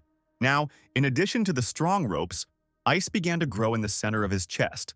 And the last final character in the combination was a scarred guy who had already prepared his huge sword. At great speed, he plunged his weapon into the chest of his former owner. Perrin took out his sword and blood flowed like a fountain from the chairman's body. The guy smiled. It seemed to him that they had succeeded and that they had weakened their enemy. There was a huge hole in Quan's chest. He was not surprised that the psionicist he trained knew his vulnerabilities that were tearing his spiritual body apart. But they seem to have forgotten that the energy sphere is already closed. Energy circulates within its boundaries, and therefore Quan spends almost no energy. That is why the chairman is not afraid of any attacks. You cannot kill me. The madman began to laugh feverishly. Scarlet energy entered his body, which came to him from the sphere. He then transformed into his purple cosmic form. Within the sphere, he is invincible. The chairman clenched his fists, and at that moment a bright flash illuminated the clearing, striking a detachment of fighters. The explosive force from the chairman's energy scattered the fighters in different directions. He shouted that they would all die at his hands while continuing to laugh feverishly. At that moment, Luan appeared in front of him and summoned the projection of the Great Lord. With his huge sword, Pangguan cut the chairman's body in half. But he was immortal, so the halves quickly grew together. Quan got angry when he saw the annoying boy. Luan shouted to the animals that this psycho took away their psionic energy and turned them into unconscious creatures. It was time to take revenge on him. The chairman turned around. He was surprised that the guy was talking to animals. At that moment, he realized that he was surrounded by unconscious beasts. They all wanted revenge. Each of them remembered what the chairman had taken from them. Some remembered a carefree life, and some remembered their offspring. Quan screamed furiously. So much snot flew out of his nose, he did not understand what was happening here. The orangutan was the first to rush into the attack, swinging his huge fist and growling menacingly. The chairman easily dodged, moving his head to the side, but just at that moment a leg from the other side of the muscular guy flew into his head. Everyone rushed to the attack. Everyone beat the chairman. He did not have time to dodge all the attacks of the attackers. The animals cut his body with sharp fangs and claws. The fighters used their abilities and their strength. Ultimately, the chairman's body rushed into the ground at great speed. Not a single person could withstand such an amount of damage. Animals and fighters had been inflicting damage on him for too long. Everyone was pretty exhausted. The animals, the fighters, and Luan could hardly stand on their feet. The guy understood that they were running out of strength to fight, but maybe in this attack they managed to kill him? But then he saw red energy. The barrier of the sphere was not destroyed and the psionic energy was not dissipated. Laughter was heard from the crater. I said that within the energy sphere I cannot be defeated, no matter how many of you are and how hard you hit. Within the sphere, these are just pitiful attempts. As long as the energy reaches me, I am invulnerable. You will all die. It's impossible to kill. What is he anyway? He has accumulated so much strength that the whole brigade cannot defeat him. At this moment, scarlet sparkling circles began to appear under the dome of the sphere, which seemed to be about to explode. The mad chairman shouted that these spheres are called limitless explosion. Luan realized what was about to happen and ordered all his subordinates to quickly run away and hide in cover. Each sphere began to explode, the blast wave throwing the fighters and animals in different directions. The guy turned around and saw one of these spheres flying at him. At that moment, he saw Shillelagh, who jumped towards the guy. The girl knocked him down and thereby saved him. The sphere landed a couple of meters from the guys. A colossal explosion covered the area. It seemed that there was no escape from these explosions. The girl lay on the guy and held back the heat of the explosions while protecting Luan, who was shouting her name. Tears appeared in his eyes. The guy realized that if nothing was changed now, Lily would die. He brought up his watch and shouted, "We must destroy the barrier together. This is the only way we can escape. Quan Ming has gone crazy. Let's destroy the barrier." The soldiers didn't understand who was talking to them. What did he mean? Gone crazy? This guy says we have to fight the chairman. Luan saw Lily's face, who barely smiled. She was exhausted and injured, but still continued to protect him. Seeing the girl's suffering, Luan burst into tears and shouted at the top of his lungs, "Please save us! Save Lily!" At that second, a clap of thunder was heard, and powerful lightning struck the impenetrable dome. "Why are you frozen?" the man shouted to the surprised soldiers. "I'm a thunder tiger. I'm not going to die here because of a psychopath," the man said, and gathered energy into his hand for the next attack. The commander's words inspired the fighters, and they opened fire on the barrier with machine guns. Under the barrage of attacks, the barrier began to crack, but every time cracks appeared, it was restored again. Then Wang Man used the lion's clap of thunder, and a powerful discharge of electricity punched a hole in the dome. The man ordered the soldiers not to stop. They needed to exhaust the chairman. A flurry of attacks hit the dome. The the ground trembling from the number of explosions. At this moment, Quan felt that his strength was beginning to fade away. Looking into the sky, he saw how his dome was beginning to crack, but he did not understand why this was happening. Quan Ming's explosions are not so powerful now. Those soldiers, they help us. We are saved by Lily. It's too early to rejoice. Quan Ming is quickly restoring the barrier of his sphere. We need to strengthen the attack. The exhausted girl looked into the guy's eyes and asked if he had enough strength for this. The hero looked at Lily, her tears dripping onto his cheeks. A sweet girl approached the hero and asked Luan to help her. The chairman's rage boiled over. He could not believe that some bunch of scum dared to attack him and start a rebellion. The mad chairman laughed and the dome closed again. The strength was not enough, when suddenly he saw a scarlet fire that lit up nearby. It was Lord Pangguan who was called by Luan to stop the chairman. The powerful warrior looked at the dome. It was time to deal with this villain. Luan promised the girl that he would help her. Pangguan tightly grabbed his sword. The hero shouted that he would definitely defeat this bastard. At that moment, the chairman realized that this attack would be fatal for him. But he did not have time to stop the ruler of the underworld, who jumped up and rushed towards his goal. A moment later, a strong, impenetrable dome pierced the sword, and all the energy from the sword rushed into this hole. The chairman felt intense pain, as if this sword had pierced not the dome, but his heart. The dome burst like glass, more and more energy leaving it. The chairman couldn't believe that he had been defeated by some brat. After a few seconds, his body began to dissolve until it completely disappeared. Lord Pangguan's projection disappeared and Luan fell to his knees. Finally, it all ended. How strong the chairman turned out to be, how difficult everything was.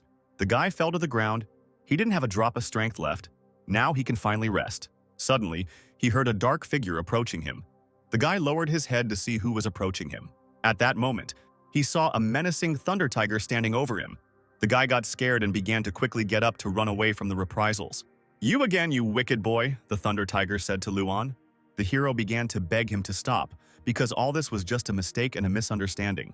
Behind the thunder tiger, senior students appeared, rushing to their friend's aid. They blocked Wang Man's path to the guy, saying that he did not dare raise his hand to the student. The thunder tiger looked menacing. His soldiers were already standing behind him. It seemed to him that these two were asking for trouble. Yang Gani replied that no matter what happened between you, he is a junior from our university and we will protect him. Thunder Tiger looked at Luan and said that he couldn't even get up in this state. Then he took out a psionic reagent and said that he would just give it to him so that he would get out of here as quickly as possible. The commander turned to his subordinates and gave the order to clear the bat area and provide assistance to all the wounded. One of the guys asked the commander what to do with these creatures and looked at the unconscious animals. "Tiger, Thunder Tiger, wait. They will not harm. They will behave well. I guarantee it was only Quan Ming who was dangerous. Do not attack them. I beg you." Wang Ming silently looked at the guy and then ordered his subordinate to form a team that would monitor the beasts. "But commander, all mutants must be destroyed. Your order does not comply with the rules." At that same second, the evil commander hit the guy on the head and said that his order was the rule. Then he gave his subordinate a kick in the ass and ordered him to carry out the order. Luan watched this performance and smiled. Yet the Thunder Tiger was a very powerful man. Finally, it was all over, and thank God it all ended well.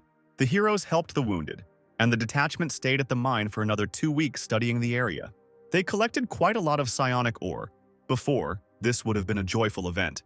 But knowing about the origin of the ore, it was no longer possible to rejoice. Meanwhile, in the city, people could not believe the news. They said that the chairman of the association, Quan Ming, had died in the mine. Zhao Chenglin was reporting to 3 unknown figures at this moment. She said that the information received was reliable. The mine was created for Quan Ming so that he could replenish his strength. The 3 figures were surprised by this news. They considered the chairman to be a real psycho. He created a special energy sphere with which he wanted to kill everyone. But they united and were able to destroy the sphere. According to news from the mine, the appearance of a red Buddha appeared on the battlefield. This appearance is very similar to the one seen during the state exam in the eastern region. It must be him. Most likely, Quan Ming was killed by Lord Pangguan, who was summoned by the rebel Xiao. As for the rest of the news, I will report it to the 3 chairmen as soon as I confirm its authenticity. Right now, the detachment is returning from the mine and soon we will find out about everything. In one of the trucks, a guy was happy that he would finally be able to have a normal conversation with a tiger. Luan kindly offered Wang Ming a glass of water, saying that it was thanks to him that he remained alive. "Don't try to become my friend," the Thunder Tiger answered. I never remain in debt. You saved me once, now we're even. Why didn't you leave me to die then? In fact, I have always had a good opinion of you, and it's all because of your stupid nephew, or rather I meant Tianhao. Because of him you were angry with me. You yourself must know what kind of person your nephew is, and you still wipe his ass. Obviously only because he is your relative, and not of your own free will. But you are devoted to your family, devoted to duty, and such a person cannot be bad. So I really like you, Thunder Tiger. Hearing such flattering words about himself, Wang Man was a little embarrassed. Then he told Luan to get out of here to the back of the van and look after the cargo there. This was not the answer the guy expected. The sad hero sat down at the end of the truck in the middle of the boxes. It was damp and lonely here. The soldier told the guy that the commander said that if even one piece was lost, then the hero would be in trouble. I don't understand what's in this tiger's soul. I'm actually not going to bite everyone. It infuriates me so much. The guy fell on the floor. He was very bored. And it was still a long way to go. It's a pity there is no one here with whom he could talk. Suddenly it dawned on him that he could just put his system in order. This time, he bit a lot of people. The vampire's system reported that on his list of captured beings there were 37 living beings and 12 beings had died. Opening the list of his creatures, he was amazed at how much there was there. In the end, the guy had 10,001 points left. The list was simply huge, a whole collection. At this rate, the hero will reach 8,000. But a large number of skills can play a cruel joke on him. During the battle, the hero may forget what abilities he has and which of them are more effective. Suddenly, he saw a system message that said that the owner's request had been recorded and the system suggested an improvement. Luan was incredibly happy that the system could be improved, and only 1,000 points were needed. He just had 1,001. Having selected the appropriate button on the display, the guy was engulfed in an enchanting blue aura, and the system improved. The power saturated him, and the guy's eyes became bright blue. The system congratulated the hero on his improvement. Now new functions were available to him. The first function was calling prisoners. Now Luan could call one subordinate to him once a day. The second function is the combination of skills. The owner of the system can restructure the skills. He can combine them and create completely new specialized skills. At the initial level, he can only set 2 types of combinations. The hero froze in surprise. Now he has become even stronger. Soon the convoy with our heroes arrived home. The students saw the cars approaching and ran to quickly meet our heroes. The students saw 2 seniors arrive at the university with Luan. The guys admired the fact that the students returned safe and sound and successfully explored the mine. Luan was a little embarrassed and said that he is not as tough as the guys think. Then he opened his eyes and saw that no one admired him. Everyone was surrounded by senior students. He tried to call his classmates by saying that he was also a survivor of the mine. The guys told him that he was shameless. He got into the mine by deception. Who knows what lengths he went to survive there. Everything was completely wrong. Wait, I'll tell you everything. Suddenly, the hero felt like someone was watching him, and at that second someone rushed at him. In the air above, the hero was the shadow of an unknown guy who raised his sword to attack the hero. Luan reacted in time and was able to escape the attack. However, not everything was so simple. He had an accomplice who came to his friend's aid. The unknown man was holding 2 pistols in his hands, and he immediately opened fire on the enemy. Luan tried to dodge, but the swordsman was already in front of his face, tightly gripping his sword. Then the guy decided to seriously engage in battle. He jumped sharply and grabbed the swordsman by the throat. Then he turned the guy so that the enemy's bullets hit him in the back. It was a human shield. However, these were not ordinary bullets. A current pierced the body of the guy Luan was holding. The charred attacker fell to the ground. The hero asked the guys who they were and why they attacked him. The masked guy who attacked raised his hands and said he was giving up. He lowered his mask and Luan was surprised to see his friend Hao. The hero asked why his friends attacked him. But then he suddenly remembered the second victim. Guangkun lay and sobbed on the ground. He did not understand why he always gets into trouble the most. Hao said that while Luan stayed at the mine for half a month, they devoted this time to training, worked out every free minute, and they also chose the directions in which they want to develop. Kun chose a sword, and Hao a psionic weapon. Luan said that the guys are much stronger than before. He didn't even recognize them. Hao replied that they are still far behind Luan. A trip to the mine makes the student stronger. The hero said that at the mine he met a couple of specialists. They know the same techniques as his friends. Maybe they can teach them. If it turns out, it will be a good opportunity to become stronger.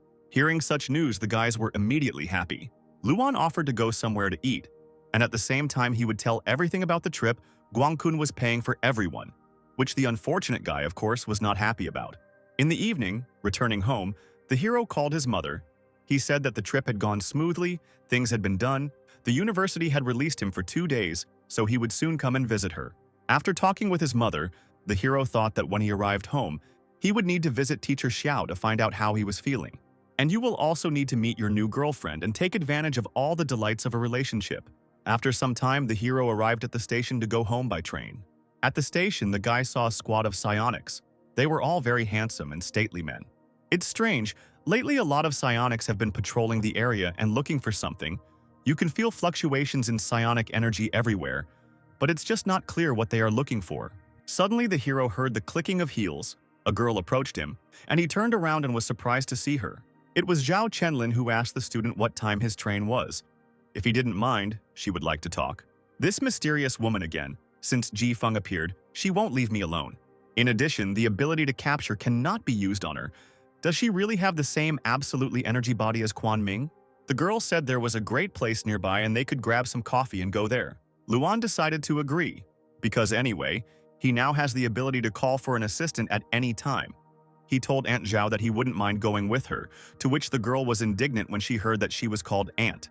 It was night outside and the aromatic coffee exuded a pleasant smell. They sat on a hill from which the lights of the night city and the beautiful sky horizon were visible.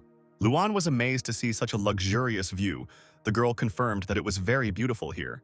The hero began to drink his coffee, saying that this place reminds him of his home. It's very nice here. Suddenly, Zhao said that apparently it was he who killed Chairman Quan Ming. Hearing these words, Luan was shocked and spat out his coffee. What are you saying?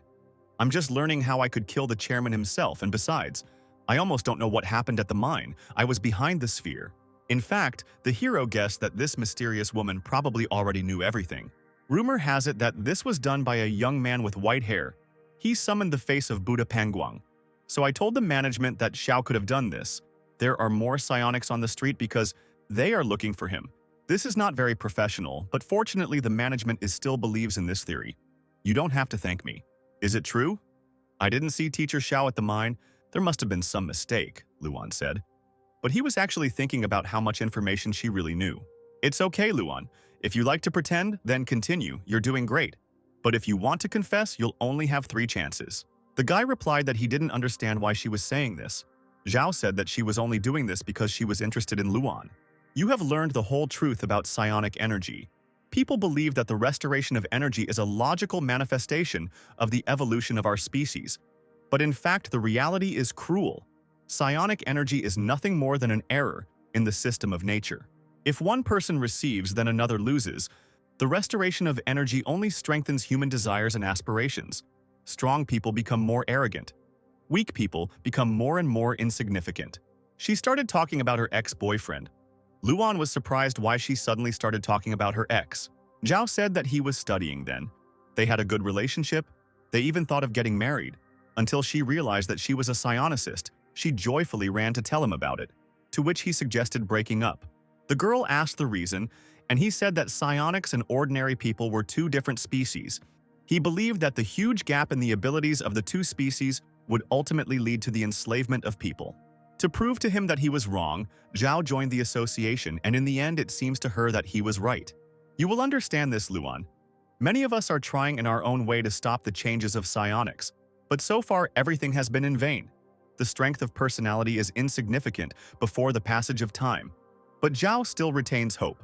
If the restoration of energy is a mistake in the system of nature, then I believe that there will definitely be a force that can correct it. What do you think about this, Luan? The girl asked him. The guy fell silent, then replied that he thought Zhao was right about something. They finished their coffee and, lost in their thoughts, the guy returned to the platform. He stood silently on the platform and remembered Zhao's last words about the power that would definitely be able to correct this mistake in the system of nature. Maybe she thinks that I am this power. To tell the truth, I have thought about it a lot too. Why did this strange vampire system appear and why did it decide to choose me? The vampire system is different from the system for improving psionic power. Is it really created to resist psionics? Psionic energy is a mistake. Psionics belong to a different species. Ordinary people will become slaves. The lights of the houses that I see now will eventually go out. Cities will turn into ruins. The tragedy of Chao City will repeat itself.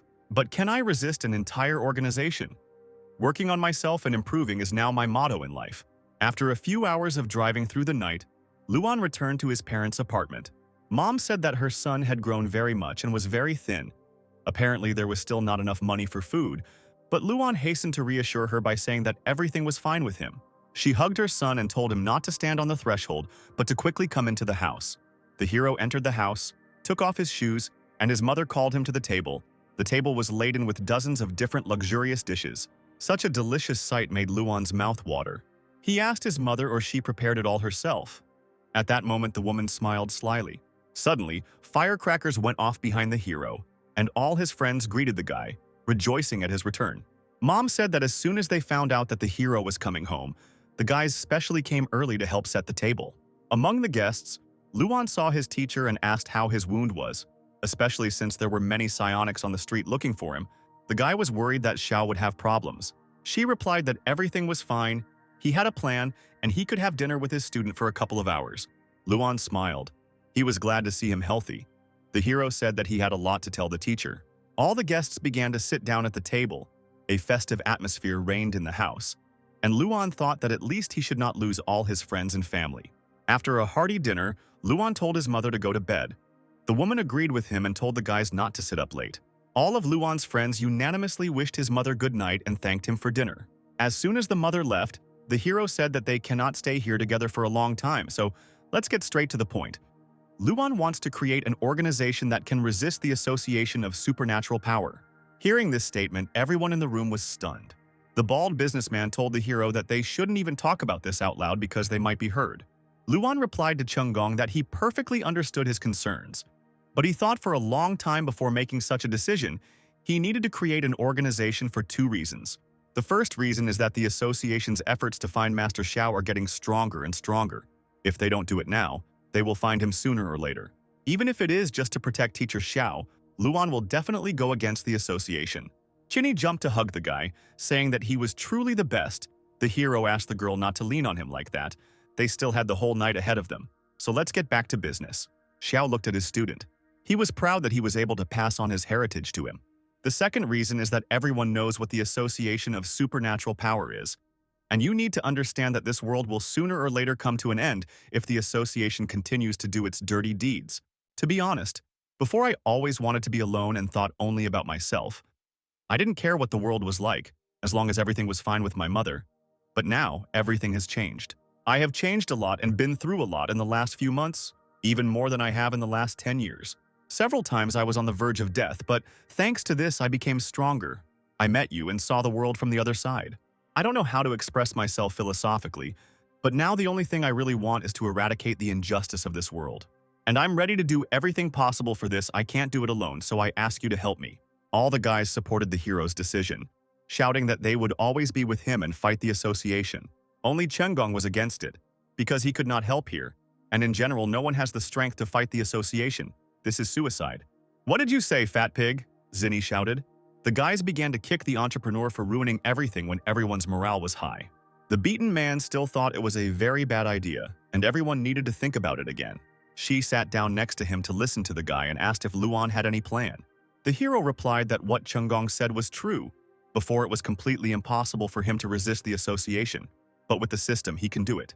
Master, could you tell me in general terms about those psionics who do not work for the association? There are quite a few such psionicists. They do not want to compromise with the association, and they are usually called killers. At the moment, I have no idea how many of these exist, but they usually gather in different criminal organizations, and their abilities are usually much weaker than those of the members of the association. Teacher Xiao, is there anyone among them who is as good in battle as you? There are probably some, but probably they are sadly few, because the resources of killers are very limited, and it is much more difficult for them to improve. This is the answer that Luan expected. He nodded his head and said that he had decided everything. The first thing we need to resist association is people.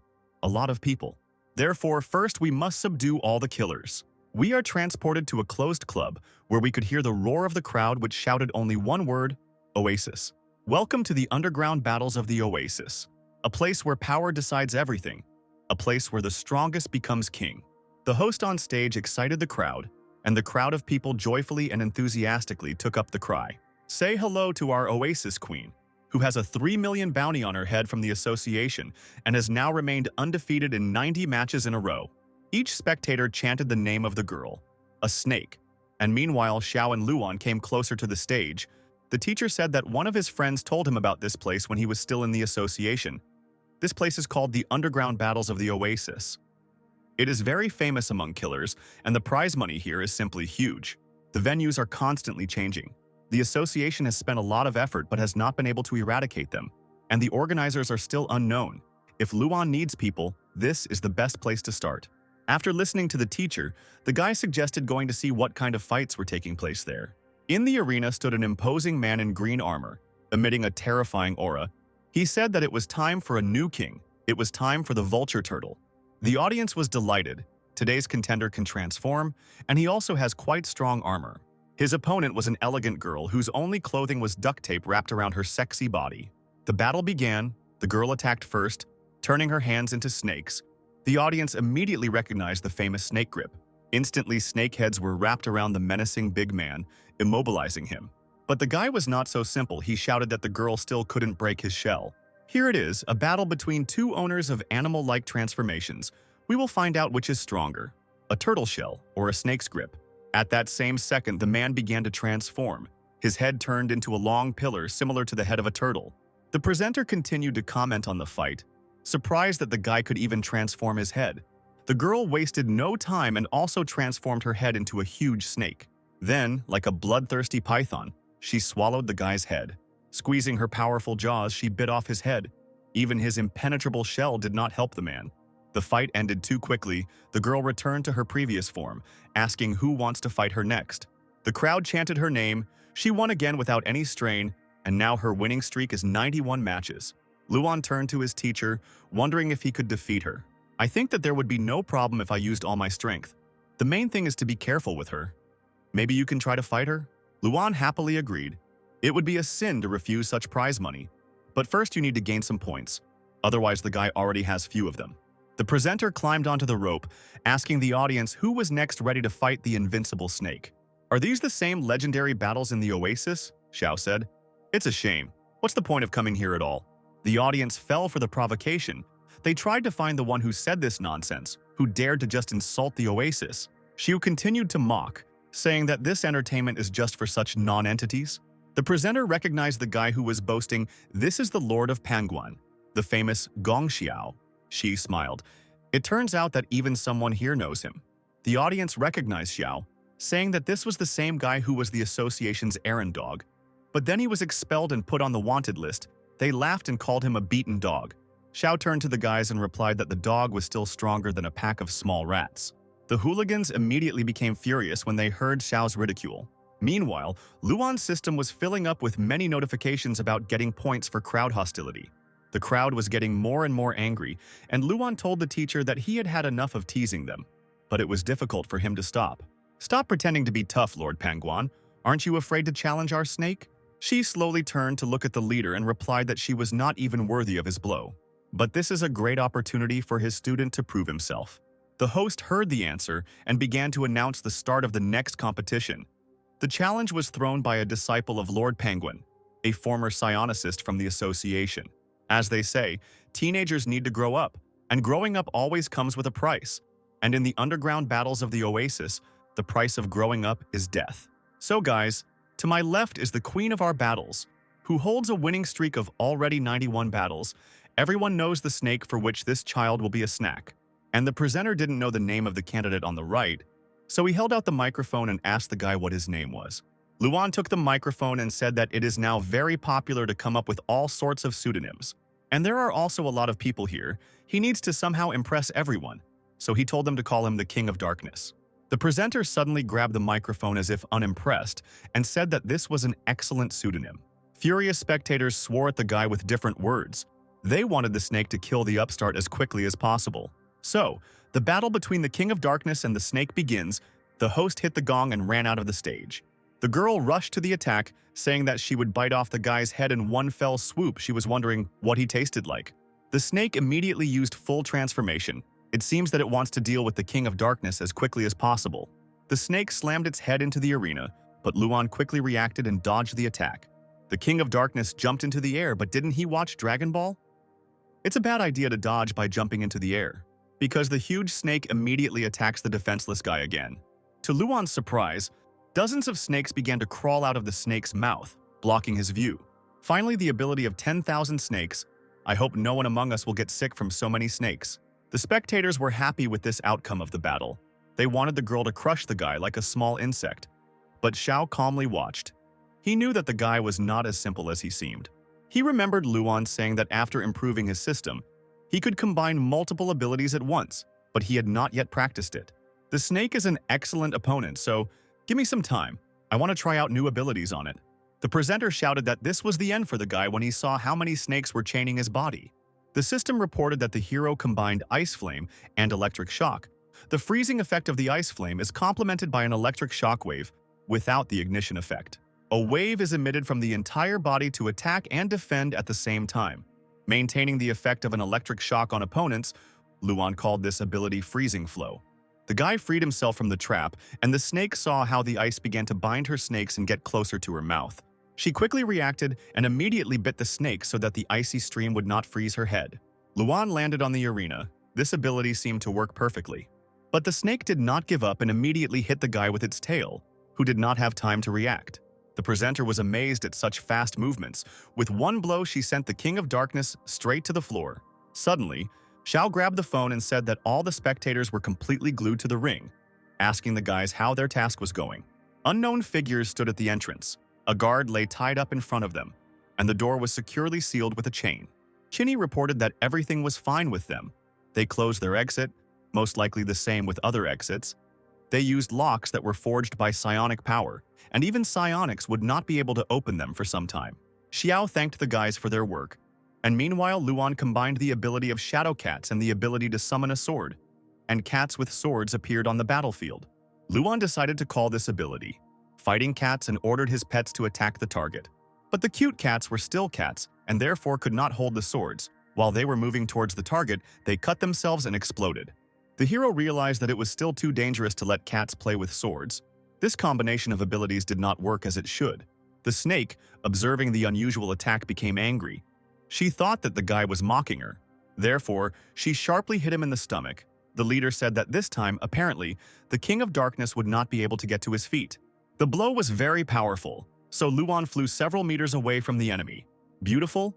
Although the King of Darkness tried to evade, in front of the snake all his movements are simply insignificant, and the outcome was already known to everyone in advance. Start counting. Luan felt a pain in his chest. The guy realized that if he continued to fool around like this, he might die.